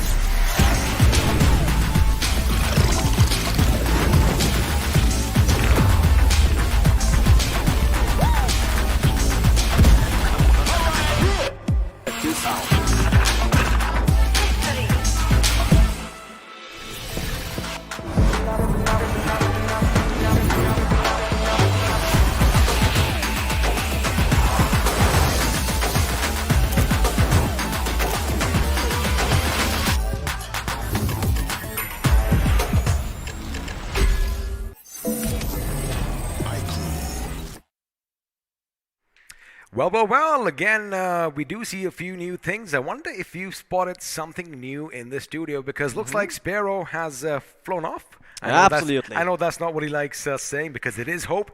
And, well, the Mischief himself is joining us. Floki, what an amazing game last time. Udog India finally getting that chicken dinner. Right before I left off, I said one thing. I said that, when the last 3 maps are remaining, these guys are going to start picking the pace up. Well, it came 1 map early, and I couldn't be even happier for them because, Udog India, it is a team that everyone had their eyes on for quite a while, but just weren't able to perform for some reason. Now, with this 1 chicken dinner in the bag, they should feel that confidence rising from within and finally making better decisions. Looks like they are finally going to bask in the spotlight, because again, sometimes the light can just blind you, right? It can be a bit blinding. You got to get used to it, and looks like they are used to it. And I wonder what the next game has in store, because let me set the stage. Forget Erangel, forget Miramar. It is going to be hectic, because we are taking a trip to a tropical island we like calling Sanhok. Absolutely. Sanhok is one of those maps where you just never know what you're going to get, right? You could get a heal battle, you could see a lot of early skirmishes.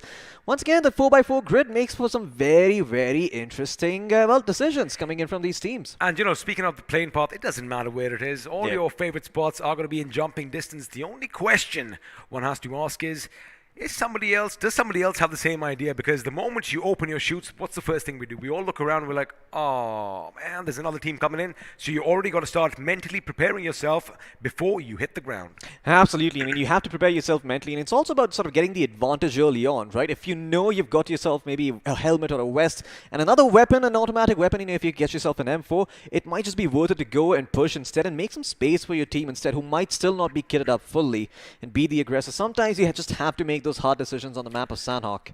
We've seen those little races for those weapons, and again, the first one to the finish line is usually the one who wins. You pick up a weapon, doesn't matter what it is. We've seen pistol finishes, we've seen the shotgun used, we've even seen the crossbow being used, not to get a knock, but to finish an opponent down. So anything at your disposal, forget that. We've seen bans being thrown. What more can you ask for? Absolutely. You know what I do want to see though still? I want to see a fist fight breaking out very early on the map. I want to see teams trying to go in for the same location whatsoever and start throwing some jabs, some left hooks coming in. You know, maybe we see some Muhammad Ali fans, maybe we see some Mike Tyson fans in there. Well, the thing is, in about a few minutes, the game is going to be underway, and like you said, Sanhok is a 4x4, so everyone is going to be in each other's faces.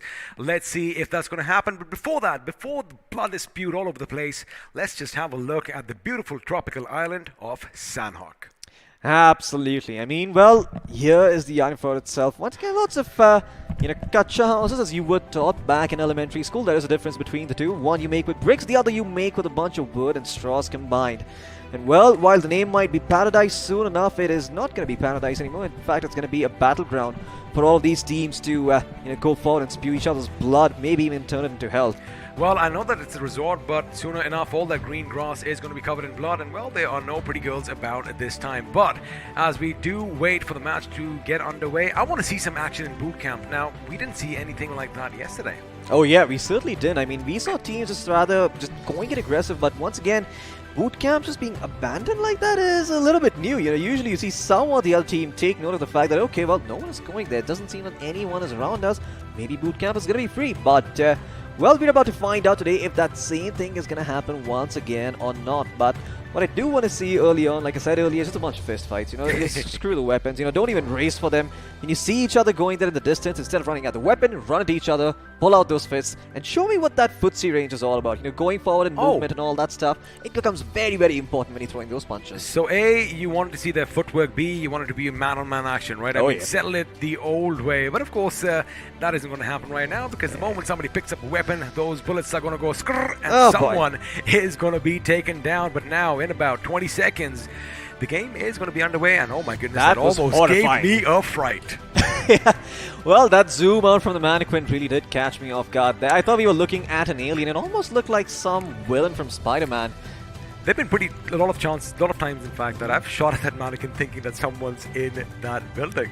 You know, it reminds me of the movie I Am Legend, where there is this, you know, all those bald, hairless, skinny people just running around like maniacs. Kind of reminds me of that. But, well, the flight is underway. In fact, we're going to be starting off all the way, well, from, I believe it's starting from the from the northwestern corner of the map, going all the way towards Tambank. So we'll see if any of these teams do end up thinking about Cave or maybe even Camp Charlie. Should be off the menu for now, but hey, you know, who knows, maybe you still go there anyway.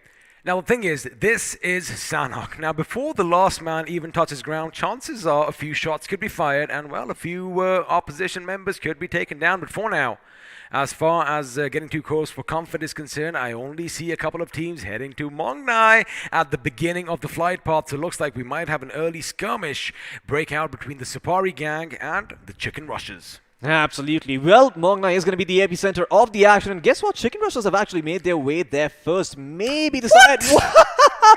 Oh, wait a second. Boy. Stop the press. Have a look at that circle, ladies and gentlemen. 50% in water in Sanhok. Oh, well, this is certainly going to make things interesting over here, as only the northwestern island is going to be there in play. As well, the team in Hard Tin right now, I do believe it is Team K9, who had a bit of a rough start, might actually be doing good. But looks like Shadowgod has picked up the Vector for now, and at close range, that thing can shred. We'll see if he's going to get the angles for it for now, though, because it does seem that there are a couple of members closing in on him. Well, we're going to leave K9 in Hard Tin, but now we're going to focus our attention to the quarry down south, where, of course, MASTIZONE Gaming's Gyro God, well, he does know that the opposition does know where he is, as MJ, the mummy himself, does cook a grenade. He is going to fling it. The grenade is going to go boom. Nobody is going to be brought down, and now the little push is coming in, because, again, NIGMA should realize they might have an advantage as far as weapons are concerned. He jumps, he shoots, but in fact, he's going to be taken down by Nyx from afar, and all of a sudden, NIGMA Galaxy are finding themselves in the same predicament. That was a beautiful shotgun shot. However, it did not connect. Now, MJ's got his work cut out because the enemy is coming in from both sides. He's going to duck, he's going to bob, he's going to weave, he's going to get out of there, but no, he's going to take the fight right to the enemy. Absolutely, MJ's going to try to bob and weave over here, but Musty still has a lot of grenades to throw, so he's going to make his life very, very uncomfortable for now. And guess what? The rest of the MASTIZONE Gaming squad are also here, and they are not looking to be merciful today. You've got the AKM in your hands next, but the question is, are you going to push or is MJ going to be left alone? Well, MJ will be able to run away, and it looks like NIGMA Galaxy will cut their losses short and retreat. The thing is, NIGMA Galaxy had a split drop because his teammates are far, far away, although Ted is frantically trying to make his way towards his, comrade who's come under fire, and sooner or later we just might see a face-off between these two teams. For now, MJ, against all odds, again, a smart decision on him to back out because the moment he realized that, I've got enemies on either side of me, it was pretty inevitable what was going to happen, but he is going to make sure that he's in charge of his own fate. Absolutely. We're going to find out if MJ indeed can stand strong and fight or if he's going to be taken down here. He's got the UMP, so is not doing all that bad for those close range engagements. You do kind of want to have an SMG over something like an M4 or an AKM at that distance, but we'll see if that does end up mattering. In the meantime, it looks like a bit of a water rotation coming in from the side of TeamRedXross. I'm a little disappointed because TeamRedXross, they did drop down at the boot camp, and well, it's a smart decision on their part to shift to the northwestern island because that's where the action is going to be, but that means the boot camp is going to be left all by its lonesome once again. Now, it is going to be a race to the top of those cliffs, those infamous, those notorious cliffs on the northwestern island, because usually if you do make it to the tippity top, it's pretty easy raining down death and destruction. Absolutely. Slim pickings, or rather easy pickings for all the teams that are on top, and well, if you're Red Cross right now, that is probably where you've got your eyes set. In the meantime, we also have K9 and, well, I believe that is the members of 247 Gaming trying to also make their way towards the cliff. So it's not going to be easy for them to get on top. But in the meantime, the winners of last game, Udog Rambo, is going to be very, very happy taking up all this free real estate and everything contained within it. Now, we did see them do wonders in the last game. Question is, what if 4 of the underdogs survive till the end? Is it going to be even more spectacular, or is some other underdog going to come in and steal the show away from them? Well, we're about to find out. Last time it was Rambo and Fearless, and Rambo was indeed being fearless as they both charged forward and took those shots against XO, but maybe this time around they don't get the same opportunities. In the meantime, well, speak of the devil, it is TeamXO on our screens right now. Well, they are more than happy just having the entirety of the southern half of the map for themselves. You just know where they are at this moment, and well, they should be able to take up all that real estate for themselves. But once again, the race to the cliffs is on. Well, it's going to be a race to be crowned the king of the hill as 247 Gaming are going to go up along with the opposition, and sooner or later they are going to find each other at the enemy's door, because K9 Esports seem to have beaten them to the summit. But now it is going to be 247. They are coming in. They are on either side of the ruined temple up there, as Aryan is going to be the first in the line of defense for his team, and I like what they're doing. They are giving up some space, but they shouldn't give up too much space, because if they go on the downslope here, Floki, that is when it becomes easier for the opposition. But surprisingly, 247 Gaming, they did hear a little rustle in the leaves, and well, it stopped them in their tracks. Absolutely. Well, and if the rustle wasn't enough, there you go. There's an explosion coming in with the grenade from Aryan. And now he's going to try and double dip on that, well, aggression here. He's going to go forward and maybe try and find some pick. But look at this flank nade coming in from Arceus. He's going to keep them on their toes, leave them paranoid about the flank. And this is a great play coming in from him. Although, if he does not survive, it could all be in vain. You have to be a little bit careful right now if you are Team 247, because you don't have the perfect spread. But K9, they are looking to push forward. Rahul has the right idea. Have a look at that. He is going to go on the left flank for his team, but he's got to be careful. He's got to extend just a little bit more and then, snuff the lives out from either end. Elsewhere, it does seem like K9's Ankush has the same idea, as he is going to be in the first line of defense from said right flank. But now, K9, again, they do have a little bit of an advantage, but they've got to keep one thing in mind. From afar, you could still be shot, because again, yes, you are at the summit, but someone could just see you from down below. But for now, K9 and, well, 247 Gaming in a bit of a stalemate. Elsewhere, action is going to break out, as it does look like Reckoning Esports are going to be laying down damage on XDR, and, well, XDR are down one man. Absolutely. Well, the bridge near Tatmok seeing some action over here, as we'll see Skrills try and move forward. This time around, he's got the LMG in his hands. It's going to be the M249 instead. Let's see him rain death upon his enemies. Does have the high ground, does have the vantage point. A bit of a repeat from game 1 if you ask me, but can he capitalize just as well? Well, we're about to find out. That nade coming in could be big fraggy, much like his name suggests, will be taken out by that frag grenade. And now Skrill's going to continue pushing forward over here. He sees one member in the window. There's a lot of damage in, but does he get the knock? Yes, he does. That was the flank that Reckoning needed to secure, because now nobody can do anything. All they're going to do is jump down, make it a Roy Chetty move, just go all in. Shots are going to be fired, but it's going to be Skrills who comes from afar, and there you have it, ladies and gentlemen. The first team to bite the dust are going to be the Terminators, who, well, are going to be terminated. Absolutely, they are not going to be back this time around, as Skrills make sure that he takes all of them out. And with those 4 players out, they've got complete control over the bridge leading from Tatmok all the way towards the northwestern part of the map. Well, we all do that because looks like action is going to be non-stop as we once again come back to the ruined temple atop this little mountain. And K9 officials, well, they have lost Aryan, but again, 247 Gaming, they're taking the time. They're not making any mistakes. They want to make sure that they work as a tight-knit unit, and they are forcing K9 to become a little impatient. And, well, when you become impatient, you make mistakes. Now Shooter is going to be on the right flank for his team, but on the other side, looks like another fight is going to break out as 2 OPs, Mandy and Andy, are going to be facing the members from F1 Esports. Absolutely, F1 Esports last time around, well, they had a bit of a weird performance, but maybe 2 OPs this time can make it even worse. Well, Andy is going to start things off by cleaning up Voshi over here. There's still Strider and there's Vampire down there on the low ground, so maybe a couple of nades could be tossed in that direction to try and flush them out into the open, but doesn't seem like Andy's going to be able to do that. Doesn't have the range. He does see them moving, but is he going to rattle off those shots? Yes, he will. He will be able to shoot Strider right in the back there, and he's going to go forward to try and confirm that finish. He's got his teammates to back him up, so he's not worried at all about going down himself. He just wants to secure that finish and make sure that F1 don't have an easy rotation out of this one. The advantage 2OP has is that they have the higher ground now. Servi does know where the enemy is coming from. He does have a grenade in his hand. In fact, he is going to lob the grenade, but is it going to be at the right distance? Here it comes, here it goes, and unfortunately, all it catches is thin air. Now, Andy with the grenade off his own. Oh my goodness, he does connect. Servi is brought down as well, and now the Vampire, well, he better find some shade because an attack is going to be coming in. And have a look at 2OP's teammates. They're going to make sure they secure the flanks, but it's going to be Rambo from Udog who gets one of his teammates out, which means now it is going to be a 3-man job up against Vampire. And, well, the Molotov has been flung, but the question is, do Devils burn in the sunlight, or will he find some shade?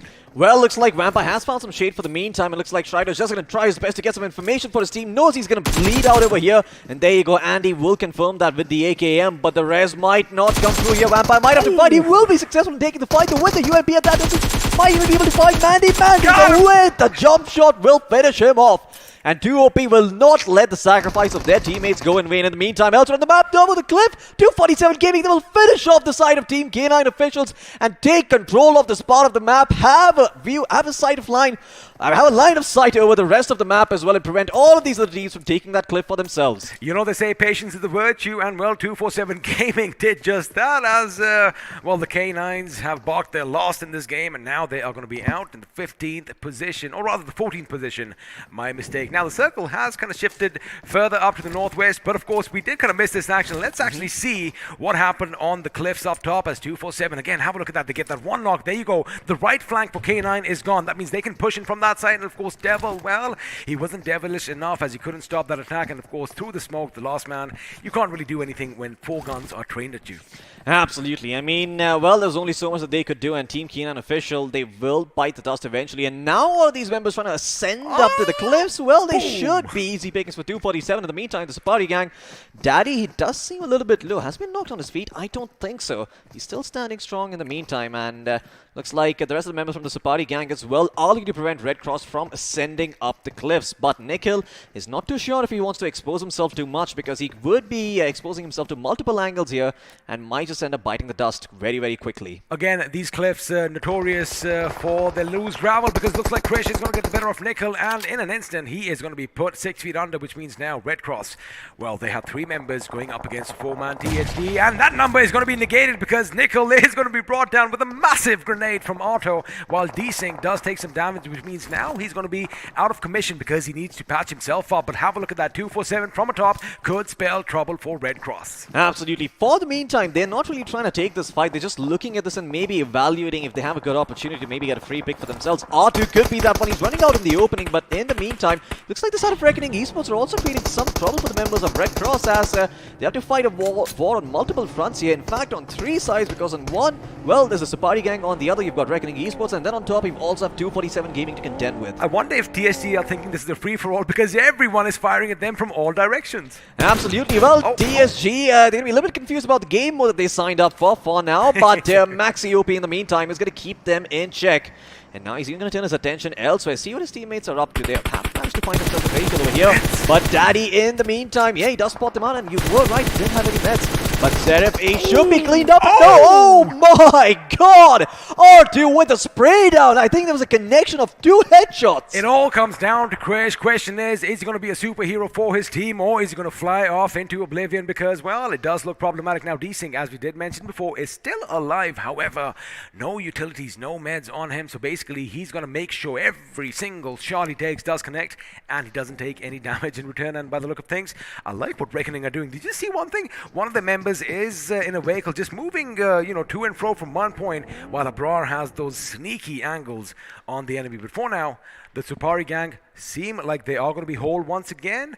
But again, no meds could spell trouble, and also if they slip and fall, that could be it for them. Absolutely. You gotta be careful with where you put your foot down over here, because these slopes are indeed slippery. And well, once again, with the circle closing in, we'll see if 247's advantage stays relevant, or if the circle's gonna go further up north towards the western part of the map and maybe leave those cliffs sort of, useless. They're still gonna be able to find a couple of finishes on the back of that, but then coming down from the cliffs is probably gonna be a nightmare that they don't want to think about. I do believe it is gonna go further up towards the northwest, possibly somewhere near the outskirts of Hartin. Maybe the cliffs might be out of commission sooner or later, but for now, 2 teams are still out in the blue. One of them is TeamXO, and the other are the boys from NIGMA Galaxy. Now, NIGMA Galaxy, wait a second, Daddy, had you moved just a little bit further, you might have spotted some movement in the distance, because Omega is out in the open. He does have a wall for some cover, but little does he know that the enemy is right above him now, as the circle is going to implode in on itself. Let's wait and see where it's going to go. There you have it. It is going to be still Hartin, and the cliffs are still in play. Absolutely. The cliffs are still in play, and the side of 247 Gaming are going to be quite happy about this. But you have to remember, there are a couple of teams closing in from multiple angles, so maybe 247's resources are going to be spread thin. And there you go. The Supari gang will let go of a nade. Omega. Oh my god, he bounces it off the ground like a basketball. And Omega, well, he does take a lot of damage for it, but he's still standing strong. He's going to take another nade to put him out of commission. And that nade is coming in. Hot doesn't find him. No, but in the meantime, looks like the side of MASTIZONE Gaming are going to be in trouble. NIGMA Galaxy finally taking a fight over here, finally trying to go forward and get those finish points for themselves. They will succeed in finding one, but can they find more? Well, there you have it. NIGMA Galaxy finally with a finish to their names. Let's see if they are going to let that momentum propel them to greatness, because now MASTIZONE Gaming, although they do have their backs, Ted is going to be taken down, and boy, oh boy, precision shots coming in from Musty, as that was from quite some distance. But elsewhere, Fierce, I beg your pardon, from TeamXO just fell to his own demise. Let's see if that is going to come to bite them later on, as NGX Ted, well, is put out of his misery, which means now NIGMA Galaxy are supplied by 2 members, and one of them is coming under fire. MJ getting behind cover in the nick of time. Absolutely, MJ is going to be able to keep himself alive, but he needs to figure out a way to get inside once again, because he can't just stay there forever. He cannot keep himself lost. He needs a couple of smokes to maybe cover his retreat or cover his advance into enemy territory over here. And well, we can be looking at one of those NIGMA Galaxy members at that distance. The M16 is a beautiful weapon to have. Can he connect with those shots? He is hitting a couple, but not enough to knock anyone down just yet. He's still just trying to make sure that he prevents them from moving forward and getting those forward positions. He does see him going out in the open. Why is he not firing? Smokey, what is going on?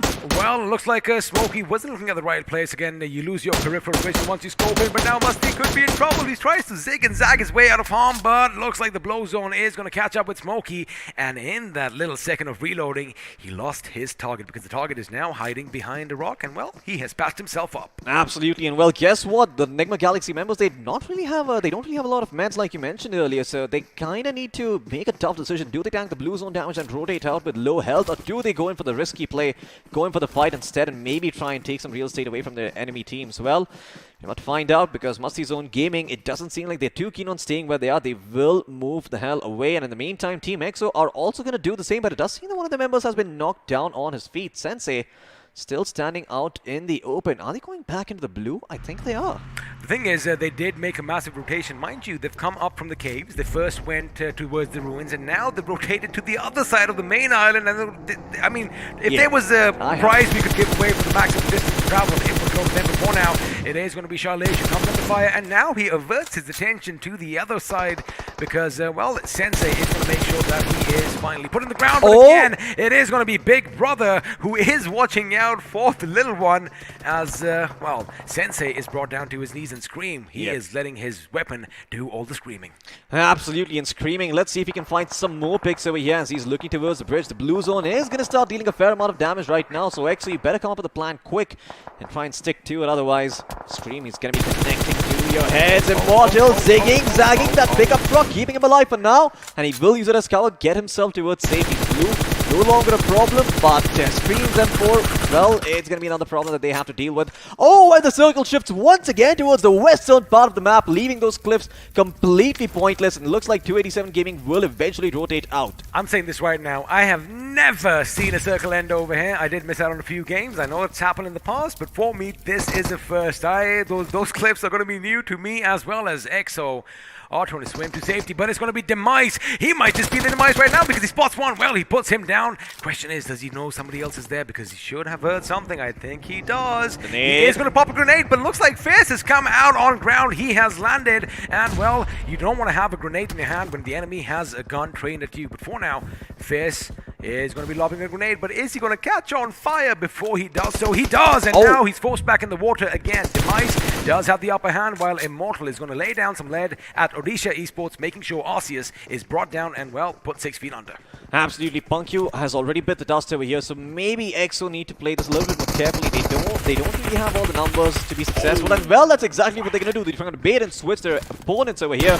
Fierce came in from the flank, and the distraction was there from his teammate, and Demise will be cleaned up eventually. We'll see what else EXO can do over here. Oh, okay, Fierce is going to go back out to try and get some loot from that crate there, but is he actually going to find anything of value? He does. He upgrades his backpack, and that's all he wants. Well, he found 6 first aid kits. That is going to be a lot in the long run. But for now, Mr. Spray, the IGL from Reckoning Esports, is going to take a fight up against RedXross, as RedXross, still survived by 3 members, are going to make sure that Hutton is theirs, but only for so long because they are going to have to move in the circle, and from afar, it's going to be Long Rain, who do have probably one of the better positions in the new circle for now. So the question is, do they have enough smokes in their backpacks? Because, well, sooner or later, all we're going to see is white. Absolutely. Well, looks like Long Rain are finally making the move here, but in the meantime, we're going to focus on Team Udog India to take on the side of MASTIZONE Gaming. Next will eventually bite the dust behind that tree, but there are a couple other members here at the cliffs as well. Dave is trying to make sure that he does not expose himself too much in the pursuit of these finishes, and I think he might have spotted out Musty. Oh, never mind. I think that grenade might just overshoot a little bit over here. Musty should be... Oh, no, it does not. It actually lands perfectly right below Musty's feet and blows him up. And now there's only Gyro God still standing over here. That second nade will secure the finish. Can he find Gyro God as well? He's so low. So close, yet so far away. It looks like Dave is definitely having some Musty right now, as Musty from MASTIZONE Gaming is going to be brought down, as Gyrogod, again, surviving by the skin of his teeth. Looks like we might have seen some commotion in the distance, as Dave might have spotted a couple of pixels moving around and realized, wait a second, plants haven't learned how to move yet. Now, on the other side, EXO, again, they do make it to the cliff sides, and, well, they are going to still brave the blue here. Could be problematic for the team, but the thing is, there is one team lying in front of them, and well, that team is going to open up elsewhere. Musty is finally taken down by Dave, as Big Brother once again are going to bring Sensei down, but it's going to be Reckoning. Well, not Reckoning. In fact, it's going to be RedXross's Auto who steals that finish from both these teams. My goodness, I mean, Abrar is going to be so angry about that. He managed to secure the knock, but the finish didn't really go to him. Instead, TeamXO end up losing one of the members over here, and now only Fierce and Immortal carrying the dreams of their team. Oh, Big Brother, they can be spotted over here. They can just turn and fight back if need be, but no one is really fighting off at Fierce right now, and now his demise is all but assured, but he's going to take one down with him before that. He will secure that finish as well. Look at them. Oh, Fierce, he does it all for his team, and Immortal, well, he's going to try and stay alive as long as possible with those first aid kits and make sure he can get back to safety. He could even go in for the rest for his teammate over here. Needs to make a quick decision, though. Oh my goodness. Well, forget the res. He is going to give all his first aid to him. Take a bow over there as well. EXO have pretty much obliterated Big Brother's teams. Big Brother had no idea. They were not expecting anything to come out of the blue, and well, they saw a lot of red out of that blue zone. But now we're going to shift over to Abrar again. That grenade is going to overcross us. Now Arceus is going to be inside. Again, another grenade coming out. Oh, this could be problematic. He He goes out, he shoots, he connects, and there you have it. Reckoning Esports are going to howl their loss as well. 247 Gaming are looking strong with 6 finishes, but they still have to make it to the next circle. Absolutely, and Reckoning only got themselves the 8th place finish, so that is just 1 placement point going their way. Once again, not going to be too pleased about that, but that is what they built up the buffer for in those first 2 games. Let's see that come into play. In the meantime, look at Immortal. He's got himself 11 first aid kits to work with. He's going to be healing himself into the blue zone, just keeping alive in the meantime, and just making sure that no one really has a good line of sight towards him. Oh, I was just going to bring up Gyrogod, but he is going to be taken down by Pyro himself, and long range, long may they reign, because they are looking good. Again, keep one thing in mind, for EXO, you know, all throughout the zone, they still have all these bodies littered, so those number of first aids could keep increasing. For now, Dave and the boys with Udog are going to take a little bit of cover in this shack, but they are going to have to move out sooner or later. The fact that they still have all 4 members alive is going to be playing in their favor. Pyro, if you are spotted, chances are you could be taken down. Absolutely, but Udog India might just be a bit too clumped up over here. They have to be careful about their positioning, because if anyone sees them and tosses a stray nade there, they could be in a world of trouble. Although at this distance, I don't think they're too worried about that. In the meantime, yep, Rambo, much like his name suggests, will go out on a solo mission by himself to try and scout things out for his team. Tell him if it's safe to rotate in or not, and when that information is conveyed, we will see the side of Udog maybe move out of this one, but the zone is closing in on them, and guess what, Sandy, he's got them marked over here. Doc will go down to the blue. They're trying to keep himself alive by healing himself up, and Sandy, all he needs to do is keep his crosshair trained exactly at that location. At this point, if Doc has any sort of healing, he should give it to his teammate right about now. As Sandy is going to go out, he does spot the enemy. Well, Dave is going to make sure he is only going to make a peek once he runs out of first aids. And well, we left Immortal with 11, and now he has more, which means he did pick up a few on the way. And well, he does have 3, maybe 4 positions for his team. Question is, can he make it to the top 3? Answer is probably, because a few teams are going to be following quick, as Rambo now is going to be the last hope for his team. He does throw a grenade. In fact, it is a good one. Unfortunately, it is going to blow up underneath the house, and now Major could come in and do some major damage, but it's Aditya who brings a grenade off his own. In fact, they are going to exchange a bit of damage, but now LR, they have to make the move, because if they let Rambo stay alive for a bit longer, oh boy, he could spell trouble elsewhere. Immortal still in the game, and well, the chicken rushers, I beg your pardon, they might just walk away with their first chicken dinner. Absolutely, chicken rushers, they might just get that first chicken dinner. They were robbed off it on Miramar by the side of Reckoning Esports, maybe, but maybe this time around they can correct the course of history and actually stay alive over here. Udog India in the meantime hoping for the same fate, but with all these nades being rained in towards their position, no pun intended, long range might just end up kicking them out and eliminating them at 4th place. They've got themselves 10 finishes to their name. They've been focusing all those placement points the entire time, but Sanhok forces you to get aggressive, and that is exactly what has been happening to Rambo. He's looking to heal himself back up once again. He's got himself those med kits. Oh my god, Immortal! Oh, he's going to spot the members from long range. He's going to try to clean them up, maybe get another finish point. No, he gets taken out by Pyro. Good reaction by Pyro over there, because that could have been a major upset for long range, but it is going to be TeamXO which finally breathed their loss, and now Rambo's going to go and almost got the knock there on a sliver of HP. That vehicle could go boom, and with it, Rambo, of course, is going to be spewed all over the place. We are down to the final 2 teams, ladies and gentlemen. It is going to be a 4v3 affair, could be a 3v3, because it looks like the play zone just snuffed out Diddy's life now. Major and the boys, they do have an uphill battle. Pyro has been brought down. The numbers have been reduced. The grenade is coming in. Vampire out in the open, sneaking his way to the enemy as all around him burns. Absolutely. I mean, Team Chicken Rushers now in a 3v2. This is about the best case scenario they could ask for, but even last time they had the man advantage and they fell, so they have to be careful. They do not want to repeat off that game number 2. But are Major and Aditya up to the task? They're spread out a little bit. They're trying to make sure they don't get spotted over here. And they're doing a sort of a delta split. Maybe a bait and switch setup could be in the works. If Sniper is the sharpshooter that I do imagine, it could be problematic, because it looks like Major's position could be given away. Now, you got to keep one thing in mind. You see all those bushes in no man's land? They are actually helping conceal the enemy's position, because there is a little bit of a rise on either side. And, you know, it does slope away from the center. So for both teams, what's going to happen is sooner or later they are going to crawl next to each other, see the whites in the eyes of the enemy, and then all hell is going to break loose. But looks like Notorious could have spotted something, as grenades are going to force Aditya to fall back just a little bit. But now, this is the moment we've been waiting for. If they spot a sliver of a pixel or just some movement, it could be over for long range. And there you have it. He is going to be spotted. Notorious does get that first pick. He is going to make sure he finishes it, and well, we are going to fire randomly in the smoke. Chicken Rushers, they gotta be careful over here. Notorious will secure that finish for himself, and now with only Aditya remaining over here, proning, trying to stay alive. I don't think he's gonna be long for this world. Wait, Sniper! He does not know where he is. He's actually shooting in the front. Aditya will find one knock at least, but can he find more? Oh, he's gonna go forward. He's gonna get two of them. Is he? Is he gonna be clutch this one out? No, he is not. Chicken Rushers, they will make sure they learn from history, because those who do not are doomed to repeat it. So close, yet so far away, but of course a wonderful job coming in. The Chicken Rushers finally making sure to get that the first chicken dinner in fact. Yeah, the first chicken dinner. But again, it came so close, but I gotta give props to Long Rain over here. They almost snatched that delicious chicken away from them at the moment they were about to take a chunk out of it. But the Chicken Rushers make sure they held their ground, they held their composure, and well, got the job done. Absolutely. I mean, Aditya, credit where credit is due. He really put the fear in the heart of Chicken Rushers. All of a sudden, they lost one of their members.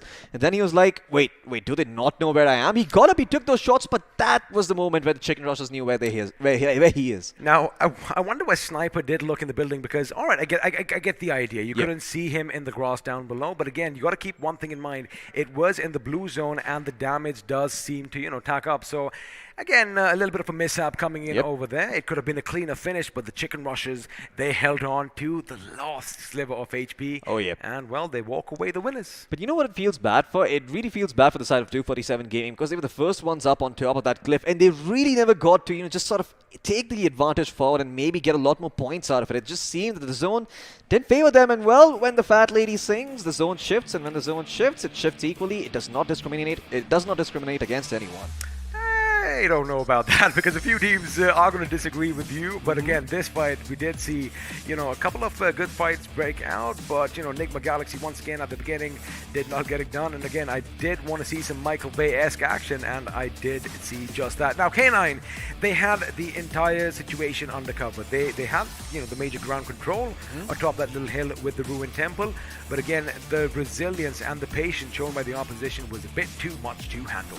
Absolutely. I mean, 2OP official as well, losing a couple of their members early on, didn't really have their full force ready for these sorts of fights. So even though they got those finishes on the members of ForceOne, they really weren't able to get into a good position themselves. And this is the moment Team K9 officials were put 6 feet under, and the flank got exposed. Well, the entire defense came crumbling down over here. Yeah, Daddy. I mean, some ankles were broken over there, some kneecaps were busted, but thankfully he's got a first aid kit and an energy drink, so he can just just regenerate those bones like you absolutely can. Well, of course, just a reminder, this is a game. Don't be trying all of this in real life. Bandages and energy drinks, they don't work like they do over here. But what does happen in real life is it's easy to shoot from higher up, and that is something that we did see in this game. Again, a good use of terrain by a lot of these teams, and some of them were a bit unfortunate to be left out in the open. Now, my question is, TeamXO, I do believe the majority of the game here, Floki, they were out in the blue. Absolutely. I mean, TeamXO, they spent most of their time with the blue, getting familiar with it, becoming friends with it. This was kind of weird. Fierce still taking damage. Turns out, in this game, physics and, some laws of science are going to be tipsy-turvy because water does not put out fire. Absolutely. I mean, underwater fire, I never thought I'd see it, but, well, there's always a first time for everything, and Fierce, definitely a first time for him too. I mean, I imagine that he would think that the water should, put the flames out, but I really wasn't anticipating this nade coming in from Dave actually hitting its mark. It looked like he overshot it. What I thought was maybe Gyrogod was going to walk in at the wrong time, and, well, Dave would have killed two birds with one stone. But this was just brilliant. Fierce over here. BB, no idea that someone could be shooting at their backs from behind. They thought, you know what, we've got our backs to a wall. But little did they know, there was someone fierce out there in the blue, and, well, it wasn't the play zone. It was TeamXO. Absolutely, it was TeamXO who ended up getting credit for that, and in the end, XO, they did really try their hardest to try and make it inside the zone, but Immortal knew when his mortality would come into picture, and, well, he certainly tried. But in the meantime, this is when Udog really started to shine. Talk about knowing his mortality, he still went out with a bang again, did he? No idea that, wait a second, why are we getting shot at from behind? But of course, Pyro, with his precision reactions, making sure he dealt with all that skirmishes over there. And again, Rambo fighting till the last second, finally being taken out by a grenade. Have a look at this. I want to see what happened from their point of view here, Floki.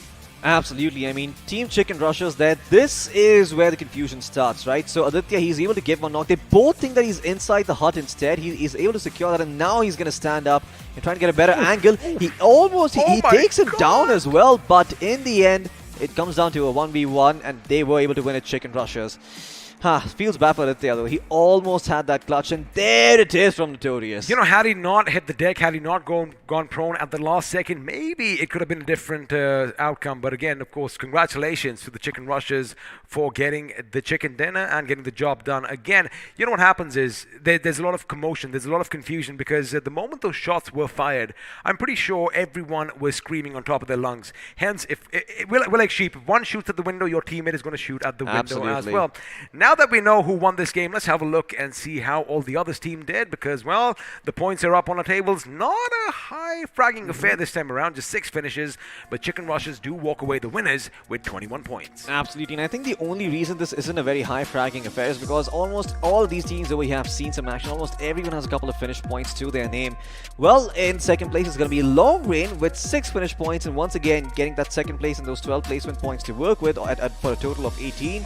Udog, they started off a little bit slow, but now they seem to be waking up over here. They've got themselves 17 points with 10 coming in from finishes. XO in 4th place, once again with 7 finish points and 8 coming in from those placements. And well, we've got 2 OP official and 247 at the 5th and 6th spot respectively. Now, again, if you just go through the numbers, NIGMA Galaxy in the 11th position. Why I'm putting them aside is because, again, they are one of the big dogs over here. The spotlight is going to be on them, and, well, you are not going to see any special favors from us, because if you do well, we are going to spring your pages, but if you don't, we just have to ask these questions. Now that we've had a look at the points, let's see who is going to be crowned the iQOO MVP from this game. Any guesses? It is going to be Dave from Udog India. Absolutely, Dave with those nades coming in hot every single time, getting those finishes for himself. I think he single-handedly took care of MASTIZONE Gaming, and once again, 701 damage done with 3 headshots to his name. He definitely did a lot of work, and because as a Sanhok, he also has 493 healing to work with. And let's see if any of his teammates are going to be joining him, because it does look like, well, none of them are going to join him, but Notorious is going to be there from the Chicken Rushers. Absolutely. Well, Notorious is in 2nd place from the Chicken Rushers. You've got Pyro as well in 3rd place from the side of Long Rain. You've got Fierce in 4th place from the side of XO, and 2 OP Andy as well in 5th place. So, yeah, all of these teams having someone on the top 5 spot. No team in particular having a monopoly on the top 5 players' numbers. But once again, this is because the action was spread out. It is because it was Sanhok, and at the end of the day, well, the more number of finishes you get, the more points you're going to score, and Udog definitely took the cake in that department. You don't say. The more finishes you get, the more points you get? Is that how it goes? Wow, I mean, of course, this is just a joke now. Yeah. Let's have a look at some other numbers. All you Mats fans out there, let's see if you're correct, because we do have the Mats summary coming up. Of course, it is Sanhok. Of course, you aren't going to see too many grenades, but we did see some amazing finishes. In fact, 3 grenades ended up finishing the opposition. Absolutely. 3 grenades out of 60 being used. Almost 60, well, 59. So, you know, good work coming out by some of these teams over here. But the longest finished distance at 321 meters on a map like Sanhok, well, I think this is the work of 247 Gaming from the cliffs. Oh, absolutely, because we did see, you know, some commotion down below when the Supari gang was taking a fight, and we did kind of predict they got to make sure the backs are secure, because even though they thought they were high up on a cliff, somebody was higher up, and that was 247, raining down death and destruction. 30 total rescues in this game. Again, not what you expect in Sanhok, because in Sanhok, the moment you are knocked, chances are you are going to be taken out. But now let's have a look at the finish to damage ratio performance graph, and well, pretty even Steven. Yeah, absolutely. Well, Udog India taking the cake in terms of damage done, 1,683, but only 7 finishes to show for it, so they are going to be a little bit upset that they could not convert those knocks. But once again, a solid performance coming out by Udog. XO as well in 2nd place, I think, in terms of damage done. Nope, that mantle actually goes to Reckoning Esports. They've got themselves 1,412 damage done to their name with 7 finishes as well. I like how all the top dogs, they are going to end with lucky number 7 as far as finishes go, with a couple with 6, and I do see a 5 in there as well. So again, you know, we did say that the graph is a bit even Stevens, which means, you know, all squads did kind of have a taste of blood. Now, speaking of squads, how about we pit 2 of them against one another, as we do have the squad face-off coming in, and this time it is going to be the winners of this game, Chicken Rushers, going up against Long Rain. Absolutely. Long Rain having done 1,115 points of damage compared to Chicken Rushers with only 865. 6 finishes for both of them, so they are even in that department. 1 extra assist with Chicken Rushers and more survival time for the side of Chicken Rushers as well. No big surprises, long range. They were in second place, but their damage numbers look a lot better over here. Again, they were in the thick and thin of the action right from the beginning, and well, you know, sometimes you win some, sometimes you lose some. So as far as finishes are concerned, I think both teams are going to be happy, but of course, you always want to make sure you better yourself from your last outing. Now, remember, this is the quarterfinals. We are 4 games done and dusted, which means for this group, only 2 more games are going to be basically the deciding factor whether they're going to move to the next stage or whether they are going to bid us adieu. Absolutely, we are going to be saying goodbye to a couple of these teams over here, but you know what, let's have a look at the top squad performance in this match and overall in this series so far. I believe you're going to be just checking out the squad in this game, or is going to be, yep, we're going to be having a look at the squad performance throughout the series. Udog started off a little bit weak, didn't do as well, but hey, in match 3 they woke up, and well, with only 2 maps remaining, this is Udog's time to shine, because well, in the third round there were 3 maps and they were won all by the side of Udog India. Have a look at match 2. 1 finish, but almost 1,000 points of damage. That is just ridiculous, but also that is when they woke up. That is when basically, you know, they had that steam in their back, and well, they almost steamrolled the opposition in the next game.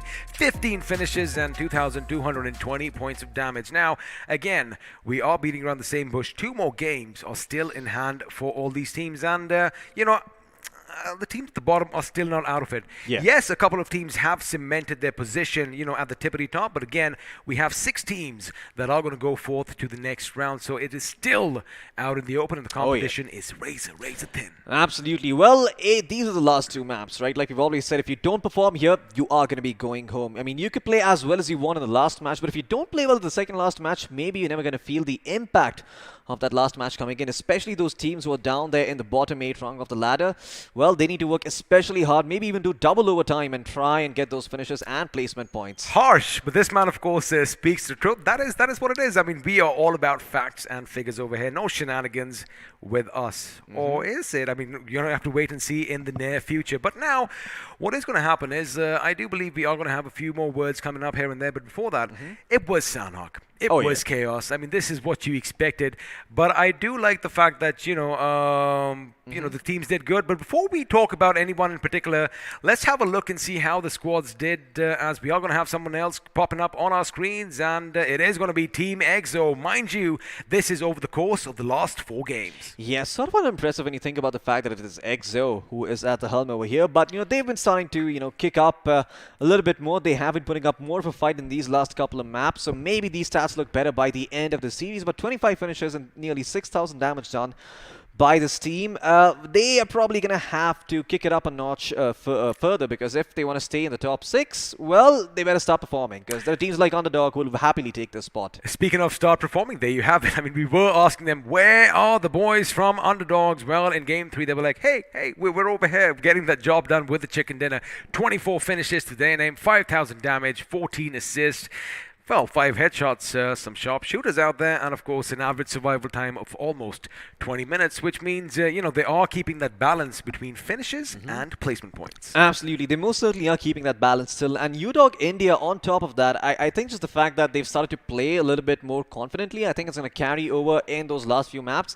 It's okay if you flop the first map, it's okay if you even flop the second map, but, you know, if you keep that going for the third or fourth map, at some point the team stops believing in themselves. I mean, we were talking about momentum. This isn't the kind of momentum we were talking about. Absolutely. I mean, Udog, it's pretty much like a roller coaster, right? It's the build-up first. It's a little bit disappointing. You're still just going up high, then all of a sudden it all comes crashing down. And Udog India, that has been the story for them in the previous map. Maybe this time around they weren't able to perform as well, but they still got themselves top 4, you know? It's really, really good. So, yeah, if they keep up this performance, I'm quite sure they're going to be making it into the top 6, and we will be seeing them in the semifinals as well. I heard this one word quite a bit, top. I think they might even change their name to Top Dogs sooner or later, because that is exactly how they are playing. Now, of course, that was the map of Sanhok for all you fans out there. I know it's a love-hate relationship, right? Yeah. Some love the map of Sanhok. I love the chaos. Some do not like that RNG factor so much, but that is part and parcel of this game. Now, what's coming up next is going to be another couple of maps, and again, it is going to be Miramar first, followed by Erangel. So, if you want to wait for that, well, you better make sure that you stay tuned. But before that, let's see how your favorite teams did, because the overall standings are going to be popping up on your screens. And, well, where is your favorite team ranked? Well, it looks like Reckoning Esports are still on top over here, but Udog India have moved up quite a notch, getting themselves to that second place spot with 50 points to their name. Third place going the way of TeamXO, Long Green in fourth, Chicken Rushers in fifth, and Big Brothers Esports in sixth. Still no sign of NIGMA Galaxy in the top 8. I mean, that is going to be a little painful for quite a few watchers out there, but looks like 2 OP are going to make it to this side, as the Supari gang are going to be ending things in the 8th position with 29 points to their name. Now, you know, before we move over to the second half of this table, we already know a couple of names that are going to be there. Again, 2 games left here, Floki. Is it just a bit too late?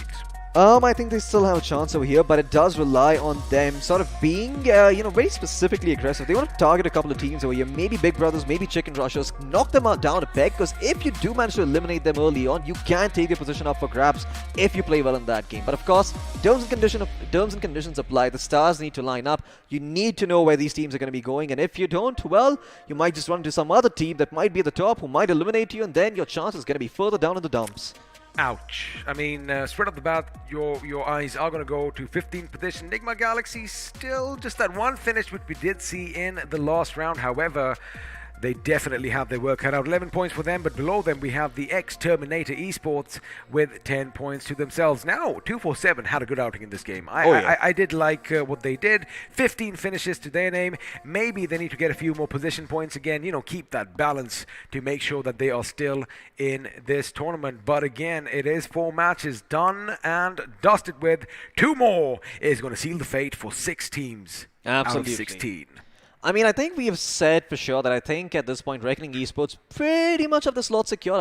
I don't think they have any worries whatsoever, unless they get eliminated early on, in which case their spot could be up for grabs, but even then, it is quite unlikely. I mean, again, it's all about if they have that massive target painted on their back, because, well, games 1 and 2 were spectacular, but games 3 and 4, they kind of fizzled out at the end there. Now, if they do that in the near future, it could spell trouble, but again, we're going to find out soon enough. Now, before we do bid our audience adieu for just a teeny tiny bit, I guess, you know what, we're going to hold our thoughts, because for now, we are going to say goodbye. There is going to be a quick little break. Don't go anywhere, because the action continues right after this.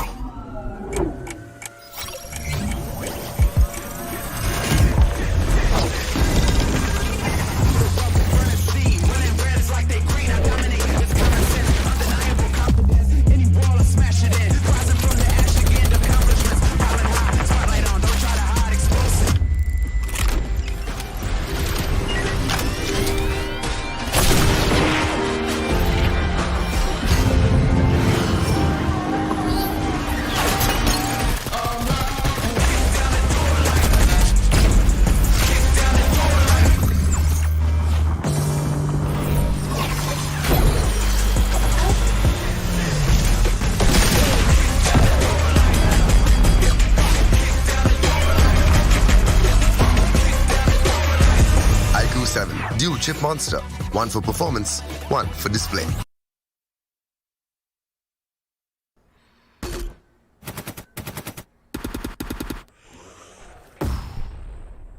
Enemies ahead.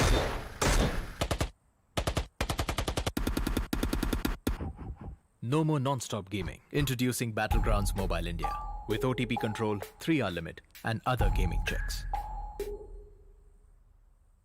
Battlegrounds Mobile India. Game responsibly.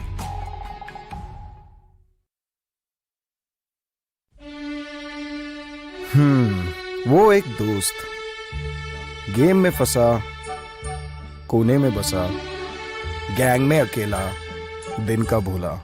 Time आ गया है for them to look up. रुक pizza है यार. हाँ, ये better है. ध्यान से.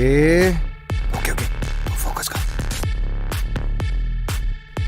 अरे ऑसम यार, कोई नई स्ट्रैटेजी ट्राई करें? क्या बात है, sure?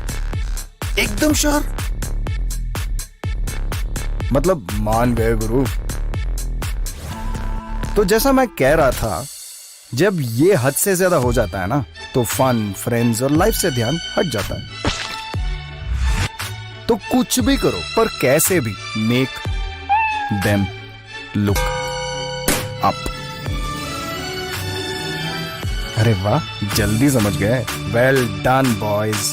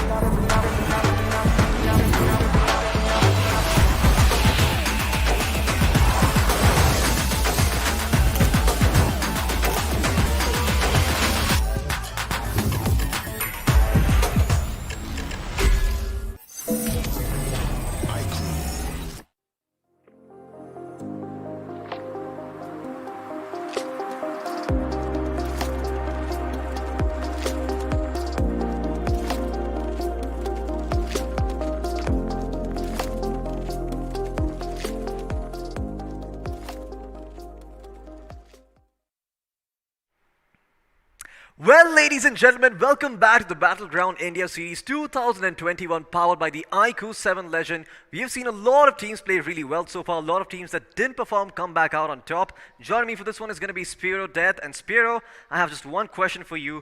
Do you think NIGMA Galaxy is going to make it into the top 6?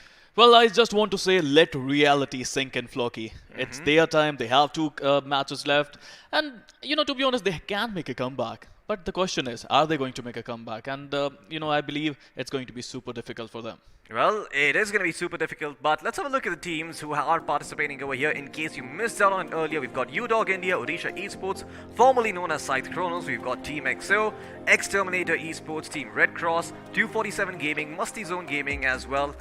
We've also got 2OP Official, Team K9 Officials, Team Chicken Rushers, the Supari Gang, Reckoning Esports, ForceOne, Long Rain, and Big Brother Esports as well. Do believe I missed out on one team there, been a little bit too quick, but nevertheless, we're going to be having a look at those teams when we jump into the game itself. We are going to be doing a giveaway, by the way, in case you didn't know. It's going to be a Merc giveaway down in the description. You can check it out. There is a link. Sign up for it. It's going to ask you a question, a very simple one. Who do you think is going to finish at the top? Answer it correctly and you've got yourself some merch.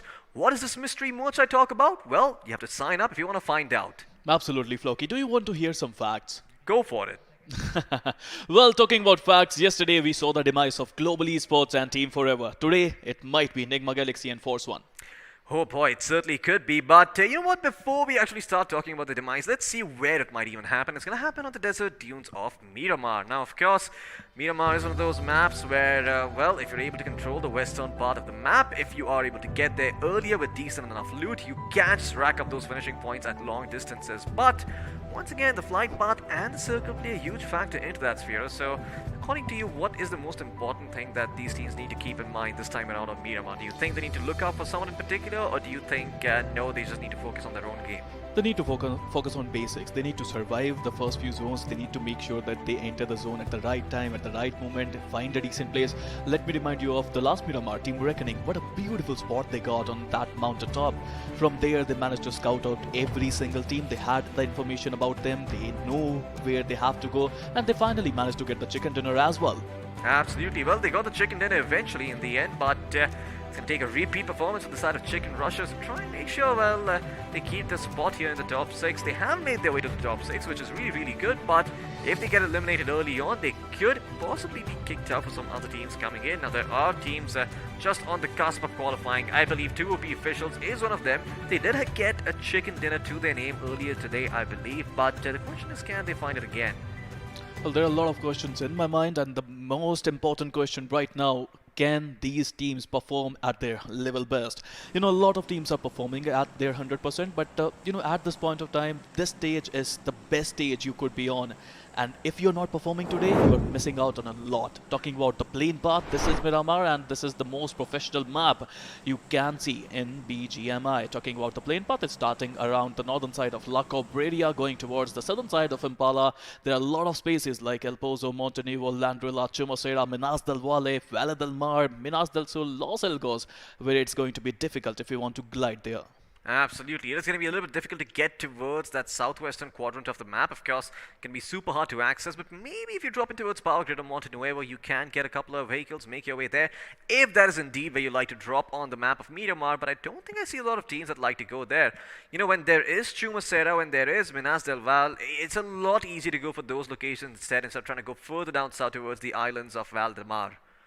Look at Reckoning Abrar. I mean, he knows where he can get some vehicles, and I think he is going to loot that small compound, get a vehicle from there, and he can go towards Torremuda to join with his teammates. Talking about ForceOne, this is going to be the most important game of their life, it seems, because Cruise their well, they will get a lot of loot, but at this point of time, they need some points on the table, which they are lacking at this point of time.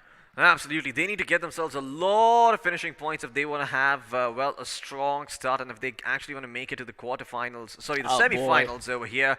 And, well, the circle, once again, is going to keep things interesting over here. We've got a decent chunk of Los Leones in, but guess what? Valdemar being relevant. We've also have La Trilera in the middle of the map, Montenuevo too, and, well, Reckoning, they are off on a joyride. Gonna be hopping into that little flight, and well, let's see if they do actually end up going up in the air. They're flying. They're flying They're high. trying to. Well, they are on top of the points table, so they are flying high at this point of time. But yes, Team Reckoning, they're trying to fly, or maybe they just need to figure out a way to fly this aircraft. It's not easy. This glider is really hard. As I was saying, Floki, this glider is really hard to control. But I think they managed to get to the spot where they wanted to go. They will get some loot there, and the rotations are going to be super crucial for Team Reckoning. Talking about the zone, I think Chumacera is going to be the spot where every team would love to go, either the mountains beneath Chumacera or the compounds inside Chumacera. Absolutely. Well, we'll see if Reckoning Esports are able to put up a good performance over here, because their drop is a little bit scattered. Thankfully for them, well, Latoria Humada, it is occupied by their own members, and Campo Militar is also empty, but they do not have the luxury of going there because the zone is going to close in towards the southwestern part of the map. And now the Supari gang, well, we'll see if they are able to get themselves a lot of weapons to work with over here, or if they're going to be taken out eventually. In the meantime, we are, well, just going to see if they do end up coming into contact with the other teams in Los Leones. I do believe there is a squad of XO who has also dropped in there, just like last time, but this time around, the zone is going to favor the members of the Supari gang, so we'll see if they can gatekeep all the members from XO from entering in. Absolutely. I mean, to be honest, right now, I would love to see how the rotations are going in, what are the plans for these teams, because it's all about planning, it's all about execution of your plans. But at this point of time, as you say, TeamXO and Team TSG, both are in Los Leones, and they're not going to go all out. Once again, I think they will take some time, they will try to loot, they will try to make sure they're in a good spot, but if they find someone in an open area, they're going to shoot. Most certainly they're going to shoot, but let's see if XO actually do get the chance, because for now it doesn't seem like any of these teams are interested coming out in the open here. Immortal has managed to get himself a level 2 helmet and a vest, so he is in fighting shape, but oh, well, he's not going to break his ankles. His ankles are going to be just fine. And he's going to go again out on a bit of a hunting spree. Not a hunting spree, but a looting spree. Trying to see what he can get his hands on. And XTR, in the meantime, once again, not having the best of starts over here. But maybe, just maybe, this is the map where they can turn things around. I mean, I can't believe my eyes, to be honest. In round 3, they were dominant. In round 2, they were dominant. Right now, in quarterfinals, what a bad day. What a bad day they are having. I mean, 4 matches, and they are in the bottom 3. They need to do something. They need to figure out. They need to get some points on the table. And if they are not going to get some points in Miramar, it's game over for them. Absolutely. I mean, well, the good news for them is that they are already inside the circle in San Martin, so no troubles for them whatsoever getting inside the zone. They can even potentially gatekeep NIGMA from getting into better positions, who already have been having a rough time throughout this day. They're yet to really perform at a decent enough level, and we've yet to see a good performance coming by them. But maybe once again, this is where things start changing up. Ted, what the hell does he have? I think he's got a scar in his hands, and he's going to be picking up a Mini 14 to work with. Well, absolutely. I mean, he needs all the weapon that he can find. After 4 matches, they got only 1 finish. They need to warm those weapons really quickly because it's super important. Like, this is the premier tournament. This game, they have dedicated their life for it, and I would love to see if they can make a comeback, if they can make any sort of impact today. Yeah, absolutely. Well, in the meantime, Team Big Brothers Esports, they've got themselves a buggy to work with over here. This is a lot more dangerous, but there is a pickup truck waiting for them. They will gladly take that up and try and go inside the circle for now, because they are a little bit away from it. They are all the way in Porto Berezio, and in their way is TeamXO and MASTIZONE Gaming as well, so they have to be careful with which direction they rotate in from. Well, to be honest, I love to ride bike in Miramar. This is just a beautiful feeling. You can ride the bike, you can do some stunts, but right now, the best stunt they can do is to get some points. Absolutely, that is the best stunt that they could pull off. Just make sure they secure their positioning over here. It's going to be a mini one up for grabs, or rather mini bus. Excuse me. We'll see if they decide to pick it up or not. In the meantime, we're gonna be having a look at Team K9 officials. And well, they are just going to be refueling their vehicles up in the meantime, just making a quick stop over here, and then they're going to continue their journey onward, maybe further up north, all the way towards Picado. You know, I just love the fact that they, in the starting, they dropped in an open area, they looted some small compounds, they straight away went into finding their vehicles, they found the vehicles, and then they rotated towards Tumasera. A beautiful rotation early on in the game, and I just love the fact they are thinking proactively. This is just wonderful. K9 got a decent spot. Now the question is, are they going to get some decent points out of it? Yeah, well, that is the question, the million-dollar question that we're all hoping is going to get answered, but we'll see if for now they're going to stay here or if they're going to move in. Now, I do see a couple of places free on the map that they could pick up for themselves, but the Chicken Rushers, the winners of the previous game, in the meantime, they're still just out in the blue, taking a little bit of damage over here, trying to delay the rotations in, but I do believe they're trying to delay the rotation as much as possible so that they do not get backstabbed over here, and looks like they will be successful in doing that because Udog are moving out of the map. And well, spoke of the map over here, the circle once again has shifted further down south. Looks like San Martin not going to be as relevant as it once was. Well, absolutely, but you know what's relevant? It is the performance of Team XTR and Team NIGMA Galaxy. I would love to see 2 teams who are at the bottom of the table. They are fighting it out to reach a glory phase, which is not going to be easy, but let's see if they can do that or not. Yeah, I mean, in the meantime, we do see Fraggy trying to take out this car. NIGMA Galaxy not going to have the vehicle available for them to rotate out. Worst case scenario, well, they have to go out on foot, and that is when exterminators get activated. But yeah, once again, we saw the map. It wasn't the next circle, it was just the same circle. I was just a little bit confused as to why the map was showing up again. But yeah, now NIGMA Galaxy, they are going to look to get their hands on some other vehicles. Slightly more riskier options, but well, if you want to rotate in quick, you've got to take some risks over here. That RRT thrown down. I think he might have spawned over here. MG firing off a couple of shots is going to make sure that he does not feel safe. And well, that intimidation tactic might just work over here. Can they get out and make it to safety? Yes, they can. They do not get shot at. There is a vehicle burning in front of them. Probably do not want to get into that. And now they're going to continue the journey forward into the zone. An M249 available for Ted. We'll see if he's going to get to put it to use. It's a demonic weapon. If you can use that well, you're going to get a lot of value out of it. But right now, I think Ted, the loot is great. I have to say, they got a level 2 helmet, level 2 vest. They got really decent health supplies as well. The important factor would be NIGMA Galaxy. Is their rotation? Where are they going to end up? That is a big question. But talking about rotations, a lot of teams are rotating and a lot of teams are trying to find a decent spot, just like K9 did. Absolutely. Well, Team K9, they see all these teams coming in. I do believe that is a Supari gang making their way inside over here, but is Team K9 officials going to be able to keep their position secure? Let's see where the circle is going to shift.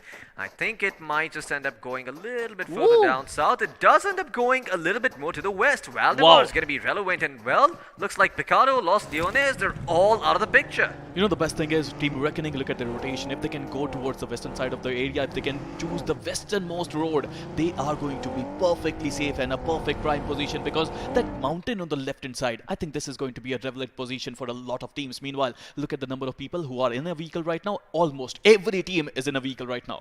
Absolutely, and they're all right next to each other, so we could see some action breaking out over here. I'm quite sure Mandy hears a couple of teams and a couple of players out there in the open. You had to take the ramp there, buddy. Come on, Mandy, you had to do it. Well, never mind, he's going to take the safer road in instead. And well, that buggy should be really good for those off-road kind of rotations. We'll see if he gets shot. Nope, that is what's going to happen to the members of K9 though. Does look like Devil OP is going to be put down on his knees, and now 247 Gaming could look to do even more work over here. Aryan is also on his knees, and Exterminator in the meantime, they will lose Crazy to start things off. And first pick will go the way of, NTA Yam. Okay, I'm a little bit surprised by that name. Well, never mind. In the meantime, we're going to have a look at what Vashu's up to over here. He's going to go 400 shots straight headed into the Exterminators. The Exterminators getting terminated themselves as Fraggy's still standing strong. Or actually, I mean, not really standing strong. He is tucking his tail and running the hell out of here because he does not want to die out just yet. Ashu will spot him out though, and Fraggy has got no choice here but to fight. Two people closing in. ForceOne will have his head, or will they? Well, they certainly are trying it. In the end, they will, but Vashu is going to go back and get his teammate up on his feet. Going to be a couple of smokes being dropped as well, just to make sure they don't get picked off from the distance. XT are terminated from this map and maybe out of BGIS as well. Moving on to Team TeamRedXross, I would love to see some action from them. I mean, they've been performing averagely. They got some points on the table and they would love to play well in Miramar. They have a decent spot. I would love to see if they can spot some enemies out of that location. Absolutely. We'll see if Team Red Cross in the meantime are going to be able to rotate in towards safety. Does look like the members of Udog are also making their way in from Los Leones, and there's no one to really gatekeep them at Chumusera, so they should be fine for now. But it does seem that 247 Gaming are going to continue holding on to their position. They have no reason to go away, and in fact they might be seeing some action soon enough. I do see teams in the distance, and that is going to be Team K9 official. Are they alert to the positions of 247 Gaming? Well, if they weren't before, they are going to be now. Might just be a repeat story of what happened in Sanhok. Well, absolutely. I mean, I just told that K9 were proactive. They managed to get into a decent spot, but what just happened to them? They were having a decent spot in Chumusera. I don't know why they tried to move towards the center once again. It was a risky rotation and they got stuck by 247 Gaming. Now they have only one player remaining and he is living on the edge. Oh my god, you have to be a little bit careful. No! That's Looks like Team K9 official will be taken out over here. 247 Gaming once again getting the credit for that. A deja vu of sorts for the members of Team K9 officials. And well, once again, we're going to see where the map is going to take us. As I believe the blue zone should be closing in just about a bit. The map should be on our screens. But in the meantime, it does seem that Team TeamRedXross have heard the commotion and want to find out what the hell has been happening over here. We'll see if they're able to spot out a couple of players. A couple more shots being fired off, and looks like Pooja could be taken down here. But, oh, the circle! Once again, it plays with everyone's. Phoenix is going to shift further up northeast instead towards Chumusera. And for the first time in a long time, La Florella is going to be a relevant part of the map. Absolutely. I mean, Team K9 would be so disappointed. As I said, they had a decent spot in Chumusera. They had the mountaintop. They were just too proactive. They could have just stayed there, waiting, for the zone to come in. But they messed that up. You know, sometimes being proactive helps. Sometimes it doesn't. And in that situation, it didn't help Team K9. Meanwhile, talking about Team TeamRedXross, again, the rotations are happening. I think they have a decent spot. I would love to see how much value they can get out of that spot. Absolutely, but in the meantime, TSG Daddy has been put down on his knees, and if his team members want any more value out of him, well, they gotta get him back up on his two bipedal feet. We'll see if Shailesh can, take him out over here at this distance. He doesn't even need to. He's going to let him bleed out instead, and there you go. He will get the credit for that finish. He's even got a buggy right nearby if he wants to move out instead.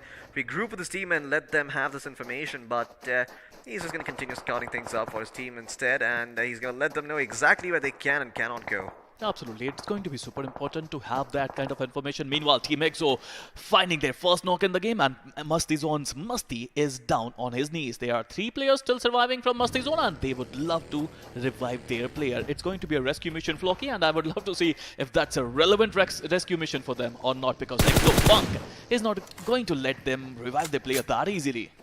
Absolutely, he's certainly going to make it a lot harder for them over here. And guess what? The rest of the members of XO are also pushing forward. Look at Sensei. No fear on this man whatsoever. He's going to just pop a couple of shots in the smoke. Doesn't really connect on anyone, but still has the opportunity to push out ahead if he wants to do that. Well, he's not doing that for now, just making sure that he covers the smoke and he keeps that marked so that no one can really catch him off guard when that smoke does fade away. But he spots out Musty over there and will be able to finish him off. And just like that, one frag going the way of TeamXO, and TeamXO, they realize they've gotten enough out of the situation. They're going to get in their buggy and try to get the hell out. Punk, you're going to continue to stay up there and just be an annoying pest against the side of Team MASTIZONE Gaming, but MASTIZONE should soon enough be able to move out with a couple of smokes of their own. Exactly. I mean, we were talking about Reckoning, Flocky. We were talking about the rotation. Exactly as I said, they went to the western side. They took the road there. But you know what? Just like me, Reckoning also predicted the zone would go there, but it didn't. It came back to the eastern side, and now they are struggling to get inside the zone. You know, from the northern side, it was easier to enter the zone, but from the southern side, it's not easy. Absolutely, it most certainly is not. We'll see if the side of Reckoning Esports can continue to establish the dominance that they did in those first 2 games, or once again, if they're going to fall towards the very end. It does seem like Big Brother, in the meantime, are very, very happy with the amount of vehicles they found for themselves, but Reckoning Esports, well, like a convoy, they go up a hill. We'll see if MASTIZONE is going to take note of this, and if they're going to try to beat them up, or if they're going to let them pass. Well, looks like a couple of shots have been fired, so MASTIZONE Gaming will have revealed their position. Oh no, this is great! Might be taken down over here. Reckoning Esports will lose their most valuable players over here. The buggy's still intact. We'll see if they do end up taking that, but the rest of the members are going to brave the blue instead and try and get inside the circle the safer way around. I mean, you wake up every single day, you think that you're going to play BGMI, but the circle end up playing you. Look at the circle again. Oh, yeah. It went towards the western side. I mean, now Reckoning must be thinking, why are we on the southern side of the zone? Absolutely. Well, if we could have the circle up on our screens, we, the audience, would know exactly what I'm talking about. But, yeah, in the meantime, Team MASTIZONE Gaming, they've got their choice of long-range weapons, but we're going to turn attention back towards the Supari gang, who do seem to be coming on heavy fire from the side of Team Big Brothers. Team Big Brothers, well, they are certainly keeping Supari gang locked up over here. Nowhere to step without them eating a bunch of lead straight to their face.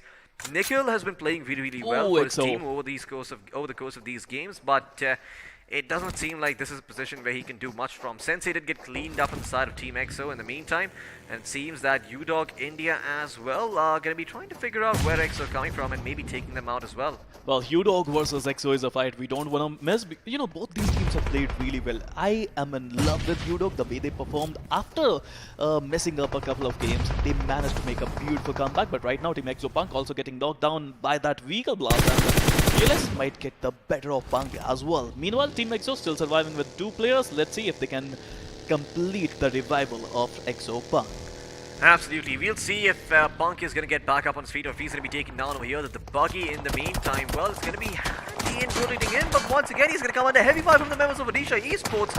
And Fearless, well, he's just going to turn around instead and try and make his way back towards safety. That buggy is smoking. I do not want to be in that vehicle. He's going to go forward and spot out Punk, finish him off, take whatever he's got to offer, and then leave as well. Fearless going to be dropping a couple of smokes over here as a painkiller that he will be able to pick up. But in the meantime, Team Long Range, well, looks like they're getting shot at from a long range from the members of Team NIGMA Galaxy. As NIGMA Galaxy push up high ground, this could be dangerous. They have to be a little bit careful with how they approach this. And once again, MJ is going to try and take out the member who's already been knocked down. Pyro on his feet, reeling, but MJ has got bigger fish to fry over here. He's trying to find out if there's any other members from the other side of the garage. He does deal a fair amount of damage over, but in the meantime, Smokey OP takes out Pyro over there, finishes him off, and puts him 6 feet under. But in the meantime, NIGMA Galaxy are going to get shot from elsewhere as well. I'm not quite sure where that angle is and where they're getting shot from over here. It can't be from the back, so it's probably someone having a bit of an off angle that they didn't quite expect. But elsewhere on the map, Udog India are going to go up against the side of TeamXO, and we'll see who comes out on top over here. TeamXO, they've got the high ground. They should be able to spot them out over here, but can they find those free picks to connect? That's the question, because if TeamXO do fire a couple of shots and they do not connect those, well, Reckoning Esports and everyone in the vicinity is going to come and claim their heads. It's going to be difficult for TeamXO. They want to enter the zone, but they don't have any kind of vehicles there. They want to make sure that they find a decent spot in the zone, and I think nobody is looking at them. That's a great thing for them. But meanwhile, NIGMA Galaxy, they are fighting for everything. They're fighting for a slot in semi-finals, and if they lose that fight, it's all over for them, because if they don't get 30 points out of this game, they're not going to the semi-finals. Oh boy, the circle once again gonna shift in the smack dab center of it all. Udog Fearless, they've got themselves a really good position, but 2OP Esports are also looking fairly poised to win this game. We'll see if they're able to hold on to that area or if they will be flushed out soon enough. In the meantime, the balcony is burning while Long Green are holding, and there's a couple of explosions around courtesy of those nades coming in. Smokey OP is gonna have to be careful with how he approaches this. I do believe he's making a fair amount of noise, but no, he catches one member napping over here. Enigma Galaxy, they will finally go forward and start taking these fights. Can Smokey find the next connection as well? Yes, he can. He will be able to take out Aditya over here. And looks like Team Long Rain, well, the rain is gonna be cut short over here, and it's all thanks to Smokey, was able to get those finishes for his team. And now we're going to turn our attention back towards ForceOne and RedXross. RedXross, great nade coming in towards Washu, knocks him on his feet. And now Scythe could go in and try and get the rest, but has to be careful because those nades are still pouring in. And once again, TeamRedXross, well, they're trying to make sure that they try and keep their wits about them. They don't push a bit too far forward, because if they do, then there are a couple other teams in the vicinity who could look to take their heads clean off their shoulders. Absolutely, Floppy. I mean, RedXross got a beautiful position at this point of time. If they want to, they can easily keep Team ForceOne. ForceOne, they know they have to win this fight. They know they have to enter the zone, and that's why they are pushing in at this point of time. Strider, with all the experience, getting spotted by Armin, I think, and I think Armin went in the open, and that was a brutal mistake coming in from his side. Absolutely. Well, we'll see if ForceOne can continue pulling all yeah, well, they're certainly trying to, but a 2v1 fight is not fair at all, and ForceOne are going to learn that the hard way. Now RedXross Seraph is going to try and get the last finish. No, he cannot. It will be ForceOne who end up being successful over here, but in the meantime, there are a couple other teams closing in. Once again, Chicken Rushers down there on the low ground, and I do think in the distance, I see who are members of Team NIGMA Galaxy. Team NIGMA Galaxy still standing strong in the meantime. They've got one of the members down on his feet, but MJ and Artemis still standing. Smokey OP could be in a world of trouble, but are NIGMA going to go forward to revive him, Spiro? Finally, NIGMA Galaxy breaking the shackles, getting 6 finishes there, and you know, that's what they needed. They need to break the shackles, they need to go all out, and they're doing just that. Meanwhile, if you have a look at a beautiful situation right now for 2OP, let's see if they can use the TPP advantage in their favor. Undy and Bundy, couple of players still remaining. 247 just trying to rush in at this point of time. A nade battle is on the cards. Absolutely. Well, we'll see if that battle does end up coming through over here. They do have the healing necessary to pull it off over here, but the same can't be said for Andy, as he's only sitting on 1 first aid kit and 5 bandages. Well, TeamXO have been eliminated over here by the members of Reckoning Esports. Not something I was expecting to come through, but well, in the meantime, we will see if Team Reckoning can continue the performance and once again get that chicken dinner like they did earlier today. 2OP officials once again have to be a little bit careful with how they approach the situation. Andy is the man on the front lines for his team, while Bandy is watching the flank, making sure no one is able to come through. Although I do imagine he wants to be on some high ground so he can spot members coming out from afar before they get a bit too close for comfort.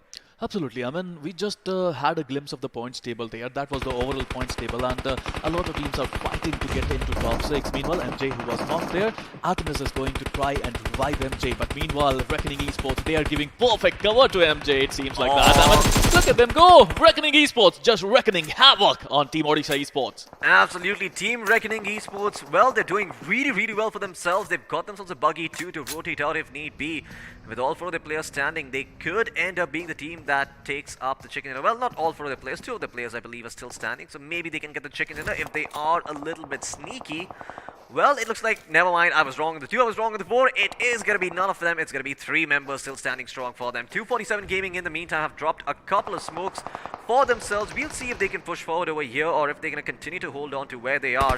Siri, in the meantime, well, is just trying to make sure that he's able to heal himself back up, and that when that smoke dissipates, he's going to have some position to work with. But he's going to throw down another smoke over here, and Mandy is instead going to go into another smoke of his own, trying to keep himself alive over here. Let's see who he can find in the meantime. Well, the overall point standings have come up on your screens, ladies and gentlemen. As we can see, Reckoning Esports are on top, and Long Green have been eliminated in the meantime. Odisha Esports could also meet the same fate, but the two of the players are still in this fight. Skrills and MaxiOP, they're the ones gatekeeping Arceus and the boys. And we'll see if they can get those finishes as well. That buggy, it's dangerous to stay this close. If they start shooting at it, then the buggy could blow up, and Reckoning Esports will not only not have a vehicle, but they will also lose a player. MaxiOP in the meantime sitting in the back line, waiting for that bait to come on in, but he's going to get shot from the back. Instead, it looks like the side of Chicken Rushers have got wind of the situation, and Skrills is going to go forward and finish off one of those members from the side of Odisha Esports. Arceus is going to be on his feet, and once again he's going to go forward, but he's missing. He does not connect those shots despite the red dot side. The reload is going to come through from Skrills.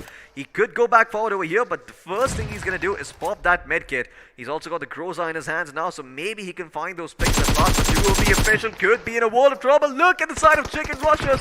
Once again on the map of Miramar, they're looking to get the chicken dinner for themselves, and they will eliminate two OP official, and well, that is going to be their end over here. 247 Gaming, they get the credit for that. It wasn't the side of Chicken Rushers, but Chicken Rushers still poised to get the chicken dinner in this game. We'll see if they can fight it, but no, it's like the side of Chicken Rushers are going to be the one coming in and taking it right out of their mouths, because the side of 247 Gaming, they've lost one of their members. He's down on his feet. And Chicken Rushers, well, they're trying to spread out across the map over here. Make sure that the side of 247 Gaming don't have a lot of real estate to work with, as they are getting pushed back. Sniper will be gotten back up on his feet, while the rest of the members of 247 Gaming will preserve the man advantage. And now that they know that where the members of Chicken Rushers are, 247, they could take the fight to their opponents instead. Absolutely. I mean, they have the numbers game advantage. They have 13 finishes. They're feeling good. They are confident. And the best thing is they know the position of their opponents. But you know what, Team Chicken Rushers? I still feel that they are outside the zone, and they have to come in. They have to push in. Team 247 Gaming, they can easily just wait for their chance to come in. They can take the TPP advantage, and they can just annihilate Team Chicken Rushers when they try to enter the zone. Yeah, absolutely. Team Chicken Rush are still going to be holding in the meantime. They've got the high ground advantage once again. And 247 Gaming, they're not really moving in just yet. The zone is going to force them to sort of just try and move out. But once again, Chicken Rushers with that high ground advantage, we'll see if that blue zone will force them out just yet or not, or if they can brave the blue instead and take those fights regardless. Well, Raul is going to find Antonius once again. A moving situation created. Team Chicken Rushers might not be long for this world. A feeling of deja vu could engulf them, because they were in a similar situation last time around on Miramar, except it was at the hands of Team Reckoning Esports. This time around, it's going to be Team 247 Gaming who get the chicken dinner for themselves. They have been reeling, they have been working really hard, but they didn't get themselves into the top 6. Maybe this time around, with the chicken dinner, they will find themselves up there. Well, absolutely. What a brilliant gameplay coming in from them. They were aggressive, they were sharp, their rotations were really crispy, and in the end, they managed to get that lovely winner chicken dinner. Absolutely. I mean, if you remember the point standings, I do believe 247 Gaming was somewhere between the 7 to 9 spot. You know, they were close to breaking into top 6, but they really didn't have that oomph just yet. And with this being the second last map and them having performed really well, Sphero, I think they might just have made it into the top 6. You know, that is the magical number right now out of 16. If you're in top 6, you are safe. But if you're not, you have to perform well in the next one. That is going to be Erangel, the last opportunity. You know what? I don't know about NIGMA Galaxy, but I think ForceOne, if they can still get 30 points in the next one, they can get into top 6. But we will talk about it. We'll talk about it later when we'll see the overall points table on our screens. Well, absolutely. First, we're going to have a look at the highlights and see what went down on the map of Miramar as we jump straight into them. I do imagine there's going to be a lot of, funny business happening over here. We saw a lot of teams early on losing a couple of their members. Well, here it is in front of us. XTR also met an early end over here at the hands of ForceOne, and ForceOne have been performing really well. You know, I mean, even though they didn't do as well when they started off, they are kicking things up a notch. They are going forward and taking these fights, and ForceOne, well, if they keep this up like you mentioned and they get 30 points, we might just see them in the semi-finals too. Well, you know, every player, if you go and ask them, what do you need? They would say, we need one opportunity, and they have that opportunity in the next game. So I would love to see if they can use that experience, and they have a lot of experience. So they have to use that. They have to make sure they get the 30 bomber. But one thing is sure, and that is Team Reckoning. They're going through to the semi-finals. Absolutely. Team Reckoning should be making their way straight into the semi-finals themselves. Well, it seems that the side of Reckoning Esports, even though their performance didn't result in the chicken dinner, it's more than enough for them to get themselves a slot in the semi-finals place. Well, they got those 2 chicken dinners to start things off, and now all they really have done in the past couple of games is make sure they at least get themselves top 6 or top 8. That way they can continue holding on to the dominant lead that they built up on the first 2 maps of the game. But once again, NIGMA Galaxy just not having a good time. What a day to have a bad day, it seems, Floki. And when NIGMA Galaxy, after 4 games, they just had 1 finish. In this one, they managed to get some 6 or 7 finishes, if I'm not wrong. They won't be happy, to be honest. They won't be happy at all. Even though they played well in this one, I think they have to be completely maniacs in next match if they want to qualify. I don't think they can. I think the chance to qualify has slipped out of their fingers unless... Well, once again, do you the remember stars align for TSM? them. I do remember TSM. I do remember them. 31 finishes to their name. Nobody forgets that With stuff. the chicken. Well, maybe NIGMA Galaxy could put up that kind of a performance, and if they do, we could see them making their way into the top 6. But that is, well, that is a tall order, to be honest, because Erangel is one of those maps that have been played for the longest time by all of these qualified teams, and I'm quite sure they're not going to let them get away with what TSM managed to pull off in their debut in the 3rd round. But once again, let's focus a little bit more on the highlights on the screens right now, right? TeamXO, once again, being eliminated fairly early on, not really getting those placement points that they were looking for. Do you think somewhere or the other there is a chance that they may not qualify? Because now there's only 1 map remaining and they were in 2nd place, but now I do imagine a couple of other teams are going to have, probably have moved up a little bit and might be dethroning their side of XO. And XO, well, if they don't really make it into the top 6, we won't be seeing them in the semi-finals. Well, that is true, but I think Team EXO in all entirety, all their games, they've been consistent. In every single game, they got 5+ points, and that shows how experience works, to be honest. I mean, I think they are going to qualify. Erangel is going to be their game, it seems. We'll see about that. Moving on to 47 Gaming, I'm really impressed by their performance, Floki.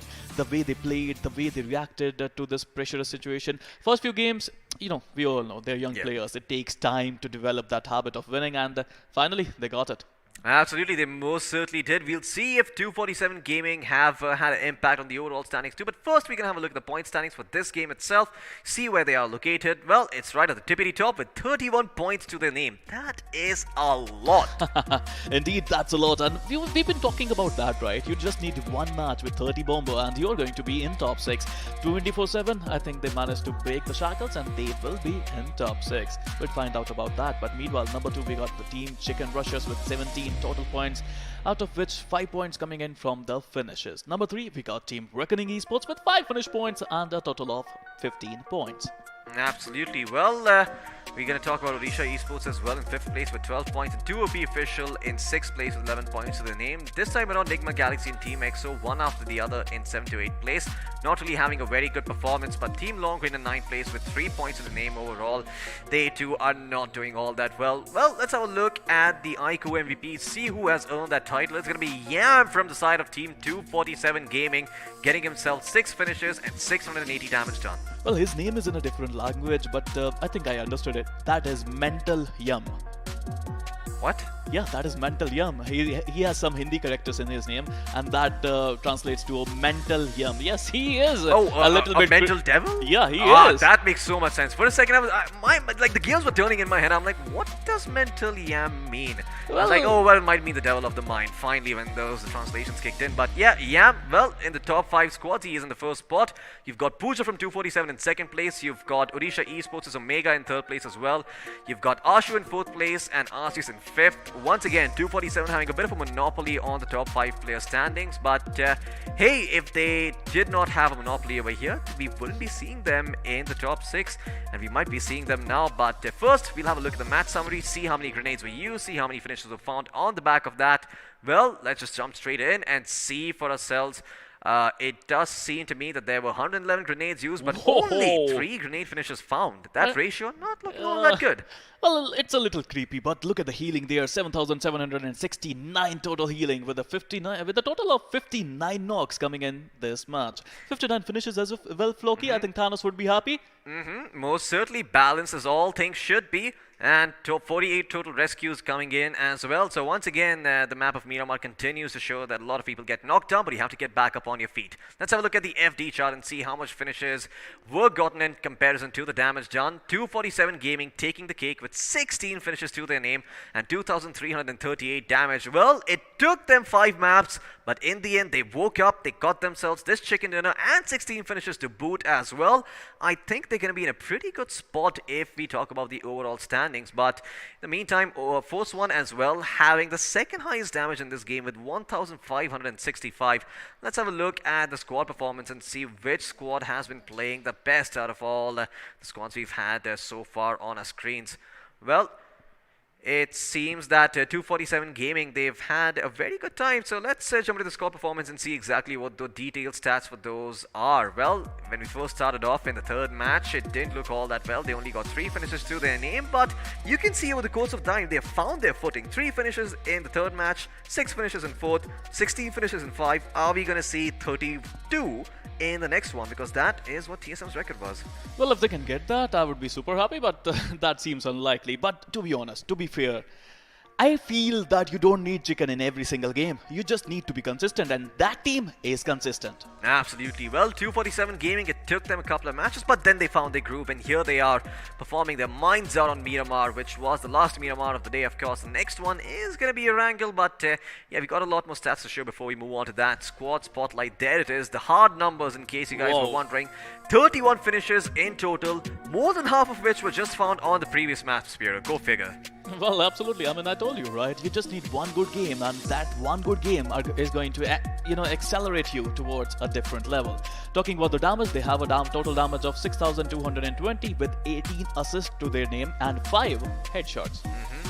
Well, 247 Gaming, they certainly played out of their mind over here, and I do think that, well, given this performance of theirs, they have probably put themselves in a very good spot in contention for the top 6, but we're not going to show the standings just yet. You're going to have to wait with bated breath. You're going to have to jog your memory up, maybe even rewind the stream a little bit and see exactly, how many points 247 Gaming got if you want to know if they're in the top 6 or not. But in the meantime, we're going to talk about the giveaway that we have. If you check the link down in the description below, you click on it, it will ask you one very simple question, which if you get it correctly, you're going to win some merch. And that question is, which team will be at the top of the leaderboard? What team did you say it was? Well, no, I was just trying to give some hints to the crowds. I mean, I'd like a hint too. I'd like a hint too. Even I'm going to put my name in. I think they can pick Reckoning Esports right now. Well, you heard from Spiro over here, folks. Reckoning Esports, if you put them in, you might just get yourself some merch as well. But you know can what? thank me later. Absolutely, you can thank him later. You can find him on his Instagram. Make sure you get those DMs going. But once again, the iQOO 7 Legend is the phone that made it all happen. It is them who made this tournament possible. Got the prize pool of 1 crore rupees. So let's jump into a word from our sponsors, see what they're all about, and have a closer look at this phone.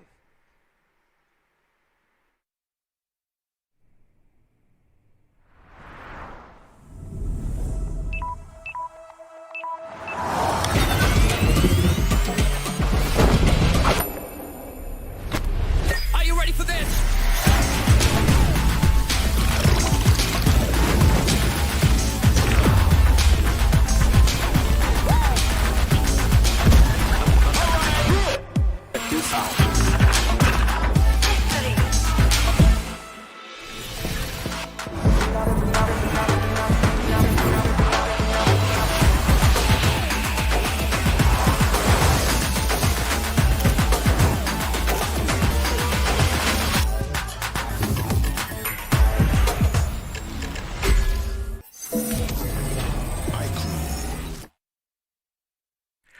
Well, welcome back once again, and there is a little bit of a change here as Floki leaves and, well, the experiment comes in. My name, of course, is Angad, the experiment Jehel. Joining me is Spiro, the hope from the Latin word. Now, again, I like one thing, we both are casters, and in due time, I think our name should be coming up. I like the fact that you go by SpiroCasts on Instagram. I go by XPcast, so that's a little bit of shameless promotion over there. You can follow us down there if you want to know more about BGMI. But now, it is time for the brass tacks. Let me just say one thing. make sure if you want to get into gaming, you go back to the last game, because when you game 24/7, 24 hours a day, chances are you do come out on top. That is what 247 Gaming did, grabbing that chicken dinner in style. Well, I like that one. I mean, the way they played, the way they managed to get into a decent position, that was just so important for them. And they got a lot of finishes. A lot of finishes, and again, it is going to be the last game for the night. I'm sure you already know who all is playing. If you don't, let me just remind you, because we have Udog India, Odisha Esports, TeamXO, Terminator Esports, TeamRedXross, 247 Gaming, your winners of the last game, MASTIZONE Gaming, and of course, NIGMA Galaxy, who are in a galaxy far, far away today, it seems. Well, absolutely. We got 2 OP officials, Team K9 officials, Team Chicken Rushers, Team the Supari gang, and we have the Wolves themselves, Reckoning Esports, number 1 on the points table, it seems. We get ForceOne, Long Rain, and Team the Big Brother Esports. Man, I'll tell you one thing, as far as Big Brother Esports are concerned, they are playing Big Brother to a few other teams as well, because, well, the little brothers got some much needed help when they were in, pin down situations. We did see that in Miramar. I mean, a team was going up against the other, and Big Brother from top, making sure they get the shots, inadvertently helped them. They did wipe them out later, let's not bring that up, but again, they are living up to their names. I mean, I think it's time to be evil Big Brothers, because they have to get some really decent points in the last one. I mean, they played well, they were consistent, but it's the last map to show their skills. Oh boy, now just that little statement has so much weight behind him. It is the last game for them to showcase what they are made of. It is the last game for a lot of these teams, because again, only 6 are going to be moving forward, Sparrow. You know what? It's not only about qualifying. Even if you are in top 6, this stage is everything for these players. They have dreamed about performing on this stage. They have dreamed about having this opportunity, and they are having it right now. Embrace it with everything you have. Again, if that spotlight is shining on you so bright, now 2 chances are either you go blind or you get the best of that, and well, you make it or you break it. Now, again, like you mentioned, even the top 6 positions, barring maybe a couple, they are comfortable. But again, it is still open. It is still razor thin. Chances are a few teams we are going to have to say goodbye to, because, well, they just might not make it unless they throw in like a 30-bomb finish game and get the chicken dinner and get 45 points. Unless that happens, you never know. Miracles can happen. We've seen some team do that in the past recently. Well, XP, let reality sink in for NIGMA Galaxy, Team ForceOne. They were not good today.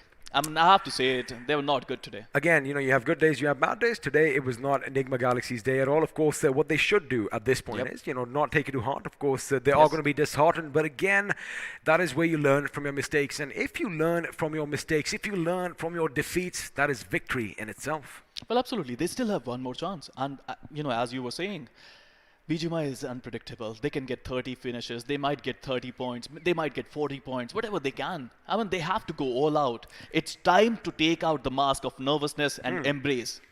Well, there you have it. Embrace reality, as Sparrow likes saying. And the reality is, it is just the last game. Now, the thing is, it is going to be in Erangel, which, of course, I wonder if we're going to see some targeting, because it is possible. Again, if you want to make sure that, certain teams do not go through the next round, by all means, drop in their locations. Now, 2 things will happen. Either you are going to come out the victors, or you might have just sealed their fate, and, they're going to be walking forward to the next round. It takes guts to do that, first of all. I mean, this is the biggest stage, as we were talking about it. A lot of teams are taking a lot of pressure right now.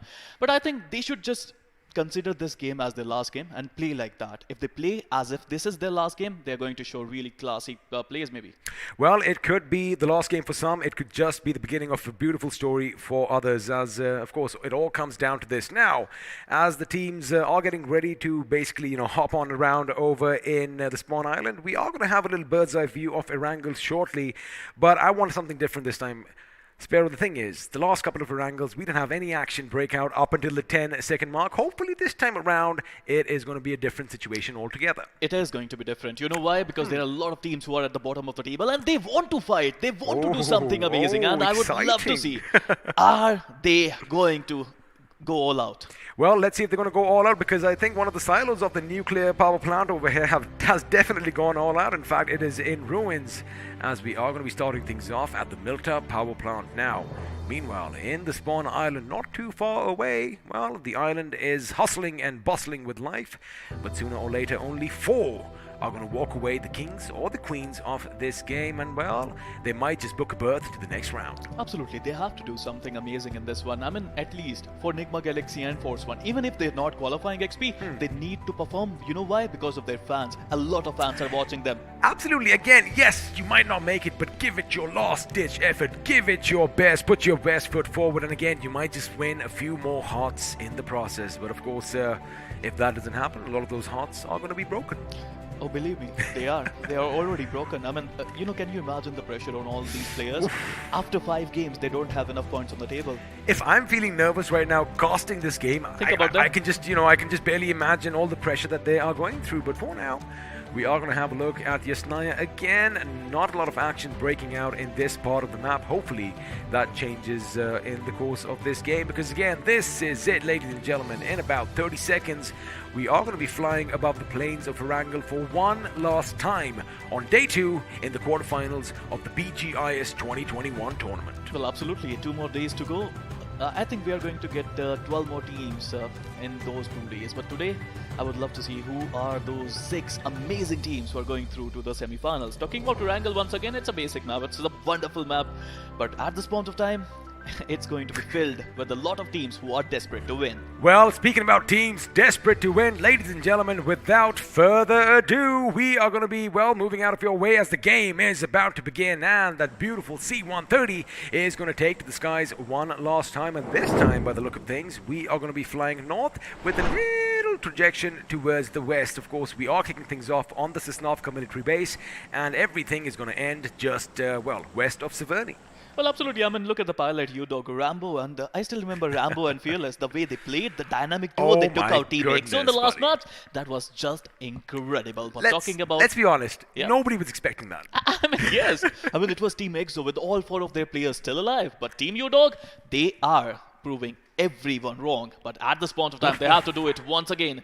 We are hoping for some drop clashes. We are hoping for some early altercations, but well, we can only hope.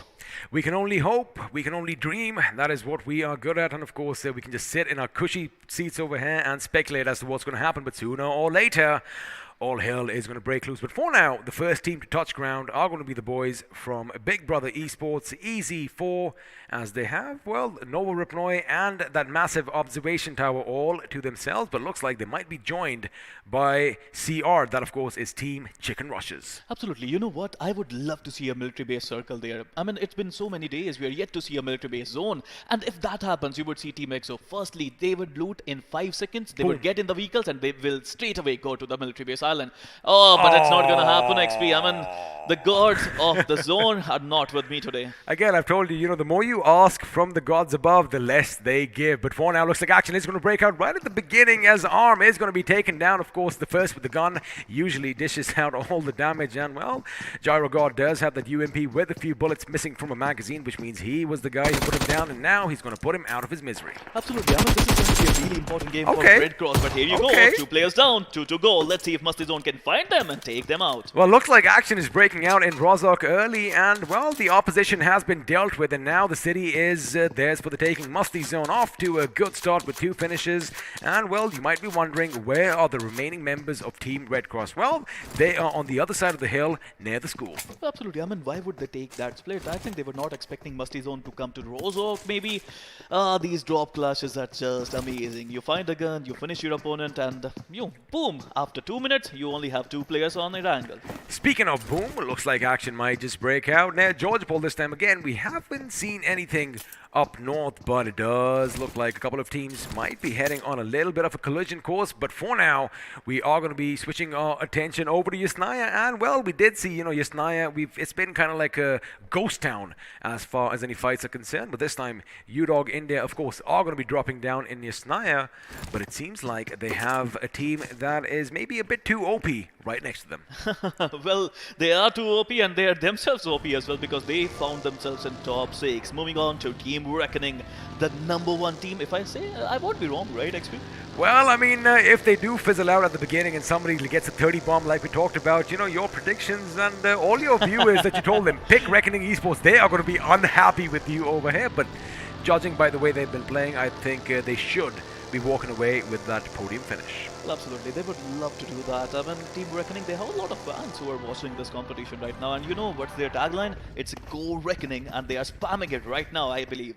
Well, if you know what the word reckoning means, of course, it is to make sure you learn from your past mistakes, and this team definitely has done that since games 3 and 4. They are going to make a little bit of a comeback, but let's see if they can walk away with 3 chicken dinners on this day. Well, one more thing, the curse of Loki is over as well. He said that 2 games they're not going to play well. No wonder it's so peaceful, it's so quiet, it's so calm over here because, well, the mischievous devil himself is nowhere to be found. Of course, he is just on the other side of this camera and giving us the dirty looks. But now, it is going to be the Supari gang that are going to be looting blissfully. And again, they have surprised me in their skirmishes today. But, just going back to the circle, we did see it was pretty much central. So all the teams are going to be happy with the location so far. But looks like a couple of teams are going to lock horns. And again, it could be TeamXO defending against Big Brother Esports. Well, in the last Erangel as well, Big Brothers used the same approach. They closed the bridge, they went to the western side of the zone, and that was a good one coming in from their side. But right now, where my eyes are glued on? It's on Pochinki, where NIGMA Galaxy is looting right now. They have a decent zone, they have a decent compound, but right now they should finish their loot and go find some enemies. Speaking of NIGMA Galaxy, looks like they did get the memo that, wait a second, this is a competition and you only have so many chances to go through the next round. They did kind of make some noise in the last game, but unfortunately, it wasn't enough. For now, Big Brother Esports, normally we would see them at the compounds just north of the bridge, north of the gas station near Milta. This time they're going to make sure they have a bit more, well, they've moved a bit more inland, a bit more closer to the center of the circle. It's unusual to see so many teams in the Northern Ireland at this point of time. I mean, look at the number of teams there. I can see Odisha Esports, K9 Esports, I can see Long Rain, I can see Reckoning. There are a lot of teams who are there, and I don't think the zone is going to go towards the northern area. If it may, it's going to be super fun, but look at Pochinki. Already told you, there are a couple of teams in Pochinki right now. Well, looks like somebody is out on the hunt because the Terminators have arrived at Pochinki and Ted could be the first in the line of fire, but he is going to make a hasty retreat and, well, make sure that his teammates are standing by. There you have it. They already are behind cover. They already are waiting for the enemy, and, well, sound cues are going to be given off sooner or later. Pochinki, which has been a ghost town in itself the past couple of Erangels, might just come alive with some fire, and sooner or later bodies could be scattered all over the place. We were talking about Team NIGMA Galaxy and they have to show some class, they have to do something amazing, but let's not forget about Terminator Esports. The way they played in round 3 was incredible. Today was not their day, but right now they are aggressing towards NIGMA Galaxy. They are indeed, and of course they have intent to finish their opposition because they are rushing in, they are moving a bit fast. In NIGMA Galaxy, they've got to be on the back foot again. They are giving up valuable real estate, which does make sense because they are scattered. But on the other side, Odisha Esports open up on K9 as a couple of exchanges are taking place, but it's going to be Devil OP who puts Shailesh in his place, and with that, we do have a couple of casualties coming in early now. Grenades are going to be going off in Pochinki. The city is going to come alive, but which one team is going to walk out of it alive? Is it going to be NIGMA Galaxy, or are the 4 Terminators finally going to make some noise as Smokey cooks his grenade? Oh, flashbang, that was good. I mean, if that was a nade, it's Boom, over for Smokey. done. But Game right over. now, Smokey is still surviving and Smokey is still smoking at this point of time. So he needs to make sure that he will survive this fight. They know Pochinki. They know Pochinki in and out, but are they going to survive this fight? That is the big question right now. Well, the knowledge of Pochinki is going to be put to the test as the Terminators are making their moves again. Remember, they are pretty much at the bottom of the table. They've got to make some big moves. They've got to make some bold moves, and they got to get all those finishes to themselves. Of course, elsewhere, fights are going to break out, but right now, it does look like RRD is going to be the first to move in. A grenade almost knocks him off his feet, but just does a little bit of damage as Crazy is going to be brought down by Nemesis, and, well, Artemis is going to join his teammate as well. Just beautiful stuff coming in from NIGMA Galaxy. They're not pushing in, they're just going back. They're using the TPP advantage. They're letting Exterminators come to them, and here you go, Smokey coming in, spraying there with the UMP. Oh, he's lucky. Just managed to survive that. He just hopped, skipped, and jumped his way out of harm over there, but now Smokey's got to reload his weapon as the Terminators are going to be coming closer. 2 of them, in fact, are in the house now. NIGMA Galaxy's teammates are going to be coming in from the other side. Ted, that is a smoke grenade. That is not what you want, but he does spot the enemy in that little slit. Well, the end. Barrel does do a lot of damage now. Smokey's got to make a decision. Does he go in for the kill, or is he going to wait for his teammate? Because elsewhere, again, massive fights are breaking all over the place as RRD is brought down by Artemis, and now Artemis is going to move in. He shoots, he connects, he brings down Fraggy, which means, well, all the weight on XDR's shoulders now lies on one man. That man is going to be up for question. Can he survive this onslaught? Because Madara is going to go up against 4 really annoyed members of NIGMA Galaxy, and looks like the first aid is coming in. And for now, he is still holding his ground. But Ted, he is confused. They should go up in tandem. They should all rush their position. But it looks like grenades are going to be deployed to make sure that Madara is going to be low on HP. And as soon as the boom goes in, NIGMA Galaxy should be rushing up the stairs. But Madara is keeping them at pace. What is happening over there? Looks like they come in from the side. There you have it. Beautiful distraction. Smokey goes up, he goes down, and he gets the finish. As we called it, I mean, they know Pochinki. They have the knowledge of Pochinki and they use that to perfection. But right now, NIGMA Galaxy off to a wonderful start. I would love to see if they can continue this aggression, if they can continue this passive aggression, and if they can find more teams. Now the thing is, the circle has shifted a bit to the down south towards the southeast. Pochinki is still in play, and a few teams could be coming up to their position right now. For now, Reckoning Esports, of course, they got to make sure all their boosts is at 100 because they are going to brave the blue over here, and well, they still have massive opposition on their side. Now, Maxi knows that the enemy is in the direction he is facing, but have a look at your minimap. Someone is looking from elsewhere, and that could be pivotal in this little fight. Again, Sparrow, they got to make sure they don't waste too much time out in the blue zone. The thing is that I think TSG is desperate, but Reckoning is not. They don't have to go to the zone. They can wait it out. They can wait for opponents to come in. They don't need points. They are already qualified. I would love to see how TSG is going to deal with Reckoning, because you were talking about a flanker. Look at Team Reckoning. They have a flanker of their own. They do. In fact, as someone could come in from behind and stab TSG in the back as Krish. Again, he does have 15 bandages. He could patch himself up, but sooner or later the damage is going to keep on increasing. And the only two teams out in the blue on your right over there are the teams that are on our screen. Elsewhere, looks like Yasnaya might just see some competition as well, because I did see someone move dangerously close to Udog in this position. But for now, we are going to have a look at what's happening on the map. And again, there's a massive migration towards the center, and looks like Potato Hill could be the epicenter for all the action to come. Absolutely. Potato Hill is a wonderful place. I mean, there are a lot of third parties that's going to happen there. But yeah, if you're hungry, you have to go to Potato Hill. And I think NIGMA Galaxy should be hungry right now. If they want to go, they have to go. Meanwhile, Team K9, if you talk about Potato Hill, is getting heated up. Well, they are going to be sinking their fangs in the opposition, as of course a lot of shots are fired, and 2 OP. Mandy is going to be down on the ground. Sandy is going to make sure, in fact, it's going to be MASTIZONE that are going to be taking the brunt of the attack from both these teams. Now, Sandy is the last man standing for his team. The question is for how much longer, as he tries to make his escape from one end, but keep in mind MASTIZONE is at the other. However, he manages to escape through a little bit of a gap, and now it's going to be Ankush with a grenade flung in the direction of MASTIZONE Gaming. Now, of course, that grenade was a bit too short, but as 2 OP make their escapes, 2 more teams are going to collide with one another. Absolutely. I mean, if you're the solo man standing, Potato Hill is not the place where you have to go.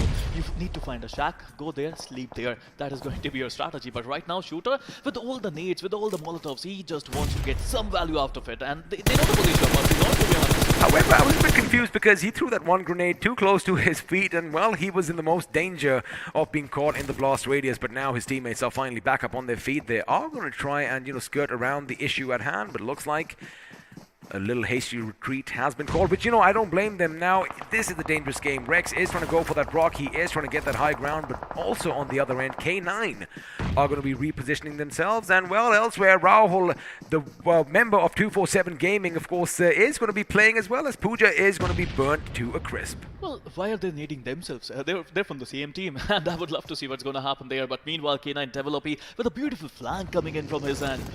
Like, I have to say that they are not finding the link right now. Team MASTIZONE, they are not interested in this fight. They aren't interested in this fight, and again, if you have a look, 2 teams still out in the blue. We know exactly where they are, but one of them is already on the move, as Reckoning Esports are making the way to the next circle. But for now, it is going to be action atop Potato Hill, as one of these teams wants to be crowned King of the Hills. The circle has shifted. Are they going to go for the center? They don't really have to, because, this place is still at the edge, still at the periphery. And of course, both these teams are going to be hungry to make sure they capitalize on those finishes. Shots are being fired, but it's going to be Udog Rambo who takes down Devil elsewhere. Well, wait a second. Devil is over here, which means Udog are going to be coming in from behind. And well, it might just be a 3v. And now K9 are forced to move from their positions. Absolutely. I mean, the flanker just got like Udog Rambo. And there you go. Like, if you see a smoke, loot in the smoke, and that's what Rambo just did there. But look at the number of teams on the eastern edge of the zone. There are a lot of chaos going to happen. I would love to see what's going to happen. Meanwhile, Fearless getting the better of Gyro God as well, and Udog India, they are just ripping things apart today. Well, speaking of Gyro God, he is in a bit of trouble, but again, Udog India making sure they do what they do best, and well, that is basically heading up to the opposition, taking a fight, and more often than not, they come out on top. But now K9 Esports, they did have a good position. However, they lost that one man. Again, speak about, being hungry. Rambo is going to go straight at the enemy. He is going to alight from his buggy right about now. He does have that M4 in his hand.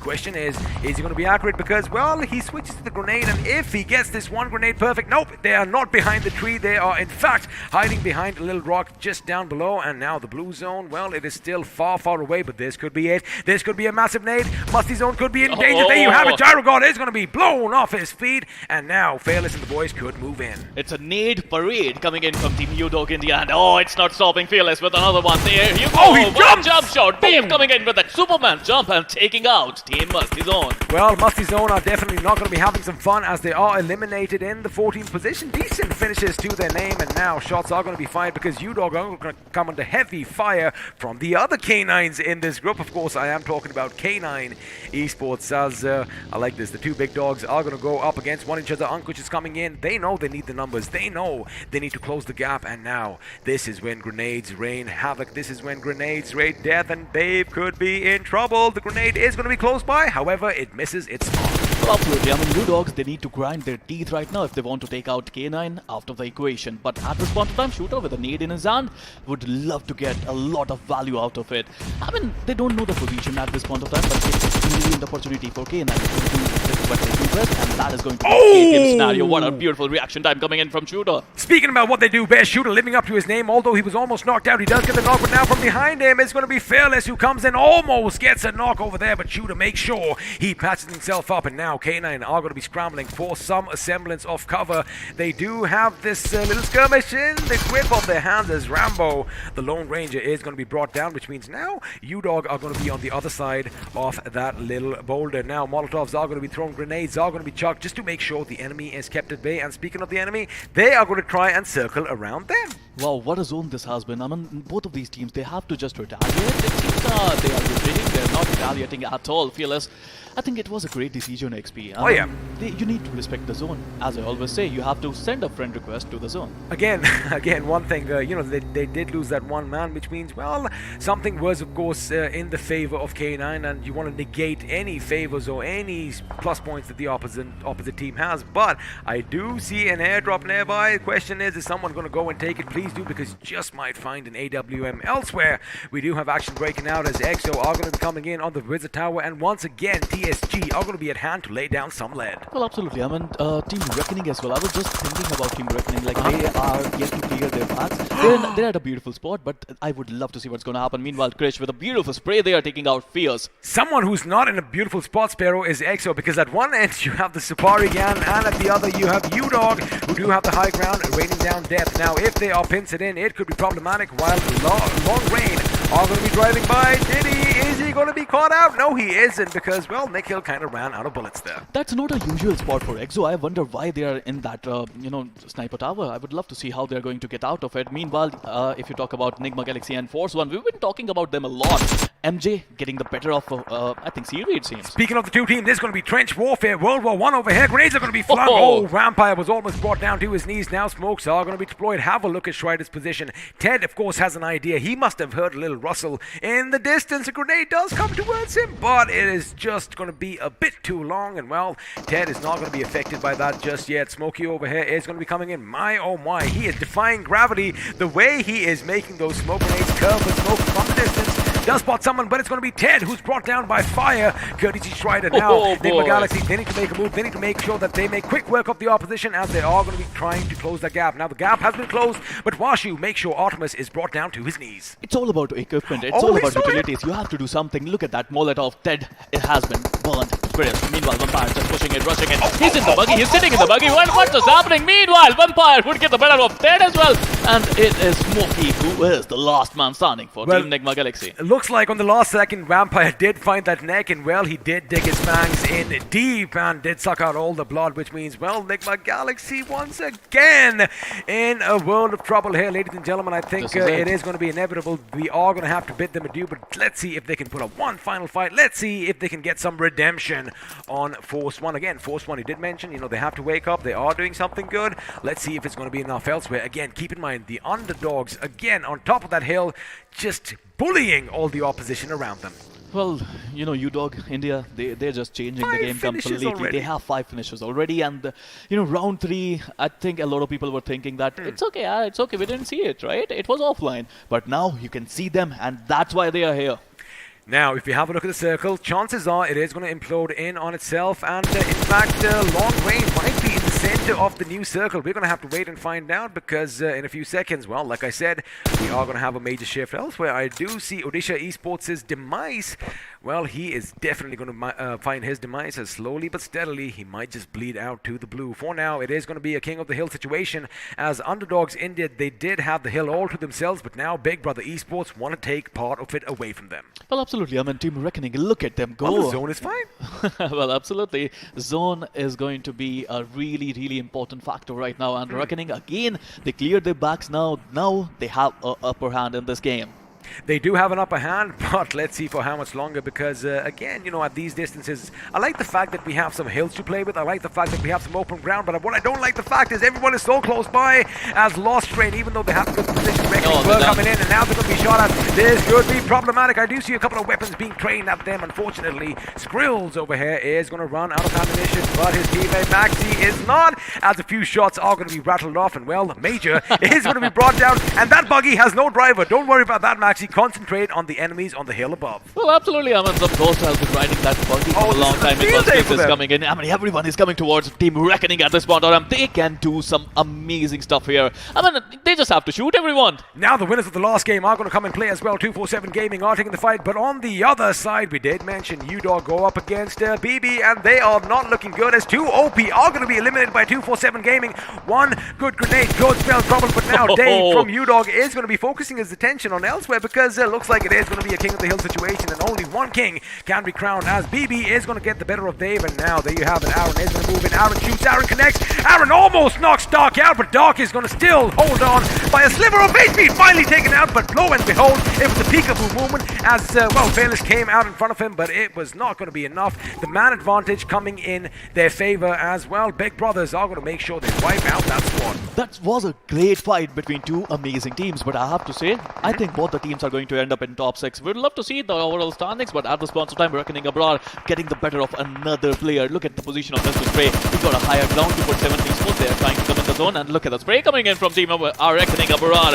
It's so hard to survive, but he made it there. Rahul would get the revival done, it seems, but the needs are going to come in. Well, there's one, there's two, and there should be a third one. It should go boom, and with that 247 Gaming, are they going to survive? No, they're not, as it goes boom, and there you have it. Another one bites the dust. Elsewhere, Odisha Esports was just eliminated as well in the 9th position, which means 247 go out in the 8th. Well, absolutely. I mean, now I can feel that Reckoning is going to end up as #1 team at this point of time. I think I have to say Big Brother Esports, they're trying to get into the zone. It's going to be Reckoning versus Big Brother Esports right here, right now in a 4v4 situation. Alrighty, he's going to call it. He thinks it's going to be Reckoning up against, well, Big Brother. Let's see if that is going to be the case, because ForceOne have been eliminated as well. We are down to the final 6 teams, 21 people still alive, and against all odds, TeamXO still all 4 members alive in that Wizard Tower, not making a single peek. Well, when you are surrounded by everyone, it's you sharp. keep indoors. Yeah, Well, you shut up, you close your doors. It's sharp to just stay quiet. You know what I call that strategy? Not do anything strategy. Well, I mean, couldn't have been simpler than that, Sparrow. Thank you so much. I thought it was going to be something fancy, but it is basically as brutal as I'm it is. not his strategy. There you go. But right now, Reckoning Esports, boy, oh boy, looks like they do want some redemption. Looks like they do want to redeem themselves for games number 3 and 4.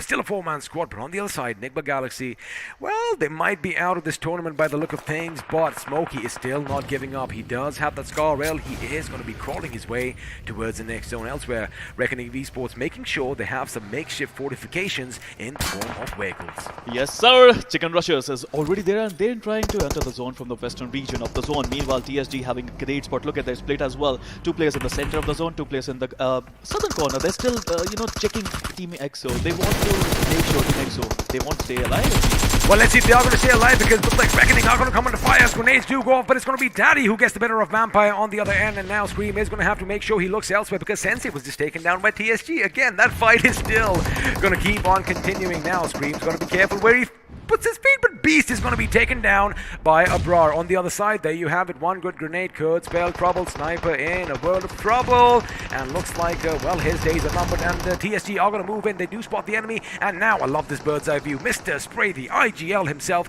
right in the thick and thin of all the action, and grenades are going to be booming all around him. Well, absolutely. TeamXO on the back foot as well. Meanwhile, as I said it, Big Brother Esports going all out against Reckoning Esports. Now it's going to be a serious situation. Another nade coming in there. There you go. What a nade that was! Reckoning abroad, changing the game completely in their team favor. Well, they have 8 finishes, and now they're going to be stacking up all those finishes to themselves. Reckoning again, we called it. That grenade was precise. It was beautiful. It was perfection. It was disgusting. Reckoning again, still 3 members standing. 9 finishes to their name, and looks like they want to rack up those finishes. But in front of them, they have a man who is a bit too OP. Can Zen do something now? He does see the burning smoke. He does see the grass on fire, but he doesn't see the enemy lying in the smoke down below. But he is going to slide. I think Zen OP might just spot him. Oh my god, he had some tunnel vision over there, but Abrar is going to react a bit quicker, and now his teammate is going to be there on hand, and well, he's going to make sure he runs over the opposition, but against all odds, he is still alive. He is such a ninja, as Zen OP is still in this game now, but it's going to be Mr. Spray. He spots the enemy. He's going to take him down. Yes, he does. He almost lost his life, though. Well, finally, the shenanigans are over, but right now, Mr. Spray, with that smoke, they need to figure out a way. There are 3 teams still remaining. This is going to be between the Team Supari gang, TeamXO, and Team Reckoning Esports, who already got 10 finishes in their favor. But only one team is going to walk away with that chicken dinner, as TeamXO are now going to make their move on Reckoning Esports. Till this time, you know what, the Supari gang can actually reposition themselves and third-party them and be a thorn in the side for all teams, because there you have it. Look at that position. They have the entire side of the circle to themselves. I think it's going to be so difficult for Team Reckoning to win this one, because they have to come to the zone, they have to take out TeamXO first, then they have to take out Team TSG. It's not going to be easy for them, but Reckoning, they like to do some crazy stuff. Also, all eyes are on them right now, Spiro. Everybody knows their position, but looks like TSG are finally making some noise as Punk throws a grenade in their direction. Well, absolutely. They have to be a little careful. Punk knows that there are people in the zone. They have to make sure to get in the zone, they have to take out TSG. Nades are pouring it, smokes are coming in. Look at the number of smoke there by Reckoning Esports. Well, Mr. Spray, the IGL himself, is going to be the first in the line of fire as he makes sure he gets that central position all for himself. But again, TSG, they are all 4 members alive as D-Sing is going to try and get a knock, but it's going to be Daddy who brings Skrills down, which means, well, Reckoning's right flank has been exposed, and there you have it. Skrills is going to be put 6 feet under, which means Abrar and Mr. Spray are the only members standing left for Reckoning Esports. Again, they are going to be in a pincer situation. Both teams are going to be trying to hunt at them, but wait a second. Fierce and his teammate do move past that little smoke over there, but they could come under fire by TSG. In fact, Nickel is going to make sure he blows them up as Immortal is brought down to his bloody knees, and now D-Sync is going to go in for the finish. Well, one thing is absolutely clear. If they want to beat TSG, they have to play as a team. I'm talking about TeamXO and Team Reckoning, but they're not doing that.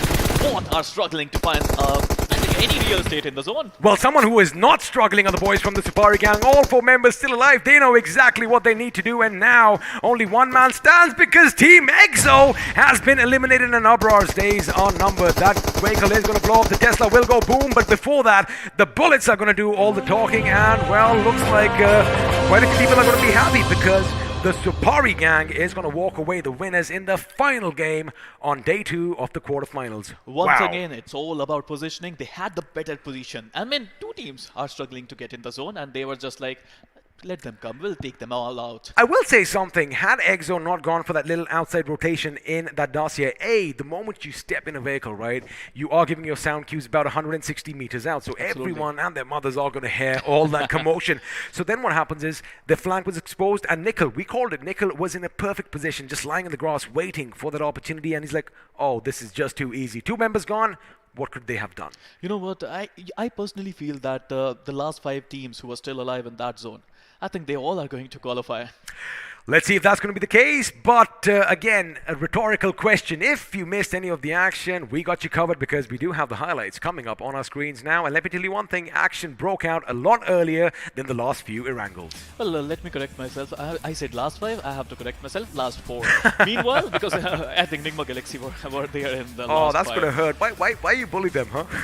I mean, I had high hopes from them. But meanwhile, talking about the highlights, 2 OP, I think they are 2 OP. They are indeed. Of course, it wasn't their game this time around. They were kind of caught off guard early on. But again, we did see some action in Pachinki, and we finally had a glimpse of what NIGMA Galaxy was all about. Of course, this is all going to be on Smokey. The way he went over the roof, came down from the other building, and, well, put the Terminators in the ground. Unfortunately, they were caught off guard. Not the best of days for them. But again, like you said, this was a nade parade that we witnessed atop Potato Hill. Absolutely. Udog India, they came, they surprised everyone, they conquered every single team, it seems, and I think they're going to qualify easily through to the semi-finale. Meanwhile, the guys from K9 Official, they tried their level best. I would love to see what's their final positioning in the points table. You know, you are talking about points table. I'm pretty sure there are some sharp minds out there in the chat right now. Some mathematicians doing all the calculations and already spamming the results. But again, this fight was pivotal. Now, ForceOne, they did take the fight to NIGMA Galaxy in the trenches itself. And although NIGMA Galaxy were entrenched, well, they were flushed out and put in the ground. Now, the last man was, of course, in the Wizard Tower, but, you know, fate was not on their side here, Sparrow. Absolutely. I have to say, XP, fate has nothing to do with it. It's all about how hard you have worked. And I think you make your own luck, XP. What about Destiny, of course? You know, I'm just talking about the drama. We are a superstitious bunch. We love our dramatics. And, well, of course, fate and all that is a big part. Now, Udog over here, again, they were taken over by BB's position, but BB did fight back hard. Absolutely. I mean, fate is what we make, it seems. Meanwhile, ForceOne Vashu, he was the last man standing. He tried his level best to survive. Meanwhile, Fearless also tried his level best to survive. He managed to get the first knock in, but that was not enough. Boy, that nade was everything. And Team Reckoning, again, positioning is everything. Positioning is everything, and even though you are the kings of the hill, chances are someone could come in from behind, but oh boy, chicken rushes, well, they didn't get the chicken dinner this time around. Let's see if it's going to be enough to propel them to the next stages. Now, TSG, again, what an amazing, like you said, you know, they had the control, they had the lay of the land, and they controlled it well, making sure they split up when needed to and stayed as a tight-knit unit when it needed to. Again, that grenade goes off, but they do manage to pick both their boys up. Oh, this was just boom! Oof. Disgusting. That hurt. That hurt. Disgusting. There you go. Almost illegal. Almost illegal. But again, it is part of the game. And, well, if you make some mistakes like that, you are going to pay a heavy, heavy price. Now, when it did come down to the final 3, things did slow down for just a little bit. But now, that's that pivotal moment when TeamXO does make that little bit of a mistake is going to be on display for all of us to witness. Well, they have to learn from their mistakes because they are going through to the semi-finals, and they're going to fight against the top teams of India. See, the idea was brilliant. There you go. That's when face goes down. The idea was brilliant. Make sure you take your vehicle with you so you have some makeshift cover. Unfortunately, they did not anticipate that, you know, TSG were anticipating this move. In fact, I do believe it was Nikhil who was on the ground just waiting for them to make that mistake. And, of course, all the action ended over there atop that little hill. And, well, the Tesla, although it is a beautiful vehicle, it can only take so much damage, of course, with the blue pushing down on your throat as well. Well, absolutely. I mean, Team Reckoning, what a day for them. I mean, how do they say it in Tamil? I think they say Vera level. That was just amazing performance coming in from Team Reckoning. Oh, I see what you did there. Of course, some people are going to be happy outside. Again, don't ask me. I do not know any Tamil at all. But again, a lovely saying indeed. Well, it was a day of reckoning, but it was the Supari gang that walked away the winners in the last game. Absolutely. I think TSG played really well, and it's all about consistency throughout these 6 games.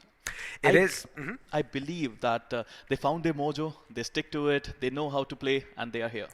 Reminds me of my childhood, of course. Mojo Jojo, a name that all of you are going to be remembering. But yeah, they did play consistent. And again, that is the name of the game, right? Yes, you can go big and flashy. You can get all those finish points. But finish points are going to be nothing without those placement points. And, well, if you do have fans, if you do, garner all these fans along your journey, everybody wants a piece of that delicious chicken. Well, absolutely. I mean, to be honest, it's all about qualifying through to the semi-finals. You have to be in top 6, and these chicken dinners, they help a lot. They do, because each chicken dinner gives you 15 points, and of course we don't need to remind you of the point structure as well, but you know what, we're going to negate the point distribution. Let's have a look and see who walked away the iQOO MVP in this game. That one man or woman standing tall above everyone else. Well, the Wolves are going to howl as Uproar OP is going to be the man of the moment. Absolutely, with the damage of 942 assist, I think he got 2 assists as well, which is just brilliant. Again, it's a team game, right? You have to play as a team, and I think Reckoning was the best team today. Absolutely. Yeah, well, I mean, you say that. You say that because you have put your word on the line. I mean, if they don't qualify on the top, Sparrow, you did say you can thank me earlier. A few people in the chat. Okay, what if I'm right? Well, then you get all the glory, and I'm going to say, hey, remember me as well. I was sitting next to the guy. But if we have a look at the top 5 players, of course, Uproar OP is going to be leading things. Coming in second place, we have Daddy from the Supari gang, the winners of this game. Mr. Spray, the IGL himself, is going to be in 3 with 3. In 4th and 5th, we have Aaron with 3 and Artemis with 3 respectively. Absolutely, brilliant performance coming in from all these players throughout the day. And NIGMA Galaxy Artemis would be a little disappointed, but they end the show well. That's what matters right now. I mean, there's always 2 sides to the same coin, so they should take something from this. But before we leave you, let's have a look at a few more facts and figures as the match summary is going to pop up. Oh boy! What? 127 grenades used. A lot of them were smokes, but only 4 ending up finishing people.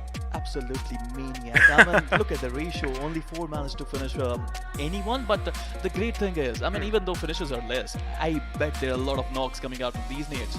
There are, of course, a tremendous amount of knocks. And since, the gameplay did shift to the open grounds at the end, a lot of the grenades were used to give that much needed cover, deploying all that smoke to conceal your movement. But of course, the finishes and knocks are going to be equal. Once again, we've kind of seen that trend today. No one's really, the ratio has been 1:1 throughout. And speaking of ratios, let's have a little bit of a diagrammatic view as the finish to damage performance graph is going to be popping up on the screen right about now. Well, let's have a look at the buildings now. Team Reckoning 1971 with 10 finishes. Team TSG 1882 damage for 11 finishes. These 2 teams played really well. Alongside Big Brother Esports with 1324 damage for 9 finishes. I am going to point out the elephant in the room now. Lost rain, I beg your pardon. Long rain, I beg your pardon. Well, I almost just oopsied myself. 0 damage, 0 finishes. Even though they did have the best position, they turned their backs to Reckoning Esports and, well, they paid a heavy price. Now, what we'll do is we'll actually show you how the teams did in this game because we have the point standings coming up now, and the Supari gang, chicken dinner, 11 finish points, 26 in total. Well, congratulations are on the cards. Meanwhile, Reckoning Esports at number 2, 10 finish points, 22 total points. Number 3, we got Big Brother Esports. I agree with you now. They did play like Big Brothers. You did see that. I mean, it wasn't their intent, but they see some movement in the distance. And of course, like you said, you see some smoke, you're going to shoot at it. Now, NIGMA Galaxy finally making an appearance on the left side of our screen. But of course, it was a bit too little too late. Now, TeamXO, no finish points. However, they did get those 10 from position. They played dead, it seems. I mean, they did it. Worked for them. And again, we saw them in the Wizard Tower and 5 minutes later, they were still in that position. Again, there was no way out for them. They had to come out guns blazing. They did get a few knocks here and there, but it was not in their favor. But, I'm not going to be too unhappy with the gameplay because, as you said, they are definitely... That is smart. They made sure they got those position points. Absolutely. Had they fought earlier, like I said, the competition is still razor thin. It could have been anyway. Now, of course, all these teams, they have entertained us. Let us reciprocate ourselves because we have some goodies in store for you. Now, we aren't going to show the leaderboard yet, but which team is going to be on the top of the leaderboard at the end of the day? All you got to do is make sure you click that link down below. And, well, let me know if Sparrow is going to be right or whether he's going to be wrong. Well, are you still doubting me? I'm not, because I put that same name myself. Well, absolutely. Of course, Team Reckoning played really well, but we have some other teams as well. Yesterday, we saw Global Esports, the demise of Global Esports and Team Forever. Today, it might be NIGMA Galaxy and ForceOne. As far as NIGMA Galaxy is concerned, I don't think you need to add the word might. I know that you are trying to soften the blow. Chances are they aren't going to make it to the next circle. But now, let's see if some of you are going to be walking away with some merchandise, because the overall standings are coming up right about now. And Sparrow, I want some of that BGMI merch, buddy. I want some of that BGMI merch. It is going to be Reckoning Esports hitting that big ton. A total of 100 points, and well, 46 of them came from finishes. No one is even close. That's look at their position. I mean, you know, 100. I am going to pull your leg. I'm going to make fun of you, but looks like I might be walking away with some merch myself. Oh, woohoo! Extreme that. Congratulations. But meanwhile, Reckoning Esports with 100 total points. Total finishes, they have 46. Number 2, we have the Chicken Rushers. Only 18 finishes, but look at their position points. You know, that clearly shows. Doesn't matter if you have a passive strategy, doesn't matter if you have an aggressive strategy, consistency is the only thing that matters here. Consistency is the key to success. We've said it before, we'll say it again. You might as well just let it imprint on your brains. Of course, 247 Gaming, thanks to that chicken dinner and consistent gaming as well, end up in 3rd position. But, oh my goodness, the big brothers are going to be out from this tournament. Oh my god, look at the closeness, look at the competition there. Big Brother Esports, they got 56 total points. The Supari gang got 57. Udog India got 59, TeamXO got 61, 247 Gaming got 61, Team Chicken Rushers got 62. What is happening, XP? Again, we said it. The competition is razor thin, and I'll tell you one thing. I love it. I love the fact that it all comes down to that final game. It all comes down to that final bullet. And, well, this is it. These are the 6 teams that are going to go to the second stage. And now let's have a look at the other side. And, of course, a couple of names are going to be disappointing.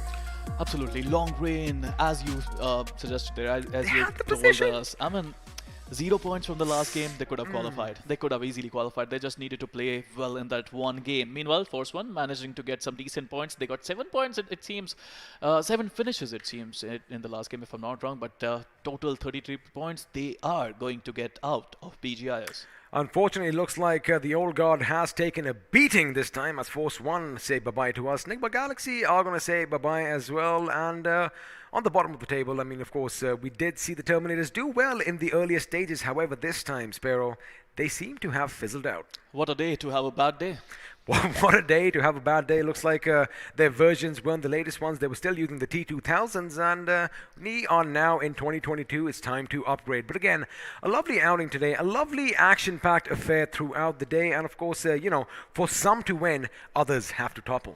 Well, if you play well, you're going to have a long-lasting legacy for yourself, and that is for sure. I mean, Hyderabad Hydras, we are going to remember them forever. Team Reckoning, we are going to remember them forever as well. If I'm not wrong, Hyderabad Hydras got 99 points yesterday. Today, Reckoning got the better of them. One short of that big ton, and I'm sure they're going to try and better themselves next time. But, you know, that is what it is. This is part and parcel of the game. And like I said, for one to be crowned kings, the others must fall. And, well, a few teams do fall hard. The question is, can they get back up? Well, they can. I mean, semifinals are going to be super fun. The question is, will they get back up? Yes, they will. And I mean, of course, I'm just saying yes. But, you know, it's all positive. It's all amazing to see these teams who have worked so hard. I mean, you know, the efforts are showing in the points table. The efforts are showing. Again, you know, the thing is, for the teams that did qualify through the ringer, you know, through all those qualifying stages, through round 1, 2, and 3, they definitely have that drive. They definitely have that hunger, and they put their all out on display, and that is what this tournament is all about, Sparrow. Absolutely. I mean, let's have a look at qualified teams once again.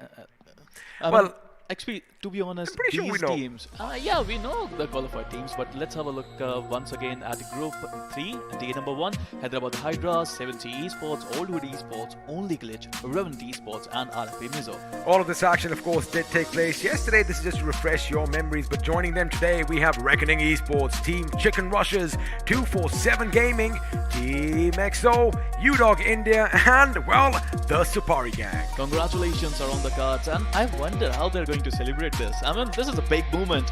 This is the biggest, the most prestigious event in BGMI history. Now, by all means, I want to make sure that these teams, you know, go in and they have a good time tonight. They make sure that they, you know, cool down, that they do celebrate the moment, you know, in whichever way they choose. But again, tomorrow, it is back to the grindstone. I need those noses back to the grindstone. I want to make sure that they are back up practicing again, because if they get complacent, if you think just making it to the semifinals is enough, oh boy, the spotlight only seems to get brighter and brighter as you inch closer to the grand finale. Yes, sir. I'm in semifinals. I can still feel, those goosebumps just thinking about it. My heart is still pounding Semifinals. thinking. Yeah, semifinals are going to be crazy. I mean, we have the best teams in India, and the best 16 teams are going going through to the finals, it seems. Now, before we head to the semifinals, keep in mind we are just 2 days in the quarterfinals. We still have 2 more days of action to go. And if you talk about big teams, well, tomorrow is going to be a mammoth of a day. It is going to be a Goliath, because the original Goliaths are going to be stepping in the ring once again. Question is, does David have enough pebbles to take him down? Because it is going to be a clash of the Titans tomorrow. Oh boy, I am excited for tomorrow. Oh, I am also excited for tomorrow. I mean, TSM is going to play, Team X-Pac is going to play. This is going to be one hell of a game. Judging by numbers, now we did see TSM in round 3, amass 113 points in 3 games. Now they've got 6. Are we going to hit the 200-point mark tomorrow? It's not going to be that easy, XP. But yes, the answer is yes, we can. But yes, we can. Of course, as Obama did say, yes, we can. But now, before we move on and before we call it a night, again, congratulations to all the teams that have qualified through to the semifinals. The teams that haven't made it, again, if you are listening, don't be disheartened, because this is where, champions are made of. Yes, you might have lost the battle, but the war is still not lost. Again, there are going to be many more opportunities for you to come in and make sure you showcase what you are made of, because again, Sparrow, this country, India, is full of untapped potential, and well, we might just have found a few stars in front of our eyes just now. Absolutely, and they are shining really, really well. But at this point of time, I would like to add in your comment, you either win or you learn. You never lose, and I think there are a lot of learnings these teams can have. Again, I definitely agree with you, and you got to make sure you do all your homework before we come back. Now, again, before we go away, we are going to just wait on a couple of words. I want to ask you a question. Now, tomorrow, we kind of mentioned that it's a big day. It's a big day because a lot of big dogs are going to be coming in. It is going to be the creme de la creme of the BGMI community that are going to be competing against one another. Now, if you are a newer team, a lesser known team watching us right now, what words of wisdom would you give our lovely viewers? Stick to the basics. Whatever you have done to reach here is the exact thing you have to do to reach to the semifinals. The best thing you can do right now is just stick to the basics. Don't read the names. Those players and you don't have anything, difference. There is no difference. You can easily take them out with your weapon. Easily, because you got to keep one thing in mind. Yes, they are the big dogs. They were in your position once upon a time as well, because everyone has to start somewhere. I mean, I remember just thinking about this when you and I first started casting. My hands were shaking all over the place, and now it's kind of gotten a bit smooth. The same thing can be applied to these teams. I'm just telling you, the pressure is there. And when I did go up against big names myself, you do get intimidated. But you got to make sure you do not get intimidated. But for all you lovely viewers who are still here till the end, well, we have a special surprise for you, because I guess it's time to announce the giveaway winners on our screen right now. And well, the lucky you are going to be walking away with some BGMI merch, and I do not see my name on the screen. Well, there are 5 more winners left, so I hope that your name is in that. Meanwhile, Paresh Sahdev, Divyansh Singh, Enamul Haq, Kushagra and Dinesh, congratulations, you are the winners. You predicted absolutely perfectly. Well, joining them, we are going to have 5 more names pop up on our screens. And again, I do not see myself. Sparrow, can you just go through the names once more, please? Sachin Halte, Alok Jaswin, Neeraj Kumar, Kailash, Kartha and Vignesh Ravichandran. Congratulations to all of you as well. You predicted perfectly as well. You did, but I must say it was a little easy today, because one team was just fighting head and shoulders above everyone else, and Reckoning Esports, well, they definitely made a lot of you happy out there. Congratulations once more, and who knows, maybe if you come back tomorrow, maybe if you predict right again, you are just going to be stacking up all that BGMI merchandise. Well, XP, you have to try again tomorrow. Jealous. I'm of course going to be I'm going to be trying every single day. I think I was a bit too late, or maybe they know my name and they're like, you know what, he's already I think you could have used your iQOO device. So well, alrighty, now let me just set the page for you. Let me just set the story. Now, of course, we are at the midway mark. Day 1, we did see the top team go away with 99 points to their name. day 2, we did see that number being bettered by 1 as we reached triple digits, 100 points. Now, again, TSM is going to be playing tomorrow. I'm expecting it to be 200. blown out of the... I expect at least 150 coming in from that team. Well, here you go. 200, maybe 150. TSM, if you're listening, we are looking forward to it. Well, we are looking forward, but from Sparrow and I, we are going to bid you adieu. Thank you so much for watching. I hope you had a good time. We are going to see you right here at 5 p.m. tomorrow.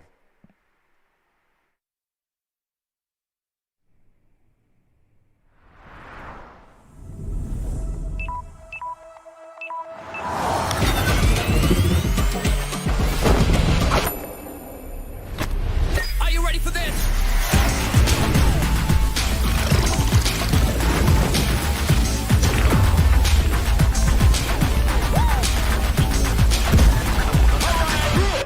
Check this out.